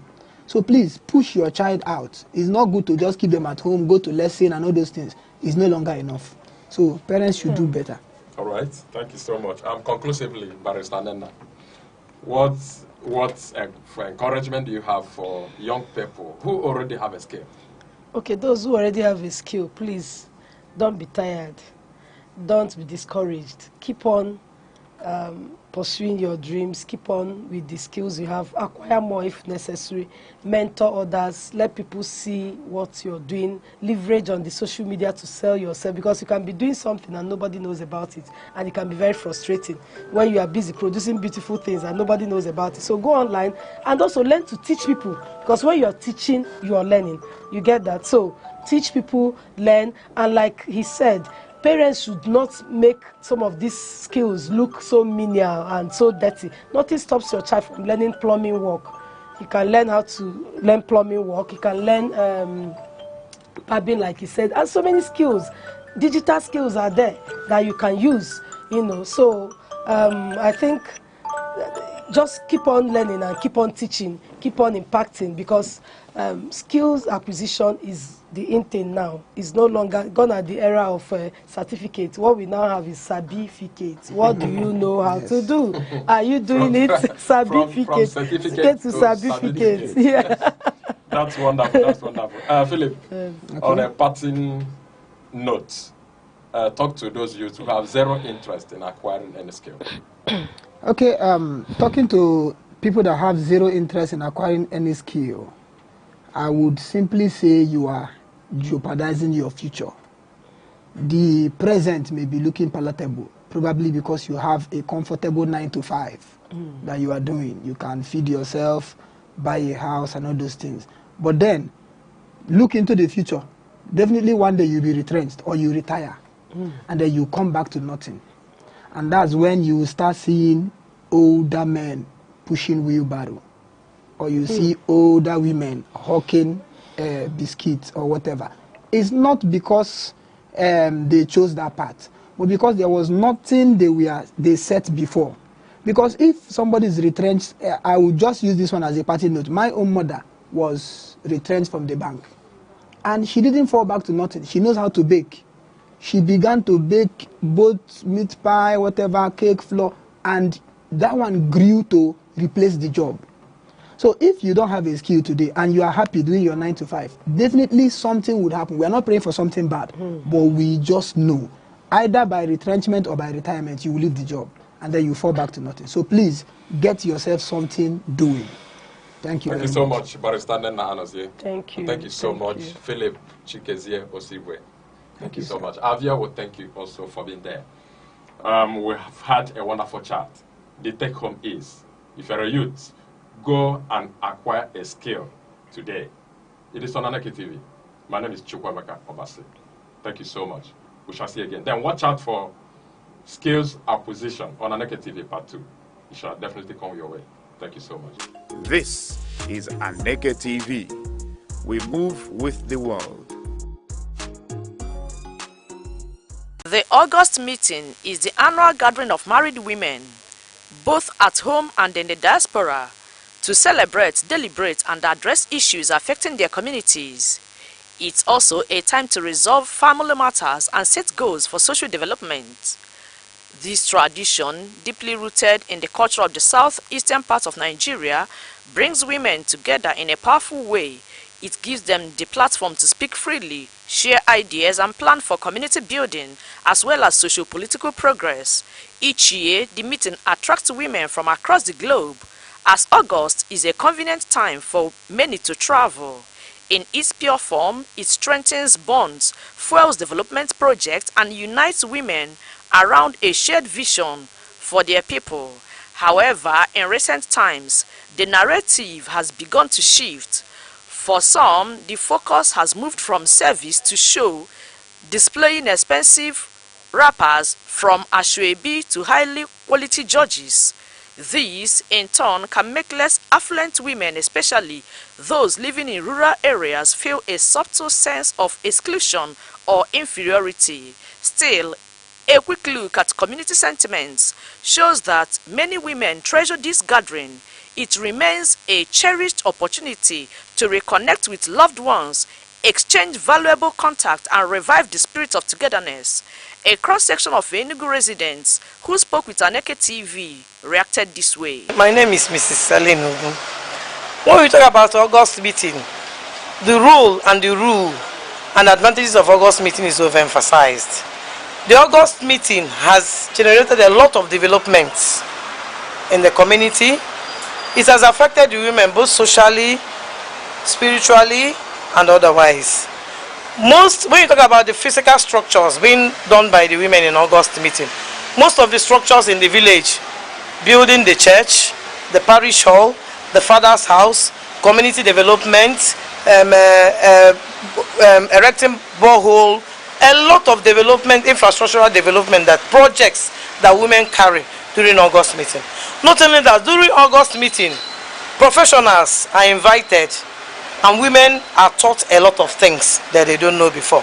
Some women, what they have learned in August meeting that help them enter into a lot of business, like skill acquisition and all the rest of them. When you talk about August meeting, the rule, what we gain from August meeting is overwhelming. My name is Mrs. Ibe Gloria Ijoma. You know, the theme of this 2025 August meeting by women, we tagged it as women as a nation builders. You know, we women, we're supposed to be part of the nation builders. We're supposed to contribute a lot in our families. That's the essence of August meeting. We gather, we discuss, and we contribute towards the building of this our nation, Nigeria. You see, we even discuss on how to tackle some of the issues most women are encountering with their husbands or with their household. So that's the excess. When we gather, we now deliberate and talk on how to move the nation forward, the family as the family and the nation as a whole, how to move them forward. That's the excess. My name is Chief Mrs. Eku Happiness Chinemerem. I love your question. Your question is not on jewelries, putting clothes, let's know. We have aim and objectives of having August meeting. It is where we discuss how we are going to look into our villages, our churches, our schools, primary and secondary schools in our hometown. The way we do it, it is this time that we go into our streams to sweep, go to our market squares to sweep it and look for those who need help. And what are we going to do in the church to elevate what we are doing there as Christians? So not going that in my own town, we are no more thinking of wearing gorgeous dresses. We go by simple, what do I call it? Or just a simple cloth. As the August meeting continues to evolve, it remains a living reminder of the Igbo belief in the vital role women play in community building and socio-political development. Chidimmi Kemede, Aneke TV.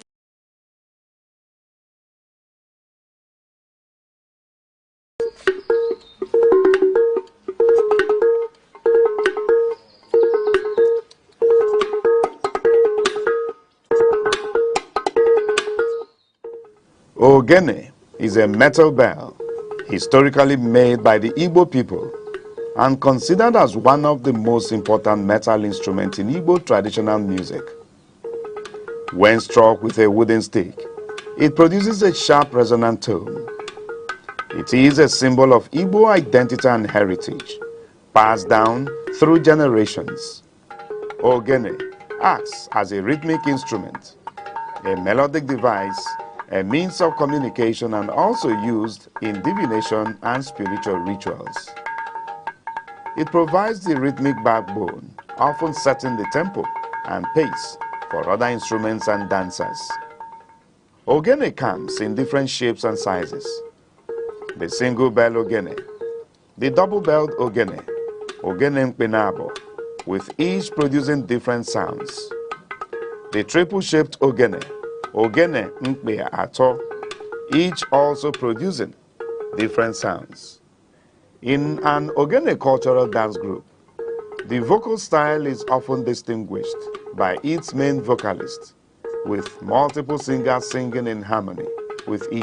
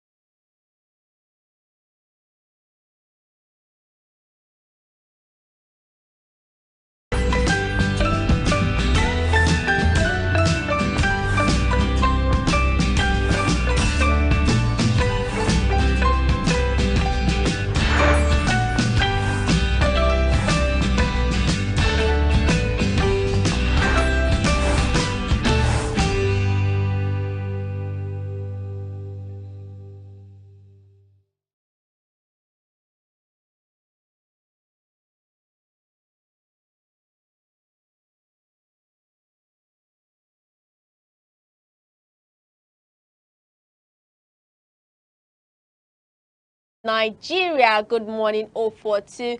Thank you for joining us once again. You're tuned in to Sunrise on Aneke TV. Your favorite person brightening your day every morning. I am Deborah Wakoba, coming to you live from our studio here in vibrant Enugu. And I'm Uche Osai, wherever you are, at home, in your office or in traffic. Thank you for letting us into your space this beautiful Friday morning. Always, we're here to refresh, inform, and motivate. Yes, and it's Friday, August 29, 2025. We are here again with full package of news, weather reports, trending stories, and that exciting sunrise vibe to help you begin the day.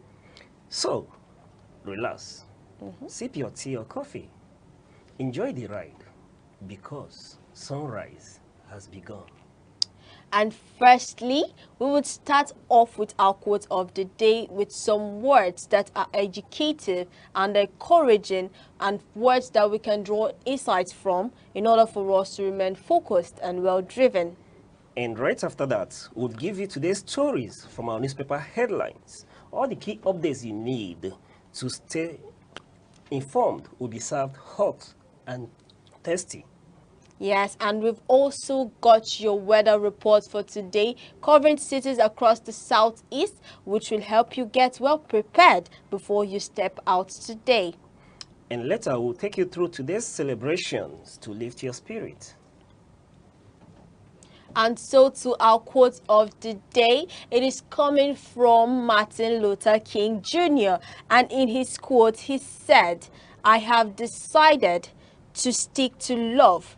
Hate is too great a burden to bear." I repeat, I have decided to stick to love. Hate is too great a burden to bear. And this is a reminder that we all have the power to choose how to respond to challenges and difficulties. By choosing love over hate, we create a more positive, compassionate, and a just world. Mr. Sai, do you have anything to say? Yeah, simply, Martin Luther King simply reminds us what all religions talk about, the power of love. You know, when you go into every religion on earth, they preach love. Yes. And love is the most powerful of anything you can imagine on earth. Yes. That's true. Thank you. And please, as usual, please always remember that each new sunrise is a place or a platform for us to grow, to learn, and do something new each day. Don't forget to drop your thoughts on this quote for today on our social media handles, which is Instagram, Facebook, X, TikTok, YouTube, all at Aneke TV. And we'll be going on a short break. When we come back, it will be the weather report.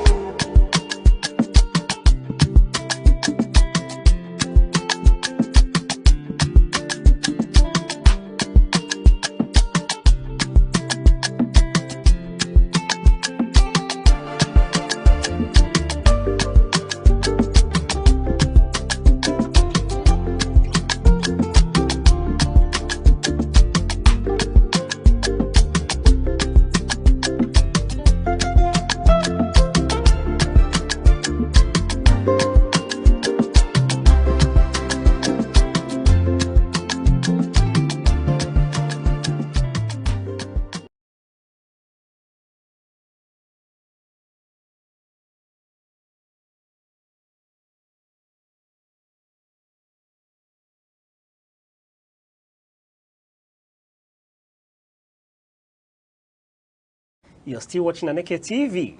Stay tuned as we take a look across major cities in the southeast, where we'll give you today's weather update.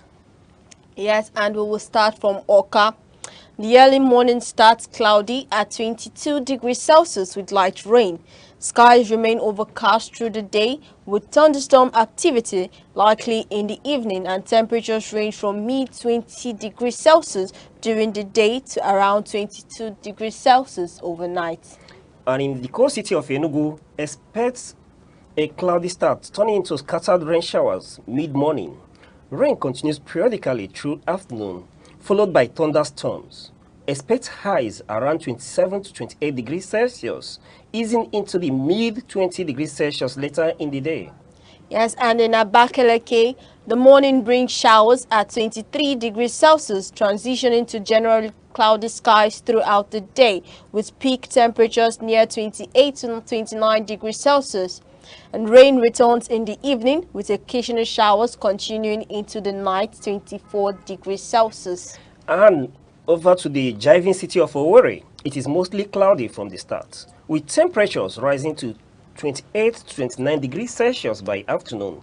Thunderstorms are expected later in the day and again at night when temperatures hover around 23 to 26 degrees Celsius. And lastly, in Umahia, it begins with a cloudy morning, with temperatures in the mid-20 degrees Celsius peaking around 29 degrees Celsius in the afternoon. Rain begins midday and continues into the evening with thunderstorms likely. Evening temperatures stay warm at 24 to 25 degrees Celsius. So, wherever you are in the southeast today, keep yourself warm and keep an umbrella close. Rain or shine, we've got you covered. We'll be back with more updates later. Thank you.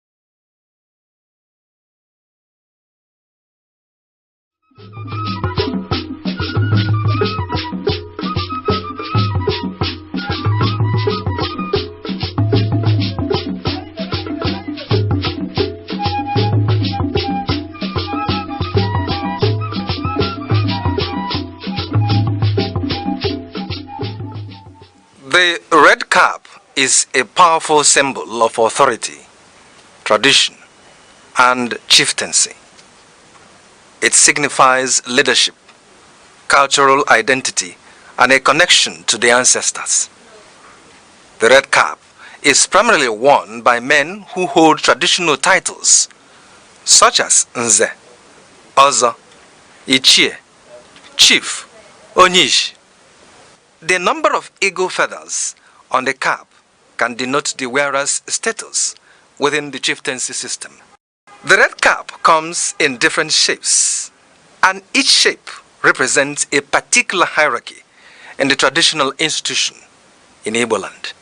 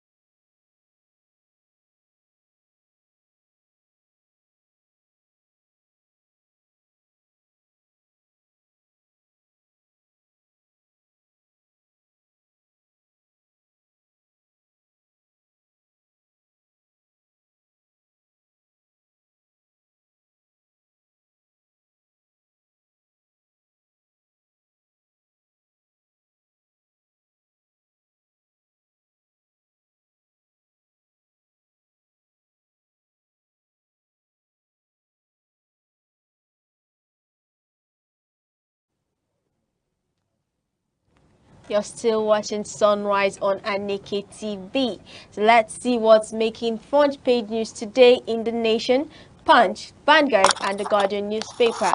And today's show we have again our in-house analyst, Mrs. Chiwendo Ifyono Wankwo. Thank you for joining us once again. Thank you, Ms. Deborah. Thank Miss you, Mr. Chiwendo, it's Sai. always Good good to have you. morning. Good Looking morning. good this morning. Thank you.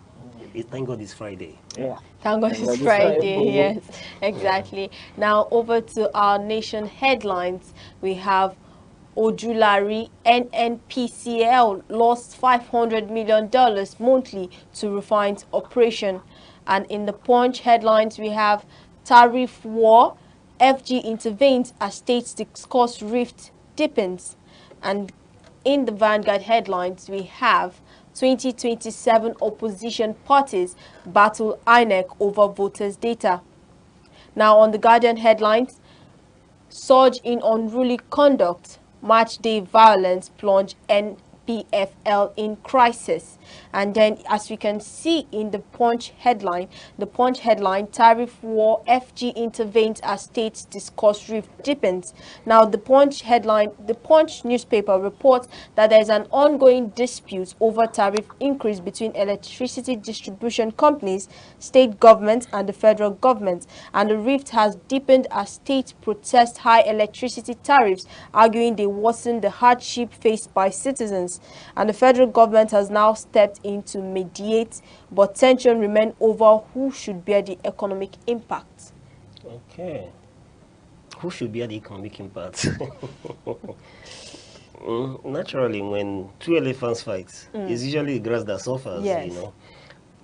However, in this case, I think it has to do with, I wouldn't use the word wrong policy formulation, but inadequate framing of the policy. This crisis, stems from the Act, the Electricity Act of 2023, that somehow gave the states power to decide tariffs. You understand? So in this case, there's been this ongoing dispute between states and discos.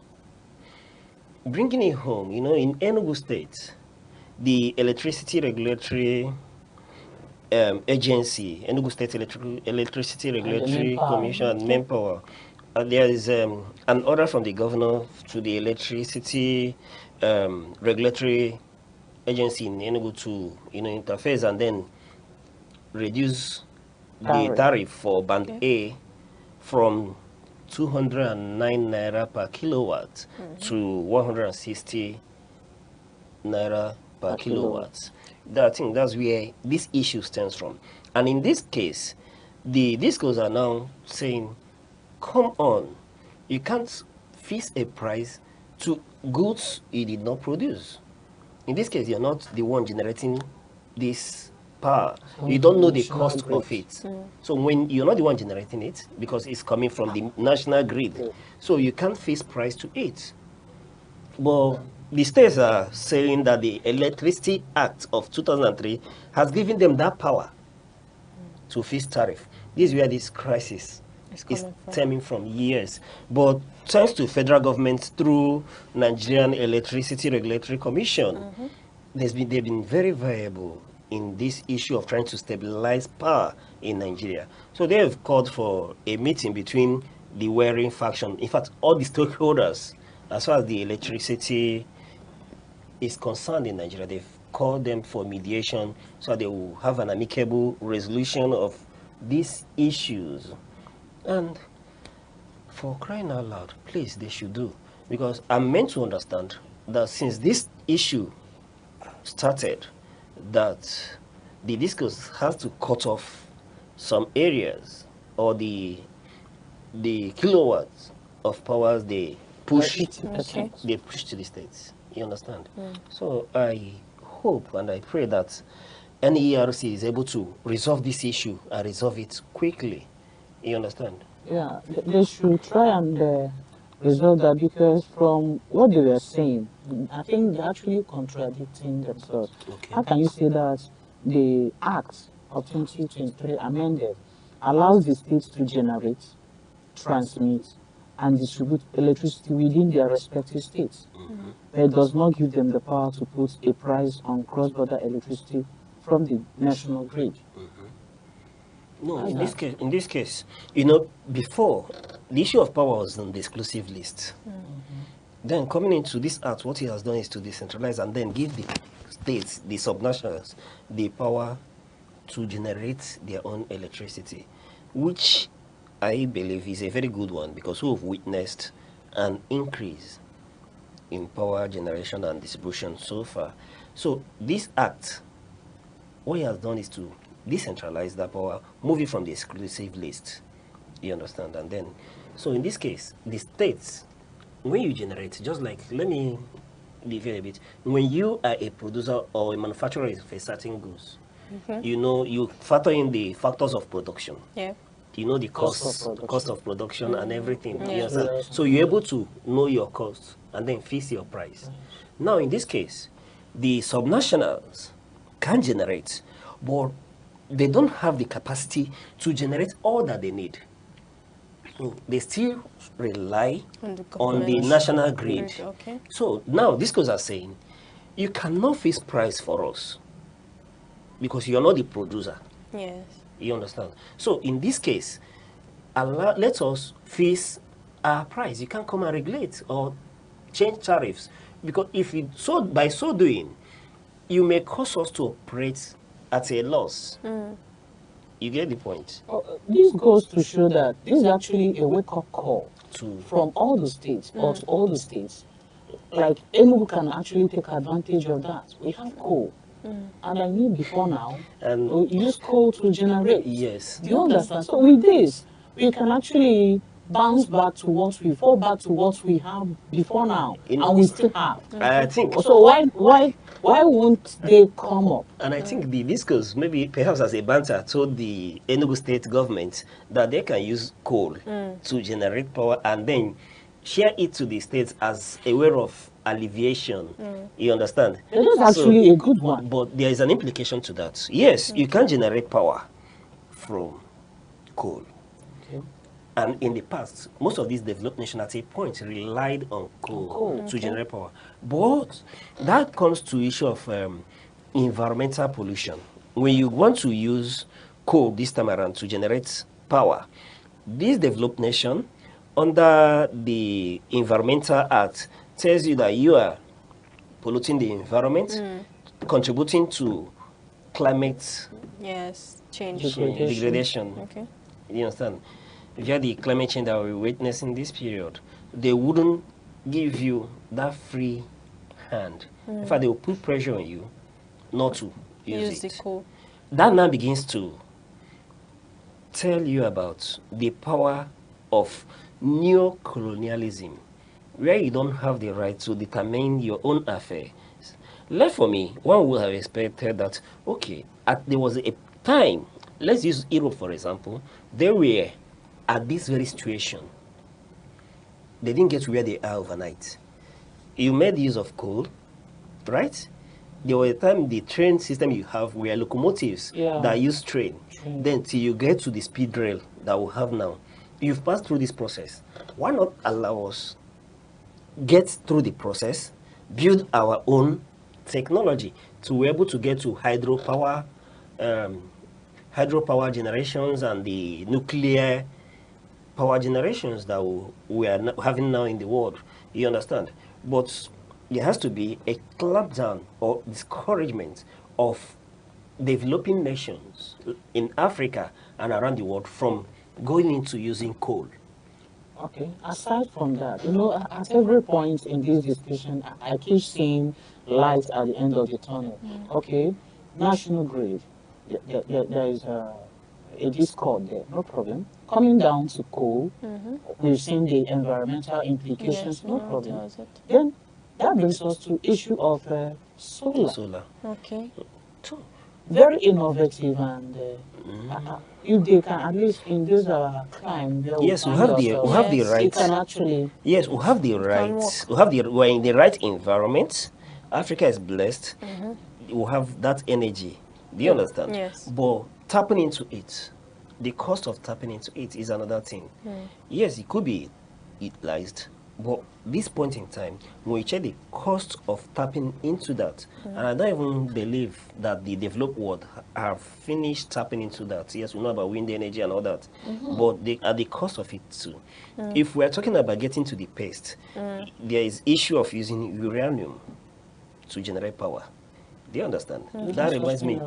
Yes, Nigeria will have uranium. The issue is that there is a strict regulation on enriching uranium.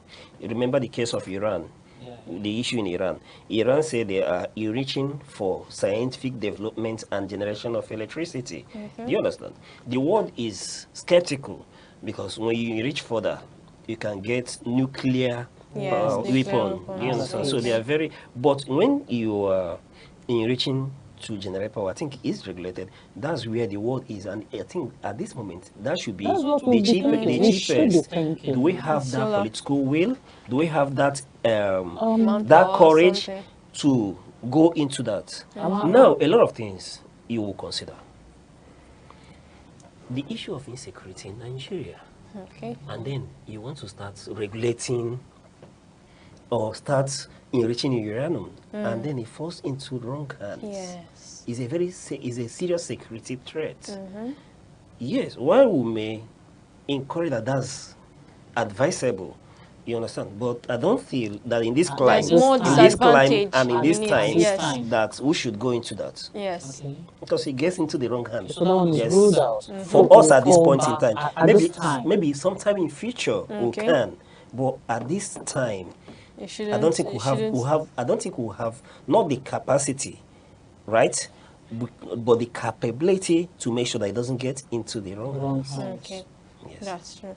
Okay, so that means we should rely and look forward to solar energy. We should You see, be. We somebody should be. like But- our governor, present governor, Yes. Peter Mba, I know if he sets his mind on achieving anything, he can do whatever it takes for him to achieve that. So if he had actually had his thoughts along this line, I think by now we would have seen the blueprint of him making advances towards achieving that. So I think we should call on the government, at least Enugu State government, let's start from where we Yes. are, to look into generating our own power. Enugu from State, I the think Enugu State has OG power plant, right? Yeah. Which I think they are tapping into. Maybe perhaps it's not. I don't know the the current this incapacity of capacity. OG Okay. OG River power plant. You understand? I think Enugu State has that. Yes, increasing the capacity to generate. Some states like Abia State, through government-private partnership, is enjoying the benefit of gas turbines as a source of generating power. Okay. And the feelers I get from Abia State is that they enjoy considerable stability in power generation as well. I've heard that. So there are opportunities, there are avenues to generate. But your question brings something to my mind.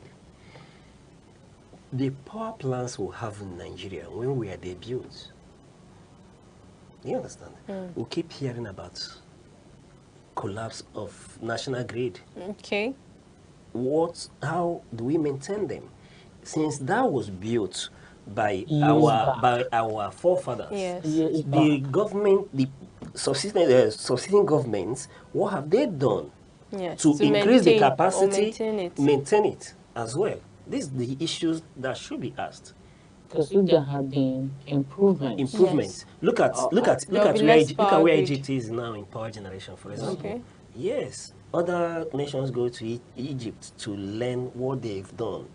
They've increased capacity, and with their population compared to Nigeria, what they are generating is far, I think, more than they can consume. And we are still talking about the national grid built In the the ancient 1960s. in the So ancient these are the issues. Knowing that power has the capability to boost the economy, what are we doing to increase dams, to increase gas turbines, to generate or to have the capacity to generate more? if we are generating enough, this issue shouldn't be. It shouldn't be. Yes. However, at this time, we'll still thank the federal government for the quick intervention. Intervention between Yes, for the the quick states and intervention and bringing them together into a negotiation to, harmonize things. But we should look at policy formulations that will see that every interest is catered well for. taken care of. Yes, but we commend them, and I must confess, despite the cost of this, the cost of energy in Nigeria now, we're enjoying a little bit of stability. Yes. I bet the various discriminatory bands that we have, depending on where you fall in, you understand. So if you're in band A, in Enugu, for example, band A enjoys about 24 hours power supply, Exactly. at least maximum of 23 hours every day. Then depending on the divide you are, which I feel is discriminatory, but very commendable that we're enjoying that. And that's a very good one. Okay. Okay, thank you very much for that. And then looking over at the Vanguard headline, which says 2027 opposition parties battle INEC voters over data. And then the opposition political parties are challenging the Independent National Electoral Commission, INEC, regarding the handling and security of voters' data ahead of the 2027 election.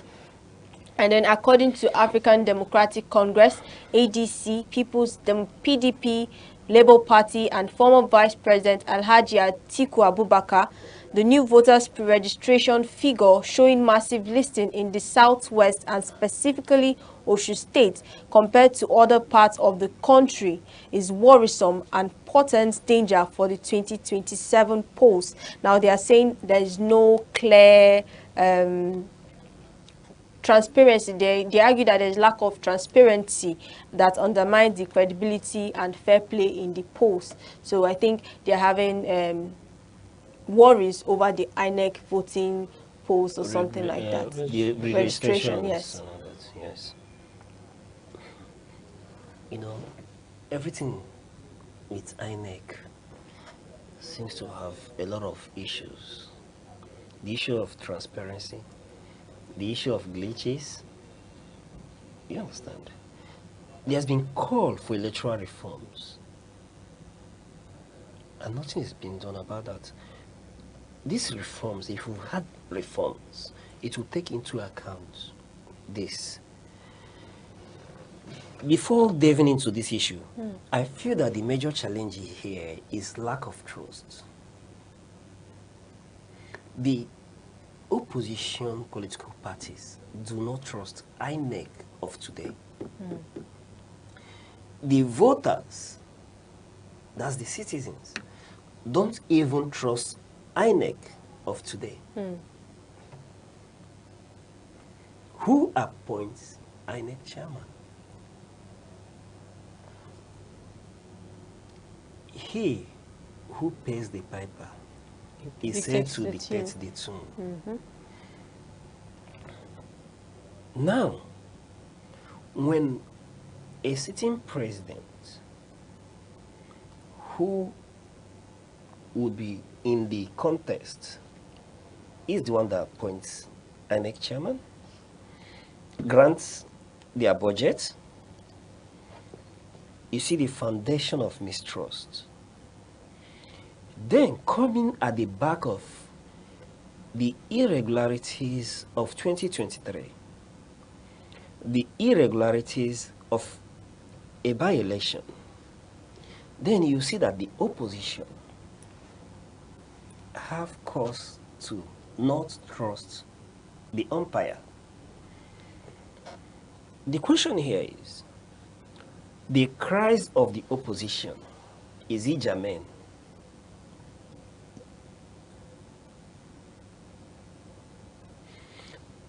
If granted that is germane, which leads me to another question. Why is the ruling party comfortable and not raising an alarm? Because you don't know where it will swing. If allegedly, there's no collaboration. Because these are the worries of the opposition. there is a kind of collaboration with the regulator, the umpire. Moving forward to the issues they pointed out,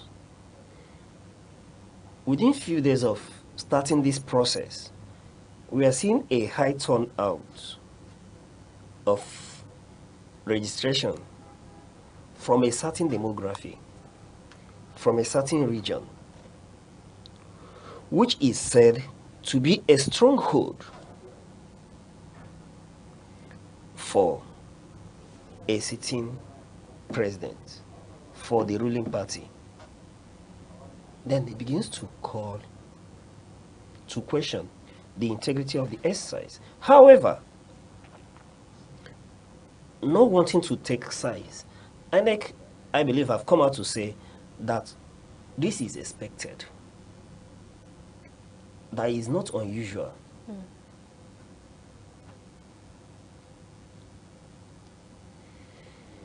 Which leads me to ask, what is the mechanism? What mechanism do we have in place to see that the data from Aneke is verified, It's accurate. that is accurate, beyond manipulations?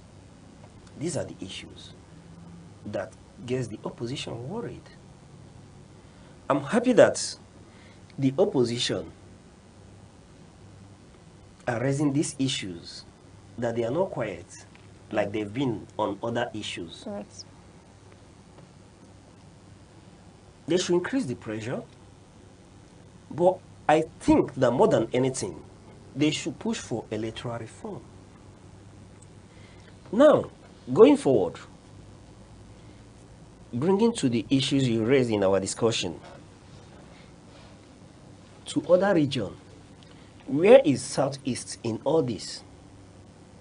Why is there a sort of apathy? Why are we not seeing any movement? Because the disparity between the Southeast and other regions, the margin is too wide. Okay. Why is that, Ms. Chinwe? Not just that I'm bothered about the disparity, the glaring difference in the margin, in the numbers. Why are the governors so quiet? The governors of Southeast. Yeah, they seem so comfortable Okay. with what is happening. Again, are there enlightenments from the INEC's end?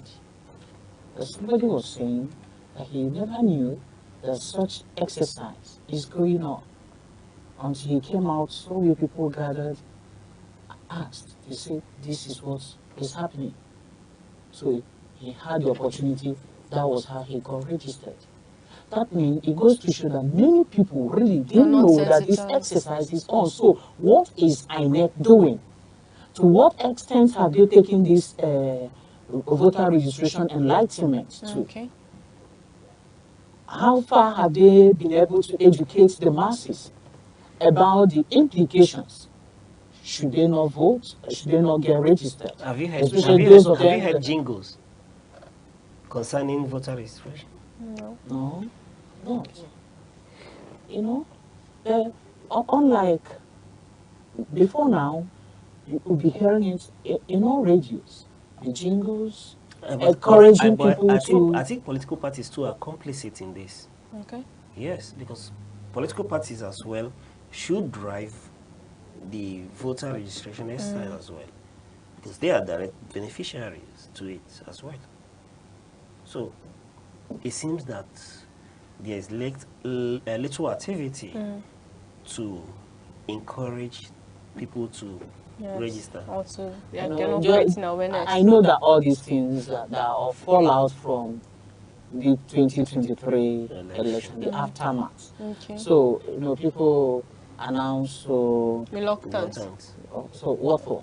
Like, At the there's end no of the need. day, They'll give it to who they want to give and it they to. should go ahead. They should not even do the election. They don't believe Maybe that their vote will count. whoever they want to give, they should just favor the head. No, but that shouldn't be. I mean, that's the state of the That's what mind it of feels many like. That's what it now. feels That's like. why. too. That's They why. should go ahead. That's No why. need to even bother That's themselves why. to That's why conduct there the should be election. sensitization. I'm There should telling be you. sensitization, and you know something keep ringing in my mind. I think a word I learned many years ago is called gerrymandering.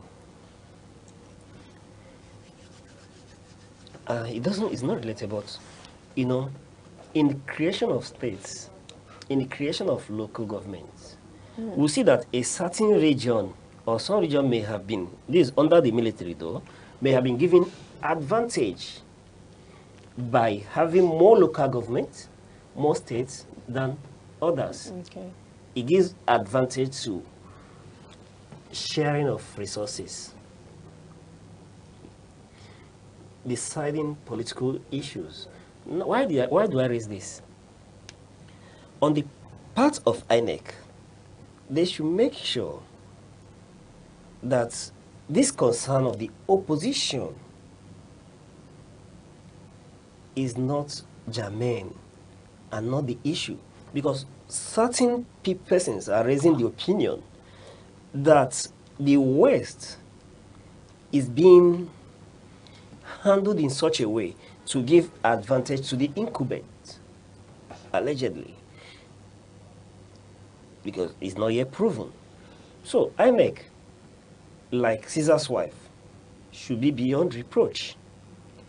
Perhaps throw open their system for audit, for forensic audit. Let there be independent auditors that will verify that the data available are real and are not manipulated or influenced to give advantage to some political parties and a particular region. Because these are things that may cause apathy. Again, deviating a little bit to the issue of when you see the statistics, what is really going on in the Southeast? And like you rightly pointed out, why are the political class in the Southeast so quiet about it? I mean, so comfortable with what is that. This doesn't give them this. At the end of the day, this doesn't give them the negotiating power politically. Yes. During the previous election, I heard a candidate talking about giving the Southeast piece of bread soaked in tea.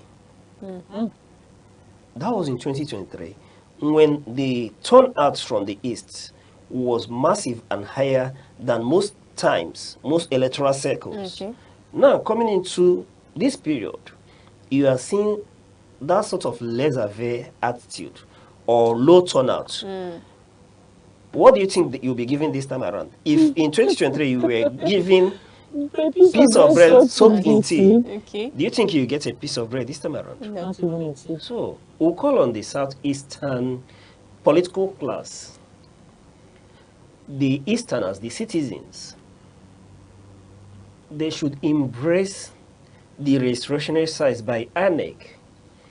Get registered. Be ready to vote.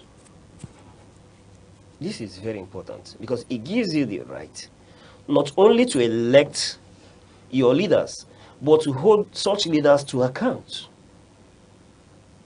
Yes. Okay, thank you very much for that.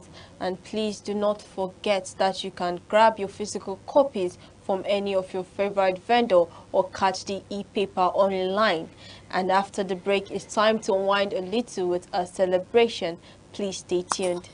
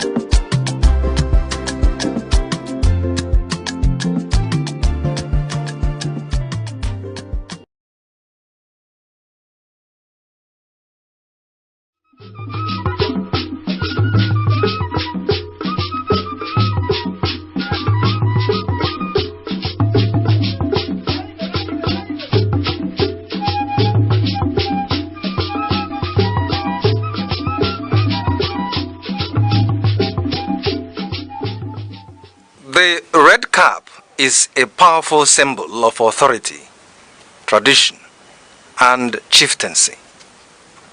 It signifies leadership, cultural identity, and a connection to the ancestors. The red cap is primarily worn by men who hold traditional titles such as Nze, Ozo, Ichie, Chief, Onyish. The number of eagle feathers on the cap can denote the wearer's status within the chieftaincy system. The red cap comes in different shapes, and each shape represents a particular hierarchy in the traditional institution in Igbo land.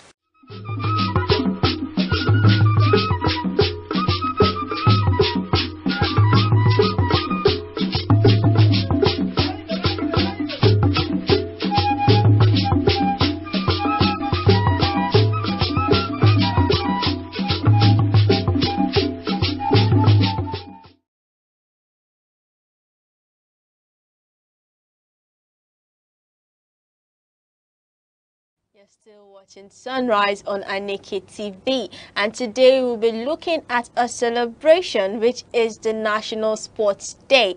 And the National Sports Day is where people get moving, laughing and competing in the best way possible, from parks to schoolyards, and the day turns everyday spaces into hubs of energy.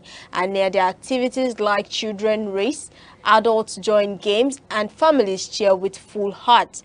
It's not about trophies or records, it's about jumping in, playing hard and feeling proud, win or lose. Even the sidelines feel alive, buzzing with support and shared joy.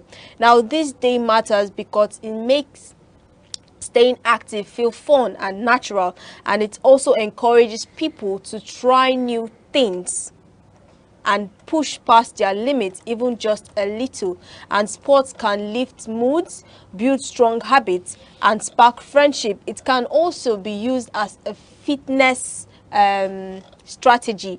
Okay, it can be used as a fitness strategy, and then the National Sports Day turns fitness into something everyone can enjoy, no matter their age or their limits. And there are ways where we can celebrate this day. You can organize a field sports, you can organize maybe volleyball or anything just to make this day fun.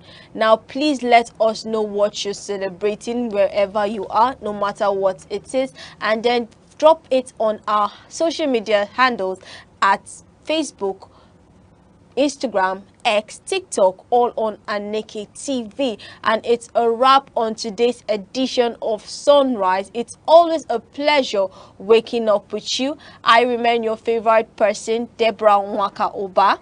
And I'm Uche Osai. Remember, stay bold, be unique, and keep watching Aneke TV. Enjoy your weekend.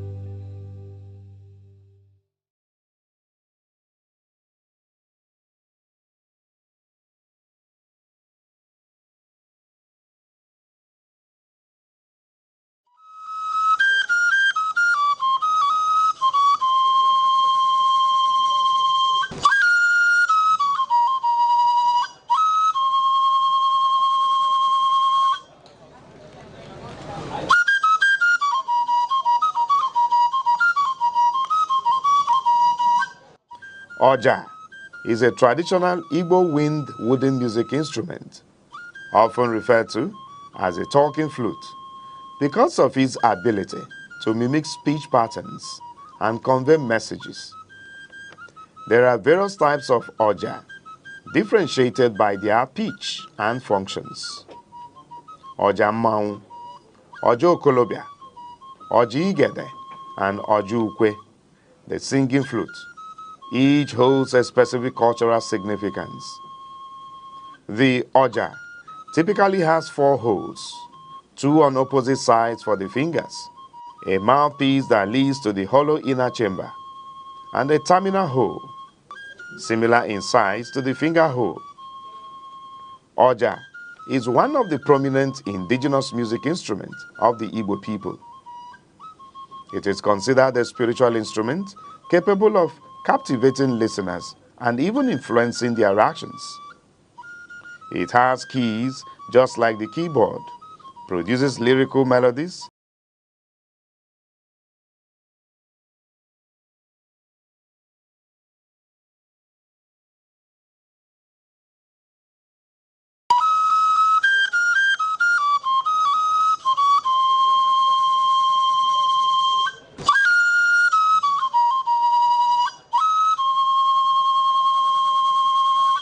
There are two types of kola nut produced in Nigeria: kola nitida, otherwise called gworo, and widely eaten in northern part of Nigeria.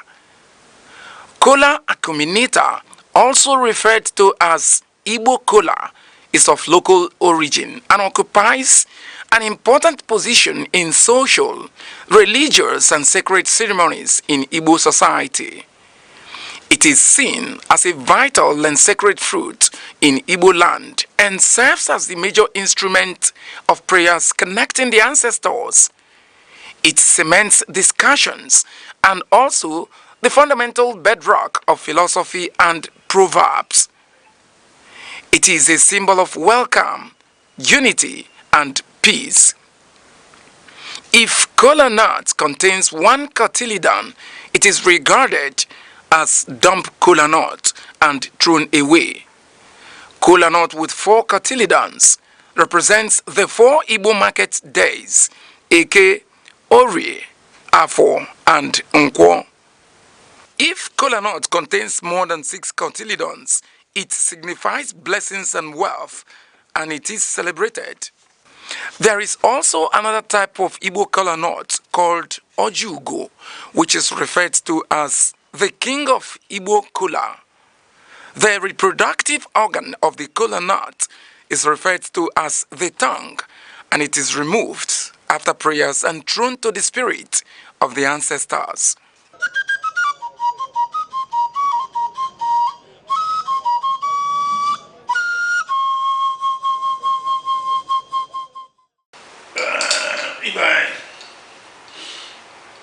ekele m ọjị wụ kwana ihe eji agọ ndụ ndụ a na-atọka onye anabara nke ya na ụlọ agwọ ibe anyị adị nọ ogologo ndụ arụ ike na ọdụmma ihe eji ene ndụ anya na onye nwere ihe eji ene ndụ anya na ịrụfụta nwụrụ ya ịmara na nsogbu riri ya olise bụ anyị na-ekene gị Chukwu okike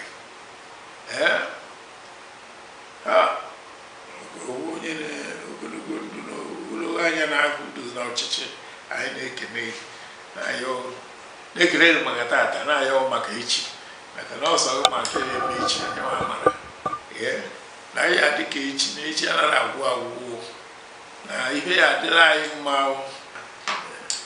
ndị be anya onwekwana ihe ọzọ na anyị enye ndị ichie jupụtara anyị na-ere nke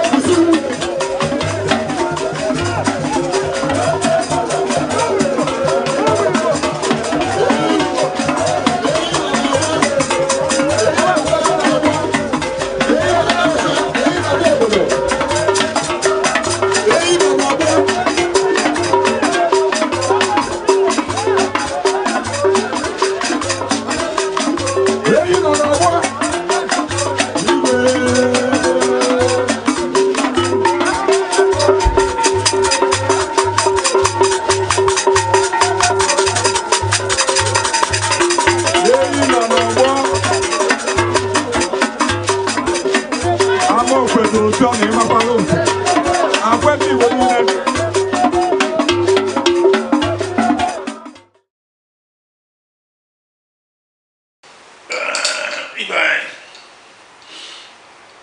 ekele m ọ jụụ kwana ihe eji agọ ndụ ndụ a na-atọka onye anabara nke ya na ụlọ agwọ ibe anyị adị nọ ogologo ndụ arụ ike na ọdụmma ihe eji ene ndụ anya na onye nwere ihe eji ene ndụ anya na ịlụfụta nwere ya ị mara na nsogbu rere ya Olise bụ anyị na-ekele gị Chukwu okike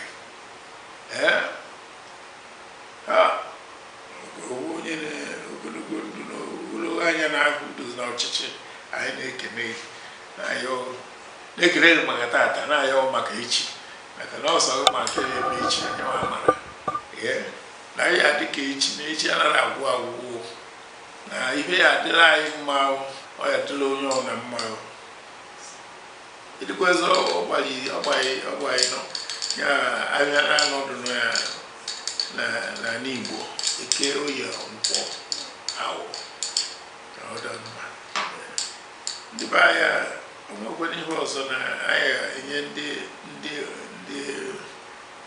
ichie jupụtara anyị na-ere nke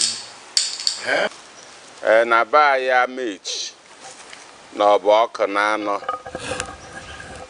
anyị adawo aga ọjị a na-awa ha abịa ji na ọjị na-eke ịkya na a na-agụ ya a na-ejide ọjị na-eka nri ana m erachi ihe kere ihe na ihe wara ihe Chineke nna kere enu ke ana m akpọku ndị ezigbo mmadụ niile nọchawọrọ ndụ na-amechi ọkụ na anọ na anụ ọkụ na anọ na anụ Nkanụ na anụ Nta Egbe na-ese na anụ Enugu steeti na-asị biko na ọ bụ ha metere ihe ọma ka anyị na-asị ha gbadata ha bịa tara ọjị anyị na-asị eke ka eke ketere anyị ihe ọma anyị na-asị ahwọ ka ahwọ ghọtara anyị ihe ọma anyị na-asị nkwọ ka nkwọ kwọtara anyị ihe ọma anyị na-asị orie ka orie rutere anyị ihe ọma ihe ndị a niile ka anyị na-arịọ nna sị ka ị bịa mere anyị wetere anyị udo n'ala Igbo wetere anyị udo n'ala Naịjirịa wetere anyị ịhụnanya wetere anyị ọganihu wetere anyị ihe niile bụ ihe na-eme obodo adị mma nna biko ihe ndị a ka anyị na-arịọ kwetewo na imewere anyị karịa ka anyị rịọrọ n'ịhwa Chineke nna kere enu ka ana bụ Chukwu okike abịama ndị be anyị ọjị abịa anyị na-ekene osebụrụ ụwa ekene Chukwu okike nna ketara anyị oge kere igwe ka anyị na-ata ọjị anyị chọrọ iwe ọjị ị na-awa n'otu awa n'ibe asị ka ị goziela anyị taa ka ihe ọma hụkwa gwute anyị na-akpọku ndị nna nna anyị ha bụ abụ ndị mere ọhụma goziela ya eke gozie orie